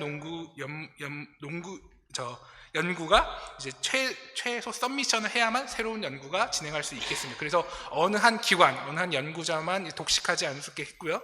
이런 자격 심의가 되면 통보를 하면 연구위에서 심사를 하고 연구를 선정하게 되면 우리 연구 심사 통과했습니다. 이제 종양등록위원회에서 제가 이제 딱 로 데이터를 받아서 데이터 반출을 하게 됩니다. 아까 질문하셨던 것 중에 그럼 모든 데이터를 다 줬냐? 그래서 저도 처음에는 저도 연구 기획서를 심사도 하고 데이터를 관리를 했기 때문에 초반에는 그 로우 데이터를 받아서 이 연구에 필요할 것 같은 데이터만 줬습니다. 제가 그렇게 두고 암호도 걸고 하다가 이제 하다 보면 이제 선생님들이 이제 좀 더 욕심이 날 거예요. 요것도 보고 싶다, 요것도 보고 또 요구하고 요구도 하다 보니까 중반 이후부터는 그냥 다 드렸습니다. 다 드렸고 비밀번호도 걸고 서약서 같은 건 없었는데 그 대신에 나중에 문제가 되면은 저도 살아야 되니까 메일로 계속 그 증거를 남기고 다 책임지세요. 메일로 비밀번호 선생님만 알려드리고 그렇게 생각하고 들렸는데 뭐 데이터로 문제 생긴 적은 없었습니다. 이렇게 논문을 연구를 진행했고 논문을 작성하게 되면 이제 저자됨이 아까 위아마케가 10명의 포커스를 맞춰 더 많은 데 실을 수 있으면 그렇게 하셨다고 했는데 저희는 저자 수에는 제한되지는 않았고요. 그래서 어떻게 했냐면은 저자됨 규칙도 홈페이지에 이렇게 쭉 있고 4번 차례 개정에 따라서 다 개정을 하였습니다. 그래서 어떻게 했냐면은 책임 연구기관 그 연구를 제안해 주신 병원의 주주자 2명, 그래서 PI 선생님 1명, 그리고 또 이제 논문 직접 쓰는 사람 해서 공동 주저자를 2개를 가져가고 그리고 연구에 사용된 전체 환자 등록수가 아니라 연구에 사용된 환자 수를 이렇게 제일 많은 리스트업을 해서 1번이랑 2번 등록기관에는 주저자를 1명씩 줬습니다. 그래서 제일 많은 그 공동연구기관에 저 주저자 가져가실래요? 공동교신 가져가실래요? 여쭤보고 나는 교신을 달라 그러면 이제 교신을 하고 그럼 2번째 등록기관에는 공동 1저자를 줬죠. 그럼 주저자가 4명이 되는 거잖아요. 4명을 책정했고 그럼 3, 4 등록기관은 공저자 2명을 받았고요. 공자주 2명을 받았고 나머지 등록기관에는 공저자 1명씩 받았습니다. 그렇게 따지면 결국에는 주저자를 가져가는 게 1, 2 등록기관인데 우리나라 특성상 거의 최단도 질환은 이 센트럴리제이션이 더 심한 질환이기 때문에 뭐 계속 서울대 아산 삼성만 돌아가는 거거든요. 그렇게 되면 이제 결국 니네만 해먹냐 그런 말이 나올 수 있기 때문에 만약에 계속 아산이 1등에서 주저자 가져가면 다음에는 아산 아예 빼버렸습니다. 그래서 3, 4등도 주저자 가져갈 수 있게 이렇게 했고 그렇게 했고 그러면 공저자가 너무 많아지는 거 아니냐 이렇게 했는데 등록된 예를 들어 췌장암이면 등록된 기관들이 그렇게 많지는 않았습니다. 등록된 환자 수가 워낙에 센트럴리제이션이 심한 질환이다 보기 때문에 등록된 기관 자체가 많지 않고 충실도가 떨어진 환자를 다 제하다 보면은 기관이 한 10개에서 15개 정도 추려져 있기 때문에 저자가 많으면 뭐 많아야 그때 15개 정도 됐던 것 같고요. 보통 한 10명 정도 전후에서 약간 수렴을 했었습니다. 근데 이렇게 해보니까 이제 물론 이제 공식적으로 컴플레인을 하시는 선생님은 없었지만 제가 관리를 해보고 계속 그 저자를 배정을 하다 보니까 이게 결국엔 진짜로 다기관 대형 병원 위주로 돌아갈 수밖에 없거든요. 열심히 하시는 선생님들에 대한 나는 케이스가 얼마 없지만 난 그 케이스 하나 놓치지도 않고 등록을 하고 동의서 다 받고 그런 선생님들에 대한 보상이 전혀 없다고 저는 생각했거든요. 그래서 항상 이거에 대해 좀 계속 저는 제안을 하고 이렇게 문제 제기를 했었는데 그렇게 뭐 바뀐 건 없었고요. 그래서 데이터를 적게 입력하더라도 빠짐없이 다 입력한 기관에 좀 더 점수를 줘야 되지 않나. 그리고 또 이제 빠진 데이터를 다시 채워주세요 했을 때 더 얼마나 다 협조가 잘 되는지 그런데 좀 보상을 해야 되지 않나 그런 생각을 좀 했었습니다. 그래서 결국에는 등록 환자 수는 적지만 꾸준히 등록하는 기관에 그냥 연구를 제안하세요. 연구를 제안하셔야만 이 데이터를 올리는 보람도 있고 그래야만 저자 오서십을 가져갈 수 있기 때문에 적극적으로 공동연구를 제안하세요 하고 그 필요한 절차들은 제가 전화로 막 도와드리고 했고 또 데이터 입력을 한다고 제안이 되기 때문에 연구자도 우선적으로 더 파견해드리고 그랬었습니다. 그렇기 때문에 이렇게 짧은 기간 동안 6년 동안 이렇게 많은 연구들이 진행되었다고 생각을 하고요. DB를 유지하고 공동 연구를 진행하다 보니까 다 여기 데이터베이스를 이제 구성하려고 했던 선생님들 다 경험이 있으시고 고민이 다 똑같이 하셨을 겁니다. 결국 입력하기 쉬운 DB를 만들 것이냐, 그래서 무조건 N수만 많이 해서 우리 이만큼이나 모았다고 할 것이냐, 그리고 그러면 이제 디테일한 정보는 없지만 브로드한 정보만 가지고 그냥 짜잘한 논문들만 많이 쓸 것이냐, 보여주기 쇼잉하기가 좋잖아요. 그리고 이제 아무래도 N수를 늘리려면은 데이터를 많이 가지고 있는 빅센터, 빅3, 빅4, 빅5 선생님들에게 나는 안 줘. 나는 내 기관만으로 논문을 충분히 쓸 수 있는 굳이 왜 내가 공동 연구를 해? 이렇게 나올 수 있기 때문에 이 빅센터를 가지고 오려면 결국에는 오서십을 많이 줘야 되거든요. 그렇기 때문에 이렇게 해야만 DB 구성이 셋업이 잘 될 수 있습니다. 하지만 계속 진행이 되다 보니까 정말로 N수만 늦추기보단 처음에 입력할 때 어느 정도 세팅이 된다고 하면은 한 번은 이제 업그레이드 돼야 된다고 생각을 하고요. 여기 이 데이터베이스만 가져왔을 때 바로 연구를 시작할 수 있게 입력 자체도 세부적인 디테일한 내용도 들어가야 된다고 생각을 하고 N수만 높일 뿐만 아니라 빠짐없이 필업을 다 선택과 필수항만 나왔을 때 빠짐없이 입력해주는 그런 문화가 정착이 되어야 될 것 같고 단순히 논문이 이렇게 많이 썼다고 자랑할 게 아니라 결국에는 충실도가 높은 데이터베이스를 가지고 임팩트 팩터가 높은 저널에 실릴 수 있는 연구를 해야 되지 않나. 그리고 계속 반복해서 말씀드리지만 N수가 중요한 게 아니라 데이터 퀄리티 높은 데이터를 입력할 수 있는 병원에 대한 보상적 측면 그런 게 중소병원에 대한 동기부여가 필요하지 않나 생각이 들었습니다. 네, 제가 발표를 준비한 내용은 여기까지입니다. 네, 그동안 방대한 양의 데이터를 정리하고 관리하시느라고 굉장히 고생 많으셨고요. 시간 관계상 플로어에서 질문이나 코멘트 한 분만 받도록 하겠습니다. 네, 없으신가요? 네, 그럼 발표 감사드립니다. 감사합니다. 네. 마지막 강의로 넘어가도록 하겠습니다. 마지막 강의는 저희 이제 어려운 발걸음을 해주셨습니다. 법무법인 율촌의 정상태 변호사님께서 데이터 활용 K-QIPS 데이터 관련 성과물의 지적 재산권 관련하여서 굉장히 좋은 강의를 해주실 거라고 생각됩니다. 예, 변호사님은 지금 2012년도에 사법연수원 제41기 수료하시고 그 이전에 95년도에 서울대 공대 기계공학과를 졸업하시고 이후에 사법고시를 보셔서 사법연수원을 수료하시고 현재는 지금 법무법인 율촌에 근무하고 계십니다. 변호사님 강의 부탁드립니다. 네. 오늘 말씀드린 내용은 이제 전반적으로 데이터에 중심된 내용인데 특허, IP, 인텔렉츄얼 프로퍼티 중심으로 좀 말씀을 드리겠습니다.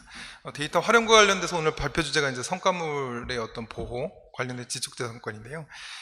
이 데이터와 관련된 흐름도입니다. 환자가 의료 데이터를 병원에 주고 거기에 대해서 그럼 환자는 뭘 받냐? 데이터의 어떤 소유권, 그리고 개인정보 침해, 이익 배분을 받을 수 있나? 그리고 병원과 어떤 개발사, 외부 개발사들이 있겠죠. 그 데이터가 이동하고 특허라든지 데이터에 대한 소유권은 어떻게 되는가? 또 외부에서 돈을 받는 이게 국가 돈일 수도 있고 어떤 연구 과제일 수도 있고 아니면 사기업일 경우에는 투자금일 수도 있죠. 그런 데에 대해서 여러 가지 이제 IP 내지는 소유권, 데이터 이런 부분들이 문제되고 있습니다. 오늘 발표 내용은 주로 그런 내용들이고요. 그래서 일단 IP의 분류를 좀 보시면은 일단 등록해야만 보호되는 권리는 특허, 실용, 상표 디자인입니다. 그리고 등록을 할 수 없는 권리는 영업비밀, 저작권, 부정경쟁 방지 이렇게 되고 특징이 이제 자세하게 설명 안 드리는데 일단 특허, 상표 디자인, 실용처럼 등록받을 수 있는 권리는 보호가 강력하다. 그리고 나머지 권리들은 좀 약합니다. 그래서 되도록이면은 등록을 받고 다만 데이터는 이렇게 등록을 할 수 없는데 그러나 이제 뒤에서 여기서 설명을 드립니다만 데이터의 보호는 저작권, 데이터베이스, 영업비밀, 부정경쟁 방지 이래서 다단계 보호는 되고 있어서 그 부분에 대한 보호는 충분하다고 생각은 됩니다. 조금 설명을 드리면 데이터 학습 단계에서 문제가 되는 건 이제 예를 들어 어떤 병원이 갖고 있는 데이터를 다른 병원이든 어떤 회사든 이런 데서 무단으로 가져가는 거죠. 무단으로 가져가서 학습을 시킨다든가 아니면 데이터를 활용을 한다든가 그런 부분에서 저작권 침해, 데이터베이스 침해, 개인정보도 침해될 수 있고요. 영업비밀 침해, 부정경쟁 방지 위반 다 문제될 수 있습니다. 그리고 데이터 사용 단계는 그렇게 학습을 하든 아니면 그걸 보고 그대로 내가 비슷한 걸 동일 유사한 걸 쓴다 이러면 쓰는 행위, 그러니까 학습이나 내가 취득하는 행위도 처벌되지만 쓰는 행위도 처벌이 됩니다. 거기서 문제될 수 있는 건 마찬가지로 저작권, 개인정보, 영업비밀 침해, 또 특허, 상표 디자인 이런 것들이 이제 IP 권리로서 모두 문제가 될 수 있습니다. 산출물 보호는 이제 프로그램 같은 거 이런 것들이 문제가 될 수 있고요. 뒤에서 좀 더 상세히 설명드립니다. 데이터 보호를 좀 전에 말씀드리긴 했는데 조금 더 자세히 보면은 이제 부경법에서 새로운 조항이 만들어 와서 권한 없는 자가 무단으로 쓰거나, 이거 해킹이죠. 권한 있는 자가 또 부정한 방법으로 쓰거나, 뭐 예를 들면 직원이 마음대로 쓰는 겁니다. 이게 빼내는 거. 그러니까 액세스 권한이 있는 사람이 부정하게 써도 처벌이 되고요. 그리고 저작권이나 저작권법상 데이터베이스 건은 어떤 회사들이, 이게 이제 크롤링에서 문제가 되는데 뒤에서 좀 더 설명드릴게요. 그러니까 예를 들어 인터넷에서 다른 홈페이지를 그대로 복사해서 뭐 병원 같은 경우에는 병원 데이터가 있는데 그걸 무단으로 크롤링해서 대규모로 복제를 했다. 이러면 이제 데이터베이스권 침해가 되고요. 부경법 파목은 이제 이거는 부경법은 아까 보충법이라고 했잖아요. 그래서 특허, 상표, 디자인, 저작권, 영업비밀 다 안 될 때 부경법 파목으로 이제 어떤 보호를 받을 수 있습니다. 그리고 형법상 배임죄는 뒤에도 조금 말씀드리겠습니다만 직원이 회사 걸 빼내거나 병원 걸 빼내거나 아니면 협력 관계 있는 회사가 남의 걸 빼갈 경우, 이런 경우에 형법상 배임죄가 되고 뭐 영업상 비밀도 죄가 될 수 있습니다. 그래서 민형사 보호가 될 수 있고요. 판례를 좀 살펴보시면은 이 야놀자 사건은 뭐냐면 야놀자 숙박업소가 여기어때의 숙박업소 데이터를 그대로 복제한 겁니다. 크롤링을 해서 썼는데 형법은 무죄가 됐어요. 형사는 저작권 침해도 무죄가 되는데 민사는 그래도 이건 좀 뭐 형사 처벌은 안 돼도 민사 처벌을 한다 그래서 10억 배상 청구가 나왔습니다. 여기서 인정된 게 부경법입니다. 이게 저작권법도 사실은 인정이 될 만한 사건인데 어쨌든 선행에서 저작권 침해가 무죄가 나왔기 때문에 민사적으로 부경법 위반으로 10억 배상 판결이 나왔고, 이거는 이제 잡코리아 데이터베이스를 베낀 겁니다. 이거는 이제 데이터베이스 저작권 침해가 나왔고 확정됐습니다. 그리고 이 바둑 이 기본은 이거는 어쨌든 이것도 데이터베이스로서 보호는 될 수 있는데 요 사안은 조금 특이한 게 이제 그 한국기원이라는 여기 전자기법 파일을 보호해 주진 않고 이 데이터는 그 이렇게 뭐죠 바둑 두시는 분들 그분 데이터에서 보호할 수는 없다 뭐 이런 취지입니다. 이건 자세한 건 넘어가겠습니다. 그리고 이제 이런 대규모 데이터도 보호가 되지만 개개의 데이터, 예를 들면 뭐 수술 사진, 뭐 이런 어떤 논문에 나오는 워딩 이런 것도 보호는 되는데요. 근데 이제 저작물에서는 조금 그 인정 허들이 높습니다. 특히 이 의료 쪽은 이게 약간 공익적인 부분이 있기 때문에 뭐 수술 사진, 치료 원리 이런 것들은 저작권으로 보호해주지 않는다. 이런 게 현재 대법원 판례고, 뭐 병원 접수대나 고객 대기실도 웬만하면 보호를 안 해주겠다. 이게 지금 현재 법원의 입장입니다. 영업비밀 그다음 말씀드리는데, 영업비밀은 이제 여러 가지 종류가 있는데 일단 문제되는 거는 대부분이 뒤로 좀 갔으면 좋겠는데 대부분이 직원이 이동을 하면서 문제가 됩니다. 그래서 문제가 되는 게 이제 내가 특히 연구소장 아니면 뭐 예를 들면 뭐 대학 교수님도 될 수 있죠. 아니면 연구원. 이게 머릿속에서는 이거 내가 개발했기 때문에 내 거라 생각을 하는데 그게 사실은 직무상 저작물 내지는 어떤 계약 내지는 직무 발명 특허 이걸로 법적으로는 회사 겁니다. 근데 이제 아무래도 이제 연구원분이나 교수님들이 이건 내가 내 몸을 바쳐서 한 건데 이러면서 이제 빼내가면서 영업비밀 침해가 되거나 아니면 이제 공동 개발하면서 알게 된 액세스가 부여된 남의 데이터베이스라든지 기술 정보를 빼낼 때 이럴 때 대부분 영업비밀 침해가 발생을 합니다. 그래서 뭐 대부분 기술 정보가 이제 문제가 되고 아까 말씀드린 대로 데이터베이스 특히 이제 뭐 그냥 일반 환자 데이터는 영업비밀이라고 보기는 어렵지만 환자 데이터 가공한 데이터 이런 건 영업비밀이 되겠죠. 요건은 뭐 비공지성, 경제적 유효성, 비밀관리성이 있는데 대부분은 두 가지입니다. 비공지성 아니면 비밀관리성이고, 비공지성은 이제 뭐 홈페이지에 공개를 안 했으면 일단 비공지성이고, 비밀관리성은 그 데이터베이스로 뭐 접근 통제, 뭐 컨피덴셜 도장을 찍어 놓는다든가 이렇게 해야 비밀관리성이 인정이 됩니다. 판례를 좀 보시면은 비밀관리성 뭐 병원이나 AI 업체 이런 데에서 이게 좀 작은 업체들이 이런 걸 좀 못하죠. 그래서 전사나 중앙화를 해놓고 이제 권한 있는 자만 액세스를 해야 되는데 아무나 뭐 볼 수 있게 됐다. 이러면 비밀관리성이 부정되는 사안이 있습니다.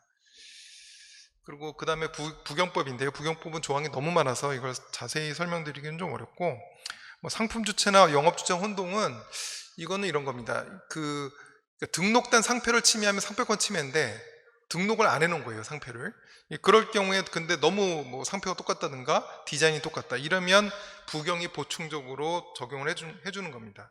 그리고 디자인 보호도 그렇고, 밑에 보시면 아이디어 탈취는 이제 공동 개발하다가 이제 남의 걸 그냥 뺏어서 그대로 베끼는 경우고요. 그리고 데이터 부정 사용, 여기 카목 있죠. 아까 말씀드린 대로 이제 좀 보강이 된 겁니다. 종래에 좀 데이터 보호에 좀 공백이 있다고 해도 새로 2020년에 도입이 됐고, 그 다음에 맨 아래 기타 성과 도용은, 이거는 이제 아까 말씀드린 특허, 상표 디자인, 부경, 영업비밀 다 안 될 때, 그런데 난 억울하다 이러면 이 마지막 조항이 나오게 됩니다. 그래서 판례들을 좀 보시면 이게 왼쪽이 짝 프로그램이고 오른쪽이 SNL 짝 패러디입니다. 근데 왜 그런지 모르겠는데 SUS가 이제 저작권, 부경법 이렇게 침해를 주장했는데 결국은 뭐 인정이 안 됐죠. 적법하다. 이건 패러디라서 혼동 위험도 없다. 근데 이제 이런 것들이 데이터 활용에 있어서도 좀 비슷한 걸 쓰면은 이게 좀 억울하다 싶으면 이 부경을 좀 한번 시도해 보실 수 있습니다.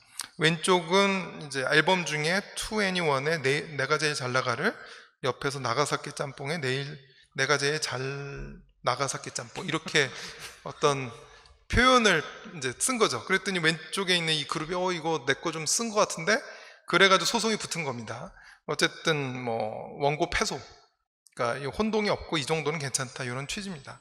그리고 왼쪽이 이제 초콜릿과 와인을 이렇게 포장을 만든 건데 오른쪽이 따라한 겁니다. 롯데 빼빼로. 이거는 위법. 이런 데서 이제 부경이 나오는 거죠. 왼쪽이 원본 어떤 저작물, 사진인데 오른쪽이 좀 비슷하죠. 그래서 여기 소송이 붙었는데 결국은 적법하다고는 봤습니다. 자세한 논리는 설명드리지 않을게요. 이게 법학적으로 뭐 여러 가지 기준이 있는데 일단 그냥 약간 느낌만 보시면 됩니다. 이거는 이제 대선의 어떤 경선 결과를, 예를 들어 MBC 거를 어떤 인터넷에서 그대로 따온 겁니다. 이럴 때 위법.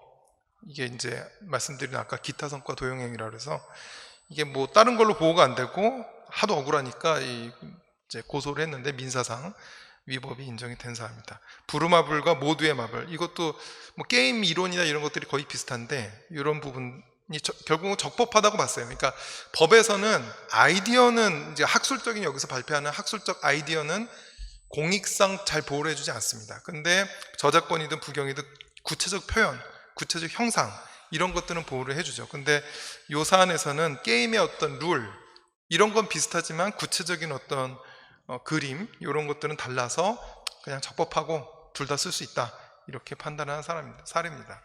왼쪽은 골프존, 이거가 이제 실제 골프존을 영상으로 무단으로 이제 베낀 거죠.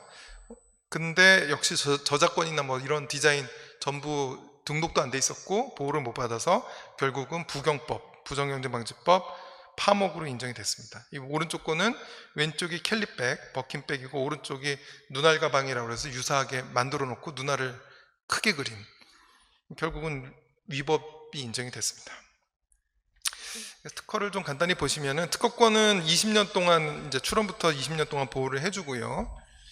뭐 제약 신규 물질은 조금 더 연장, 5년 정도 연장이 됩니다만, 특허의 요건은 뭐 신규성, 진보성, 기재불비 요 요건이 있습니다. 신규 진보성은 새로운 어떤 기술, 그리고 진보성은 좀 뛰어난 기술, 그 요건을 만족해야 되고, 뭐 이제 구체적인 거는 뭐 사안이 워낙 복잡해서 뭐 여기서 말씀드리기는 좀 어려운데, 근데 좀 이슈가 되는 것들이 그럼 수술 방법, 치료 방법 이런 거 특허되냐? 안 됩니다. 이게 왜 그러냐면 산업상 이용 가능성이 있어야 되는데 뭐 이런 걸 다 떠나서 치료 방법이나 수술 방법을 누구한테 독점적으로 특허를 주면 한 병원만 할 수 있죠. 그건 공익에 반하기 때문에 특허를 주지 않습니다. 그런데 기계는 특허를 받을 수 있습니다. 그러니까 약간 뭐 판단 기준이 여러 개가 있는데, 의료기관이나 의료인은 특허 침해를 안 당한다, 특허도 받을 수 없다. 그러나 의료기기, 뭐 소프트웨어 이런 데는 전부 특허의 보호 대상이 되고 침해가 될 수 있습니다. 이렇게 보시면 되고요. 이 부분 넘어가겠습니다. 시간 관계상. 데이터 관련돼서 지금 최근까지 소송이 없었는데 최근에 이제 해외에서 소송이 발생하기 시작합니다. 그래서 GitHub이라고 프로그램을 만드는 회사가, GitHub 잘 모르실 것 같긴 한데 어쨌든 거기에 이제 MS가 갖고 있는 회사인데요. 프로그램을 자동으로 이제 코드를 짜주는 겁니다. 근데 거기 이용자들이 동의를 해줬어요. 내 프로그램을 너가 학습해서 마음대로 써도 된다. 그런데 뭘 동의 안 해줬냐면 이 MS 코팔리에이션 프로그램이 코드를 AI가 만들어주는데 거기에 이 코드가 맨 처음 카피라이트 뭐 이런 정상태 정상태가 만든 코드다. 요거를 동의를 안 해준 거예요. 출처 동의. 그랬더니 내가 사용 동의를 했는데 출처 동의를 안 해줬는데 내가 만든 코드를 그대로 복사해서 코파일럿이 아웃풋으로 다른 사람한테 제공하더라. 이래서 소송을 건 겁니다. 그래서 지금 미국에서 소송은 제기하고 있는데 이게 이제 AI 쪽 그 기술하고 연관이 돼 있는데 이게 이제 이기려면은 이 코파일럿이라는 프로그램이 나오는 소스 코드나 데이터가 원 저작물, 내 코드랑 비슷해야 되는데 그걸 아직 입증을 못했어요. 그래서 그 부분에서 좀 다투고 있다. 그리고 미술 저작물을 학습해서 비슷한 그림을 만들어주는 이 스타빌리티 AI에 대한 소송도 이 미술가들이 소송을 제기했습니다. 이것도 좀 문제인데요. 어쨌든 여러 가지가 문제되는데 저작권, 학습할 때 저작권 침해는 인정. 그런데 이 AI가 만드는 그림이 내 원저작물, 내 그림 원 그림과 비슷하냐, 그 부분 지금 다퉈지고 있고 원고가 잘 입증을 못하고 있어요. 그 부분은 좀 이슈가 있고, 왼쪽은 기업끼리 부딪혔습니다. 왼쪽이 게티 이미지 굉장히 많이 큰 회사죠. 왼쪽을 학습해서 오른쪽을 스타빌리티 AI가 만든 겁니다. 그래서 게티가 이 스타빌리티 AI를 상대로 소송을 제기하고 있고, 역시 소송이 뭐 계속 중입니다. 어떻게 나올지는 모르겠고요. 그리고 왼쪽이 이제 뉴욕타임스하고 오픈 AI가 또 한판 붙었는데, 이거는 뉴욕타임스의 퓰리처상을 받은 기사를 오픈 AI가 거의 99% 그대로 복사를 해서 내놓은 겁니다. 근데 이제 AI가 원래는 그대로 뱉어내지 않고 뭔가 이렇게 좀 각색을 하는데, 이거는 그대로 뱉어내가지고 지금 소송이 크게 붙어서 현재 진행 중입니다.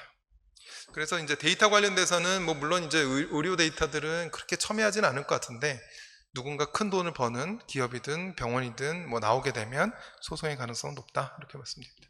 그리고 국가혁신법, 이 성과물의 귀속에 관한 건데, 일단 기본적으로 혁신법은 그 연구개발기관의 귀속이 되죠. 그런데 또 일단 문제는 그럼 데이터가 이 연구개발 성과냐, 물음표입니다. 그리고 공동연구개발의 그 비율은 연구개발 기관에 귀속되지만 협의로서 달리 정할 수 있죠. 그래서 조금 사적 가치가 많이 적용을 한다. 그걸 말씀드리고요. 그래서 성과 연구 기소에 대한 뭐 사례들은 사실은 뭐 자유롭게 정하시면 됩니다. 이건 내고에 따라 이제 협상에 따라서 자유롭게 정할 수 있고, 제가 봤던 어떤 계약서인데 심지어 병원이 100%예요. 병원이 데이터를 주니까 데이터에 대한 보상으로서 모든 결과물은 다 내 거다. 100%. 뭐 특허든 데이터든 모두 이런 계약도 합니다. 그래서 그러고 해도 100% 위법하다 이렇게 보기도 좀 어려워요. 여러 가지 사정이 있기 때문에. 그래서 사적 자치가 있다. 그 부분 좀 말씀드리고요. 개인정보도 제가 여러 번 다른 학교에서 발표를 했는데 오늘은 간단하게 말씀드릴게요. 근데 이제 문제가 되는 게 그 데이터 소유권, 누구 소유냐, 이 부분이 문제가 되는데, 일단 환자 측면에서는 환자의 어떤 수익 배분권은 어느 법에도 없습니다. 환자의 권리는 약간 내 데이터를 내가 관리할 수 있다. 관리할 수 있다지 돈을 벌 수 있다. 이런 규정은 법에는 없다. 그렇게 말씀드리는데, 근데 이제 환자의 특허에 대한 권리 이 사례가 있는데, 헤얼리셀 류키미아, 이거에 관한 끝내주는 항체가 있었던 사람인가 봐요. 근데 그거를 연구기관이 병원하고 제약사가 그 항체를 뽑아다가 특허를 내가지고 돈을 엄청 벌었는데, 환자가 이건 내 몸에서 나온 걸 분석한 거니 나한테 돈을 달라, 이렇게 소송이 붙었는데, 캘리포니아 주 대법원은 환자의 권리는 없다, 몸에서 일단 떠나면 끝이다, 이렇게 판결이 나왔습니다. 그래서 데이터도 마찬가지입니다. 데이터를 내가 내 손을 떠나서 동의를 해주는 순간 돈을 받을 수는 없다. 그래서 하버드 대학에서 연구를 했는데, 이 논문에서 보면은 이 데이터 수요자와 공급자 간의 돈 차이가 있는 거예요. 그러니까 수요자는 병원이나 이런 수요자는 내가 월 5불을 주겠다, 이런 의사가 있는데 제공자는 월 100불은 받아야 됐다. 그래서 격차가 크다, 이런 서베이가 있습니다. 그래서 결국은 데이터를 환자 입장에서는 줄 때 돈을 받거나 일단 넘어가면 다시 받기는 어렵다. 특히 우리나라 개인정보법은 동의 없이 감형 처리할 수 있으니까 더더욱 그렇습니다. 근데 이제 보건의료 데이터 가이드라인이 몇 번 바뀌었는데, 옛날에는 거의 실비만 받아라, 이제 지금 좀 바뀌었어요. 근데 그래도 공공 데이터만큼 받아라, 받는 것을 권장합니다. 법상으로 이게 거래가 되는 순간 가격은 법이 정할 수가 없어요. 그래서 제가 뭐 다른 데서 많이 말씀드립니다만, 가이드라인은 일단 법이 아니고, 그래서 거래를 할 수 있는지 여부가 좀 가명 데이터 기준입니다. 가명 데이터를 동의 없이 이제 제3자 제공할 수 있으니까 얼마를 받아야 되느냐. 가이드라인은 옛날에는 7비, 지금은 공공 데이터. 근데 다 법령상 기준이 없습니다. 그래서 엄밀하게 말하면 그냥 자유롭게 아까 말씀드린 대로 사적 자치로 자유롭게 정할 수는 있습니다. 법령상. 근데 가이드라인 상으로는 조금 문제가 있어서 그래서 제가 이제 학회나 어떤 회사들한테 말씀드리는 게 일단 활용은 안심센터를 써라. 그리고 거기서는 굉장히 이렇게 바로 폐기 안 해도 되거든요. 안심센터는 정책이 좀 바뀌어서. 그리고 돈을 벌면 공익적 목적으로 기부를 해라. 왜냐하면 환자한테 주면 좋은데 지금 그런 시스템이 안 돼 있으니까 기부의 의무는 없지만 그렇게 하는 것이 나중에 여러 가지 개인정보법이나 사후적 규제를 피할 수 있는 방법이다 이렇게 말씀드리고 있습니다. 그리고 데이터 거래도 가명 데이터를 거래할 수 있냐 이거에 대해서 데이터 기본법인 과기부는 할 수 있다고 그래요. 복지부하고 개인정보위원회는 안 된다고 합니다. 그래서 이제 좀 정리가 안 돼 있어요. 데이터 거래 및 가치평가는 요건 과기부 가이드라인인데 할 수 있고 기본적으로 보건 데이터도 포함이 되어 있습니다. 데이터 활용과 보호도 정부 입장도 반대입니다. 왼쪽은 활성화한다는 보도자료인데 오른쪽은 가맹정보 특례는 일부 사익 추구를 하는데 초래될 우려는 없다. 혼동스럽죠. 근데 아까 말씀드렸듯이 공공 데이터의 뭐 비용이라도 준다는 가이드라인이 있는데 그건 법령은 아니고 사실상 법적으로는 데이터를 비싸게 팔아도 비싸게 과학적 연구 목적으로 제3자 제공해도 제재를 못하는 겁니다. 법령상으로는. 그런 부분에서 차이가 있다. 전송요구권은 지금 이슈가 되고 있는데요. 일반법인 개인정보법의 전송요구권을 들여왔고 내년 3월 15일 전에 시행이 됩니다. 아직 시행일은 확정이 안 되는데 근데 의료데이터가 문제되죠. 의료데이터의 소유권이 누가 있느냐. 문제가 되는 게 요 35조 2항의 2호입니다. 전송을 위해 개인정보가 개인정보 처리자가 수집한 개인정보를 기초로 분석 가공해서 별도 생성한 거. 그러니까 진료 기록이 내가 별도 생성한 거냐. 생성한 거면 전송요구 대상이 아니고 생성한 게 아니면 전송요구 대상이 되죠. 그런데 지금 개인정보위원회 시행령은 그냥 진료 기록 몽땅 다 의료법상 21조 뭐 약속법상 30조 몽땅 모두 다 들어간다고 보고 있습니다. 시행령으로.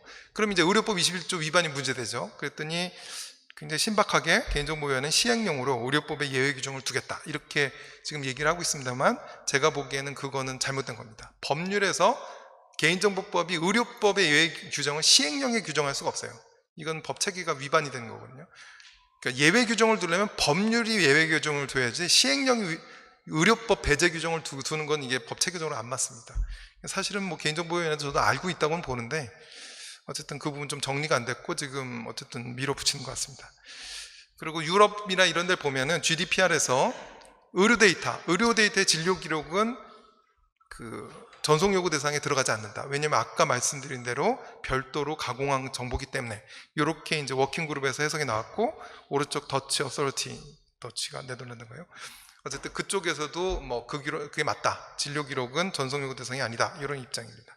근데 우리나라는 좀 다르게 지금 밀어붙이고 있죠.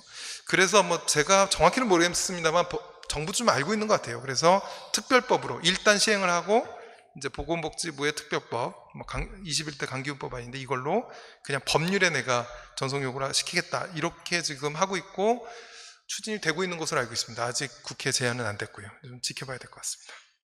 네, 이상으로 제 발표를 마치도록 하겠습니다. 네, 유익한 강의 감사드립니다. 혹시 플로어에서 질문이나 코멘트 있으시면 부탁드리겠습니다. 제가 질문 좀 하나 드리겠습니다. 아까 지적재산권 관련돼 가지고요. 저희 이제 과제 자체가 다기관으로 이제 모으는 과제인데 예를 들어서 A라는 병원에서 데이터를 한 30%를 썼는데 이제 같이 과제 참석했던 B 기관의 연구자가 어떤 뭐 특허를 낸다든지 지적재산권을 가지면 A라는 병원에서는 자기들이 데이터를 줬기 때문에 자기들의 어떤 지적재산권에 지분이 있다라고 주장을 하면 이런 문제도 어떻게 해결할 수 있습니까? 그러니까 저 지금 질문에 맞춰서 제가 만든 게 PT인데 옛날에는 데이터가 아니라 기술 위주로 지분을 나눴거든요. 특허권은 이제 기술적 기여를만 보기 때문에. 근데 요즘 데이터가 워낙 중요하고 특히 의료에서는 데이터가 결과물을 좌우하기 때문에 데이터의 기여가 일반적인 기술 개발보다 굉장히 높습니다. 그래서 그럼 이 데이터의 기여를 어떻게 이제 반영할 거냐 특허권에 그 부분이 이제 아까 제가 너무 빨리 지나가서 자세히 설명은 못 드렸는데 일반적으로는 기술적 기여를 갖고 특허권 지분을 나눠요. 그게 이제 대법원 판례고, 그러나 데이터의 기여 또는 돈의 기여가 있다면 그거는 발명자로서 쓸 수는 없지만 그냥 특허권의 지분은 자유롭게 나눌 수 있습니다.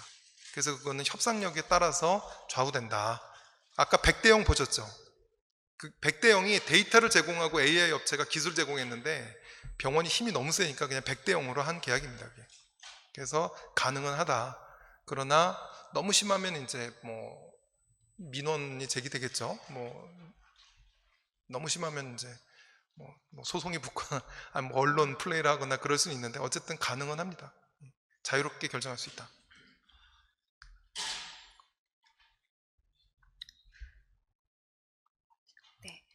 늦은 시간까지 이렇게 열띠게 참여해 주신 선생님들 감사드립니다. 이상으로 이번 세션 마치도록 하겠습니다.